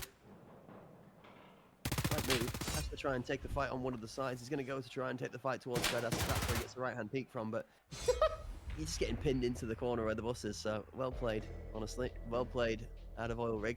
Crank left alive, secures the round. 5-1. Ancestral have only managed to find one saving grace so far in this match. It was a good round that they took, and we have seen them be stronger since that round was put on the bag, but it is still a bit of an Oilrig masterclass again so far, and it's phase 5 flawlessness like we did expect. It's challenging, you know. It's Something we always talk about time and time again, Cracked, is it's tough. You know, you have these really good teams, and then you have these exceptional teams, and the difference is, a few percent, but that few percent is all the difference in the world. I mean, if you took any one of the ancestral players and put them in, an open environment in Tarkov, they're gonna pop off. They all have good aim, all good game sense, good peaks, but when you're fighting 5 players at Oilrig's lever, it's just it's hard, man. It's genuinely challenging. Yeah, they say when you go, You're in the top, and there's the top of the top. That's it. They say when you go from being a sous chef to a main chef in a kitchen, you turn the heat up. Well, you're absolutely right. It's the same concept. You can be a great player, you can be an exceptional player, but when you get into a pool where everybody is an exceptional player, the smallest of percentages becomes the biggest of miles, and you're absolutely right. Minimum mistakes, hesitations, even just not having the confidence to fight an ego fight or a confident fight in a 50-50 will completely dissuade your gameplay and decision making, and that can really impact how effective you are onto the game. So it's something that the top tier teams play into a lot. And you look at the skills on the table, Crank at an 11-2 scoreline is, no, not that ace from that match, but again is putting out another ridiculously stonks performance. It's not the 11 kills, but it's the 2 deaths. Now, keeping your life as value that plays very well for Oilrig, and it's something they do exceptionally well on a defending half. Yeah, it's just good old Oilrig, you know. They've always been one of these teams, Frack, that they have their moments. They go up, they go down. They have their weaknesses. Nice kill by Bucky's Yondako Phoenix. Ace takes out Geistrus on the other side. Back left is Bucky's. You have Ace peeking past him in that alley. Takes him out. Backing up back onto alley. 4v3 situation. They do have the bomb still for Ancestral, but You ready for the wall? Oilrig taking space. Ace with a rare whiff. Like takes him out, and Svedas takes the 1v1. This is getting scarier. Every time Ace gets a shot, your chance of living gets so low. Svedas does a really good job of changing his positioning up, though. The depth as well, drops back, swings out at an odd timing, and finds the kill onto that Ace. Well played from Svedas to open up some space. Selfish also finds a kill of his own. We're now down to 2v2, Blue, with 35 seconds left on the clock. There's a glimmer. And the light is getting darker, Cracked, and Bakizi says, blows the candle out. And just like that, the beautiful tale is crushed. Bakizi says no dreams for my opponents. And again, a 7-1 half, Cracked. A 7-1. Oh, man. I think it's a good thing. It's a good thing that Ancestral's going to be defending now, but I'm not sure how much of a good thing it is. I know it's good. I just don't know how good. Meanwhile, Oilrig just thinking of where they want to run it down and just send Ace to kill 5 people. Yeah, I'm gonna play Aim Trainer. I'm gonna be really honest with you. This is Aim Trainer round. Yesterday when this happened, this was the round that Ace just ran out of spawn and just chose his targets and killed 3 people, one after the other with a single bullet, and then found a ball after he missed one in between.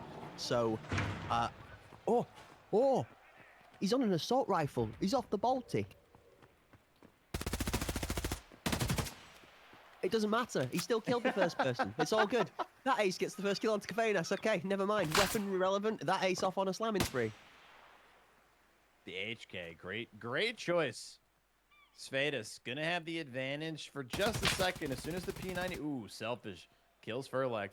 Now they have a great crossfire. Ace is probably, I think he's aware that Svedas might be there. Bakizi doing a great job of picking up another kill. And I love the pacing from Ace. Ace took space in mid, and now he's just kind of lurking, waiting, playing for info, probably giving comms. We see the rotations coming out, and looks like they're all moving up mid here, correct? Yeah, absolutely. I don't have a favorite player as a caster, but if I did, my favorite player would be that Ace, for sure. The short side of Svedas is going to nail Alpi to the floor. The bomb drops down like a sack of potatoes after the carrier is also dropped. Shots from Svedas to try and counter off towards green. Does give him space enough to be able to try and track out twice, and the third time he keeps getting put under pressure, and neither member manages to find the shots. Eventually, Crank will take him out. Selfish has got the trade across. That Ace is the one paying the price. Beacon now occupied, bomb collected, and Oilrig have access to site. 2v2 though, Ancestral have again a glimmer inside of this round.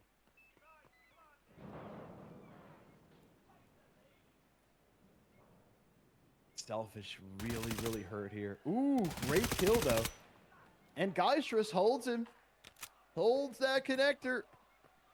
An Ancestral picking up a second round over here, buddy. Doubling their rounds from the last game, so it's a good start. Can they keep it going, though? I mean, we're not at match point here, Cracked. But that was, you know, they played great spoiler. Yep. Svedos doing a great job at that parkour spot to delay the bomb, knock Alpi, and cause the confusion and chaos to get him there. But that was a steal. You know, they stole that round. I'm not sure you can be consistent. You've made one crucial point that I'm keen on. Is you said they're not at match point yet. Ancestral have a window now of 1 round. They lose that round to Oilrig and they get to match point, I think that's it. But until Oilrig find that 8th and important round, Ancestral can take step-by-step approaches to trying to get themselves back into this map. Furlex is going to start off the beginning of round number 10 with a quick clean hit onto Fenas. The mid lane contest not been going in favour of Ancestral. Been very strong domination from Oilrig, but Svedas and J4 have got other thoughts about denying access halfway up mid.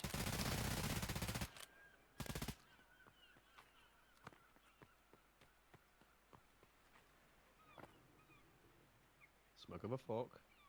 Svedas just rotating back into position on the B site as the anchor there. Now that Oilrig have slowed the pace right down.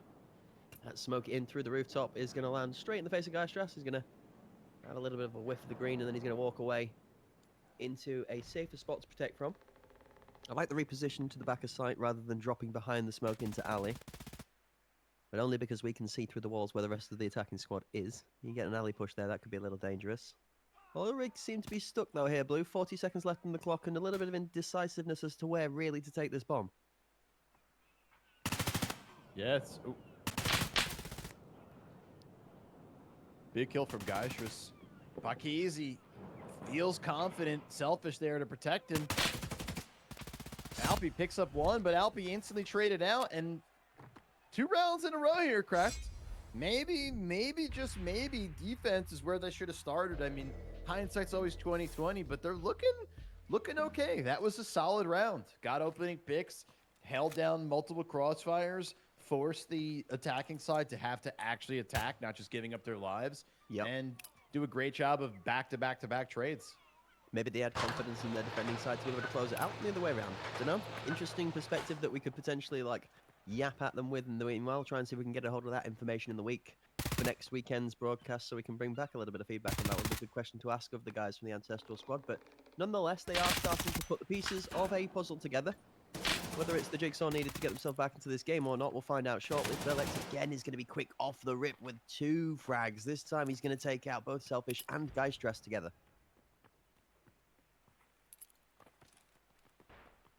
Yeah, that's 3 members down.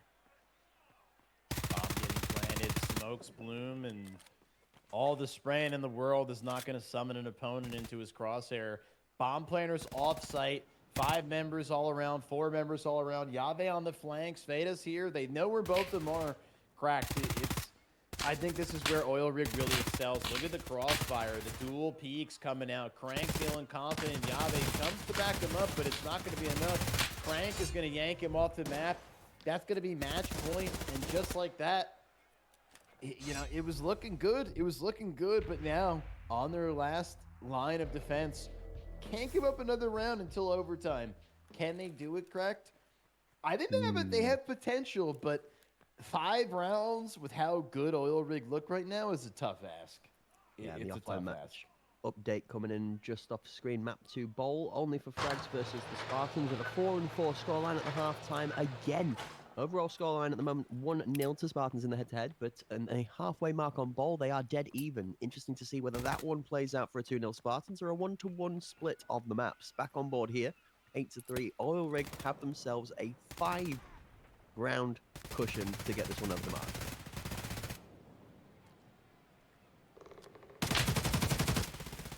Ooh, Bakizi with great movement right there.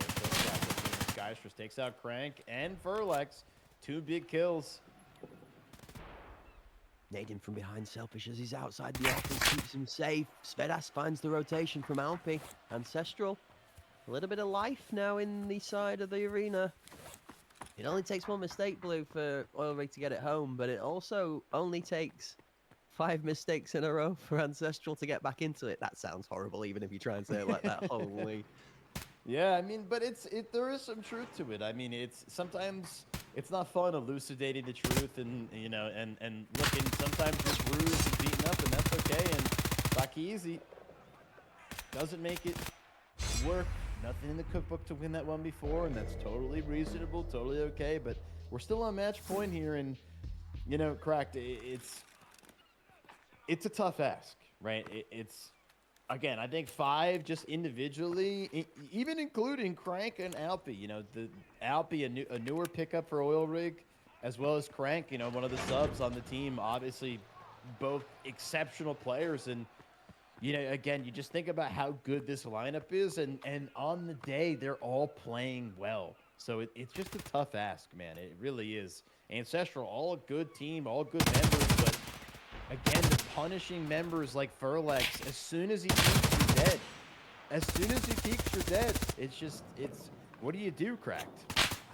You gotta answer fire with fire, but man, he's like napalm right now, coming through, taking out this site. 3 kills for Furlex, and he's just unstoppable right now. Yeah, it doesn't want to finish the game without him being at the top of the kill board, but he's only just managed to balance up and level the Crank that actually with a couple of less deaths. J4 with a ridiculous shot's going to put him down. Furlex folded. Free real estate for the Oilrig boys, though, as Bakizi's baking himself up another game of success. J4 last left alive in a 1v3. Too many hands to have to deal with. That's going to be Alpi slow walking him down. And the pillar of confidence and consistency in Alpi that's been playing with Oilrig since the beginning of this tournament is going to close it out. And that, although, to begin with, was looking like it was going to be another game of absolute decimation, did shore itself up to be a little bit of a closer game, but still, nonetheless, with a 15 kills and 9 headshot rating for our MVP Crank, Oilrig are going to take this one home with a 9-4 scoreline on day 5. A very confident performance. A very competent performance, and kind of, it's tough. It's tough. Ancestral's had a tough entrance into this, but you know what? You got to push forward, and unfortunately, 9-4 in the series, 2-0 for Oilrig, and Oilrig going to be feeling good. Ancestral got some work to do after this.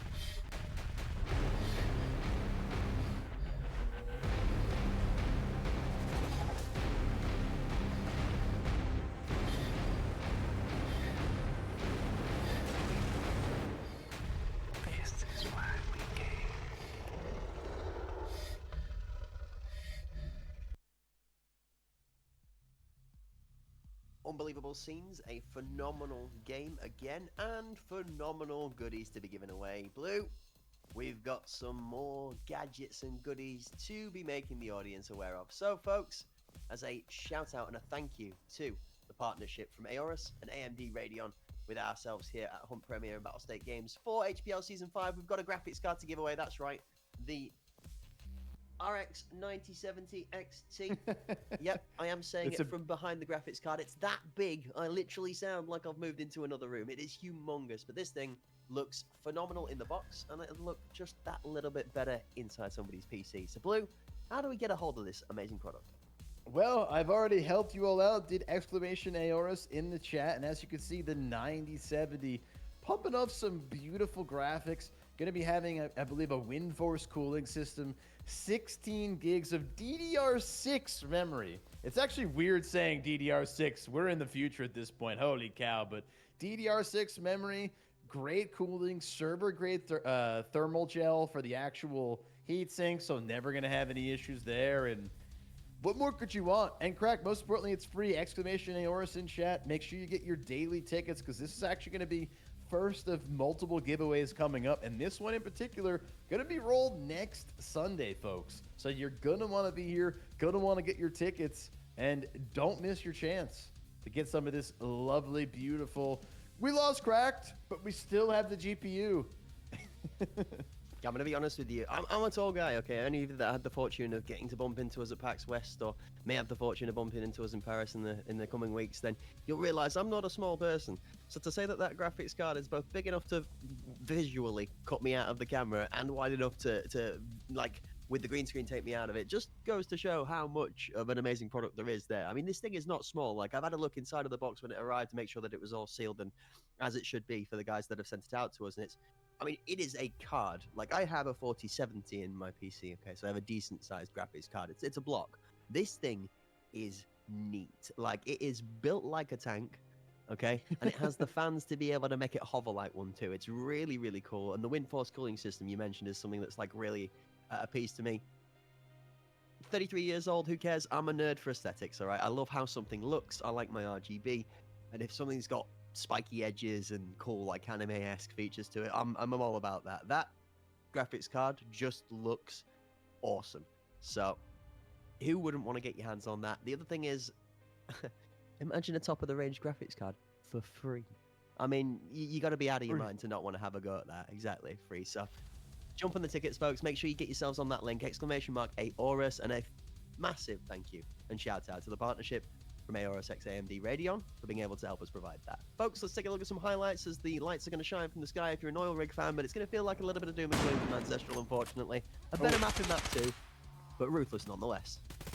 And it opens up with a shot of Ace to the groin, and that's kind of how this series kind of felt. I mean, it was rough.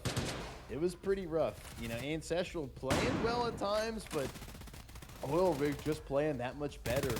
Crank picking up, I think, 15 or 16 kills, going crazy with this P90. Ace, as always, popping it down with the sniper. That shot was absolutely disgusting, by the way. It looked good, looked clean, but man, there were so many times that Oilrig just caught just a little bit better timing, a little bit better positioning. Svetus, whew. Thank goodness that wasn't a whiffage. We didn't see that, but Bakizi with the good positioning, they close out the half 7-1. There are some signs of life in the second half, but even when Ace pulls out an M4, or an HK rather, he's still looking so damn scary as well as the rest of the team here, Brett. It did feel like yesterday's Oilrig performance felt like they hadn't played the game in a little while. Maybe not had as much time to put into practicing or playing together as a team as some of the other ones that had to come today wanted to prep. Today felt different. Today felt like it was back to the usual feel and form of the Oilrig squad from start to finish. Not halfway through the game when it started to matter, not once we've dropped a map to the Spartans, but straight off the rip against Ancestral. There was going to be no embarrassment on the table today. The Oilrig squad was not about to try and lose a match that they felt that they should confidently be able to take. And we saw it as a return to form from a couple of players that were quieter. Furlex was not slouching yesterday. Pulled a 22 bomb in the match that they took the winner home from. That Ace, obviously, standout performance both yesterday and today. Alpi is the one that's been impressive for me. He's done a lot since we've seen him yesterday and today coming into this Oilrig lineup. He's been a pillar of confidence and a pillar of consistency for their squad when things have been a little bit array on maybe Bakizi's part getting pushed in 2 or 3 versus 1 in a situation where he's being targeted, or vice versa, them playing into that Ace and getting a good pick onto him where Alpi's been left to kind of pick up the pieces. Alpi's consistently and successfully done it, so very impressed. And honestly, it's a return to form for me for the captain. He's not the cookbook king for no reason. Okay, Bakizi is built different and has been since the inception of the game. Yesterday, he looked a little bit like he was being drowned out by the action of other people. Today, absolutely not the case. I mean, return to form from Bakizi. The grenade at the end of the round is the casual, you know, coup de grace as just the tip of the iceberg. A little bit of salt off the edge of the elbow as he lobs the grenade up and over the top for the final killing blow on E-Box. That's the Bakizi I know and love. That's the Bakizi that the folks at home, if they've watched any seasons of HPL EU before, will remember as well. This man is known for dropping grenades at the finest of time with the greatest of grace and style. And I mean, I want to give some love to Ancestral, I really do, but unfortunately Ancestral got style bombed today. Those last 2 maps, without being anything other than factual, were ruthless, and I'm really hoping Ancestral can bounce back. It's been a tough start to their season. It's a 0-4 so far for them, and somebody's going to have it, you know? Somebody's not going to have a great run, and it is going to fall to one of the teams, but you can't help but feel 0-4, especially with the schedule they've had. It's going to be a tough comeback. Yeah, it's a tough schedule and a tough comeback, but you know, correct, at the end of the day, in this Swiss format, everyone's got the same competition, the same matches at some point. So it's tough, but everyone else is going to walk the same path, and it's unfortunate. 0-4 is really tough, and they've cemented themselves way down the board today. I mean, taking two more 0-2s today, 4 losses overall. It's going to be tough to claw back. And, correct? I mean, in some sense, losing is sometimes the best thing, but you don't want to lose every time. And it's just it's a tough hand to be dealt. But on the other side, Oilrig feeling really good, 2 wins, 1 draw, and definitely showing lots of signs of life. Crank going ballistic today. I mean, that ace in our first game just, again, he was aim training and everyone else was playing attack shooter. I don't know how else to say it. It was just clean all around performance. And yeah, correct. I don't know, man. It's hard not to see, the different levels to the way these games played out. And right now, Oilrig looking very, very strong. Yeah, just having a quick nosy. It's the text and the bits and bobs in the background. I'm just actually checking in to see if I can keep up with that other game that's going on off screen. Obviously, we had OFF versus the Spartans that was at 4-4 in map 2 after the Spartans had map 1 off of OFF. I believe the scoreline is 7-6, but I'm not sure. I'm just trying to check in and see if we can find out where that's at this moment in time for the guys. 8-6 now. 8-6 now. Okay. So, do you know who the 8 is for? OFF 8-6. Interesting. So this is to split the maps. Then this is wow. So this is it. OFF find themselves 1 round away from tying maps with Spartans. Remember, it was Spartans that tied the map with Oilrig. And it's not just important that it's a tie, but it's with which team they are tying these matches with. Oilrig considered one of the tougher matches, an up step for the Spartans team. For them to also be tying against OFF, especially when OFF is 2-0 Arctic, 2-0 Ancestral, you've got to look at that in the grand scheme of the schedule, sort of look at things. That's some really strong play from both Spartans and from OFF so far. So right. I'm going to be keeping a key eye on both of those teams for dark horses in this tournament, as I thought that my top 4 wouldn't consist of either of those 2 teams personally. I felt we might see an Arctic, Merc, Panderic, Oilrig top 4. I think the way that everybody's played for the first 2 days, I think that's absolutely cap right now. I think I'm smoking some daft stuff and I should be changing it up. I don't know. Everything has changed, Blue. And I mean, really, everything has changed. Teams have changed. The feel of how people are playing into each other has changed. The confidence, the map choices are insane right now. Like the look of Bay 5 and Fort for Oilrig looks great, but I actually think that there are some other stronger teams out there on Bay 5 and Bowl as well than Oilrig, which is a really strange scenario to me because I don't think I've been able to say that in a long time. And yeah, it's been really good. Today's action has been awesome. Again, have you had any highlights for yourself? Any particular match favorites from today or something that stood out for you? Well, what's interesting to me is the Spartans because, they had, coming into today, they had 1 draw and then 1 loss. And then today they came out swinging, got a win. Then they came out first map on OFF, and now they might, according to the scoreline, get another draw. So it's a very interesting kind of team for me because you see these really high highs and then low lows of like getting not even low lows, just like this mids where you're getting these draws and already have a loss, but you're playing so well at the same time.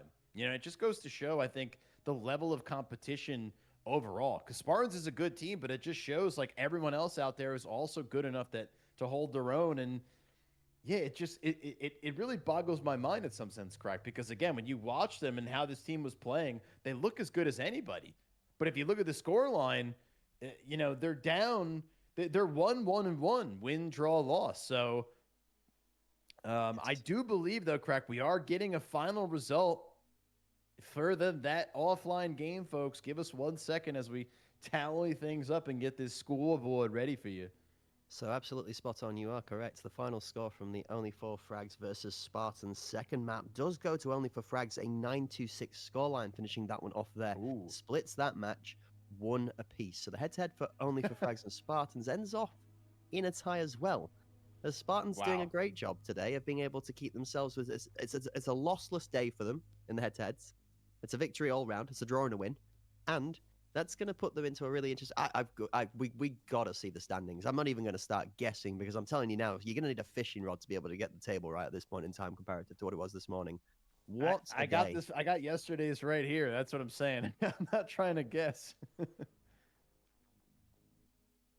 We are tallying that up, folks. So give us 1 second so we can get you the accurate daily scoreboard. It'll be popping up here soon. Just give us one moment as we waffle on through.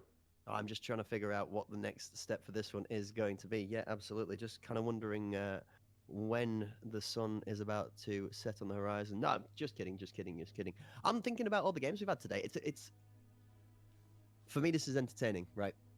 I get into my head of analytics and I like to really sort of dive deep into what is making each team work and picking apart the differences between them in the matchups and stuff like that. This, for me, especially when I've spent a lot of time, and Hort said this himself too, where the environment's been familiar. So certain teams have had their places, certain players have been with certain teams. This is fresh.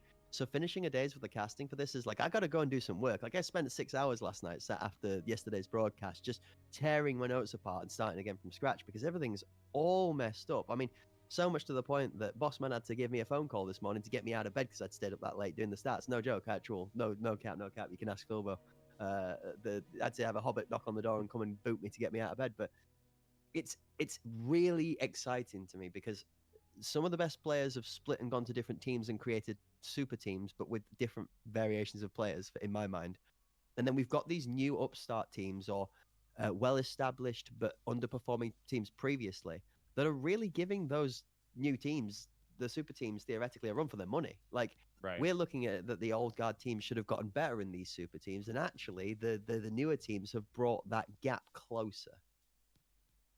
And that's why I'm like keyed into the Spartans right now, because when I think about the teams that they fought, the way that the games have gone, it's up, down, left to right. Like there's this, I don't want to say there's a lack of consistency. It's to your point, like everything's jumbled up. Some teams are beating others, and then the teams that lose end up beating another team that they thought they should have beaten. It's like again, it's like your lefts are up, your downs are right. It's a lot of confusion going on right now. You know, I don't know how else to say it. There's a lot of confusion going on. I'm really interested in everybody in chat's opinions. There's been some great energy through the chat today, but I'm just scrolling through some bits and bobs from people's comments going on. We've had so many interactions from you guys today. I appreciate all of that, but it's been a day of teams dropping in and out after they've played well or not played whilst they're watching each other's matches. And I'm going to be honest, there's been so many times that Cinema's been typed out from different bits and bobs today that I'm very, very, very impressed with how well that teams have performed, even in losing matches. So, W competitors and a shout out to the performers. But ladies and gentlemen, we have, I believe, that scoreboard ready. Wow. Look at that beauty. It's so not clean in the sense of there's draws, there's losses, there's wins. It's all over the place. Holy cow. Spartans, again, keying in on them. Fourth place, 1-2-1. So in 4 matches, it's been quite interesting. Only -3, though. I mean, again, for 2 draws and a loss, it's really not that bad. Oilrig up at 2-1 right now with 24 points. Panderic 2-0, 16 round differential, not points, excuse me. And only for Frag, 1 win, 2 draws, 7 round differential, and 5 overall points. Crack, this board is pretty close. I mean, other than if we're looking all the way down at our unfortunate lads, Ancestral at -37, 0-4, the middle of the board is pretty tight. I mean, -11 in 7th place to only 7 rounds in 3rd. Now, of course, there's different points and things like that, but really not that big of a spread, which is crazy to think about.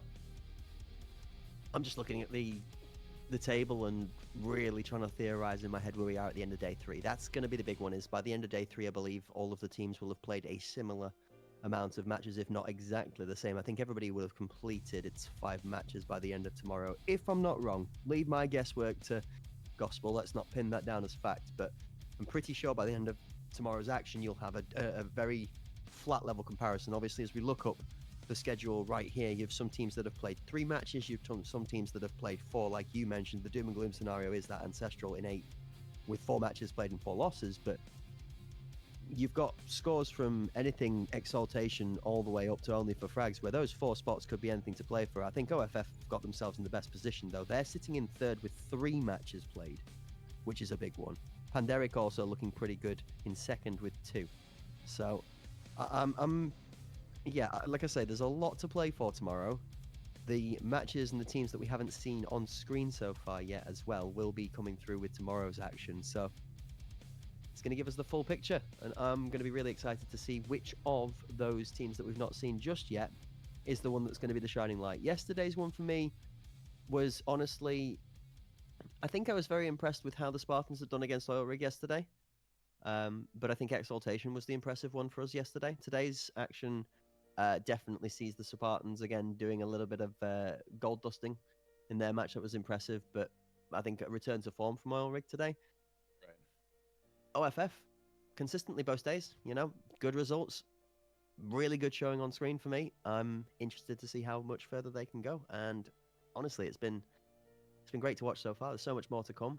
We couldn't do it without the help from all of the people that work alongside of us. So I think a moment of time to say thank you to everybody that is sitting in any of the channels in the Discord, working behind the scenes. I'm sure there is a list of the helpers that we can give a shout out to for all of their hard works across the cameras, the spreadsheets, the support for the teams, as well as helping out with production. Obviously, Connor and his computer's extra powered performance and the keys, Philbo leading from the top down. I believe we had Klishnikov in there today, Bush for Dag. We can mention them all, folks. There is so many people that go into this, but a thank you and a shout out to all of them for all of their hard work. Yep. And speaking of hard work, Cracked, we still have more hard work left for this weekend. Tomorrow, going to have another 3 series. Same as today, folks. Make sure you're here, same time, 10 Eastern. What time is it across the pond, correct? 15? It's 1500 BST. That's at 3 p.m. in the afternoon, British Standard Time, spot on for tomorrow. Same time as today, same place.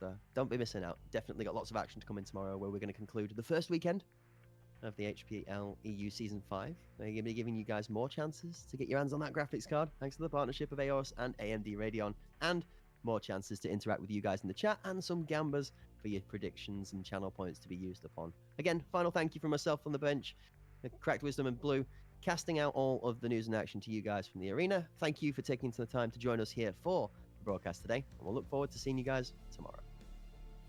Deuce.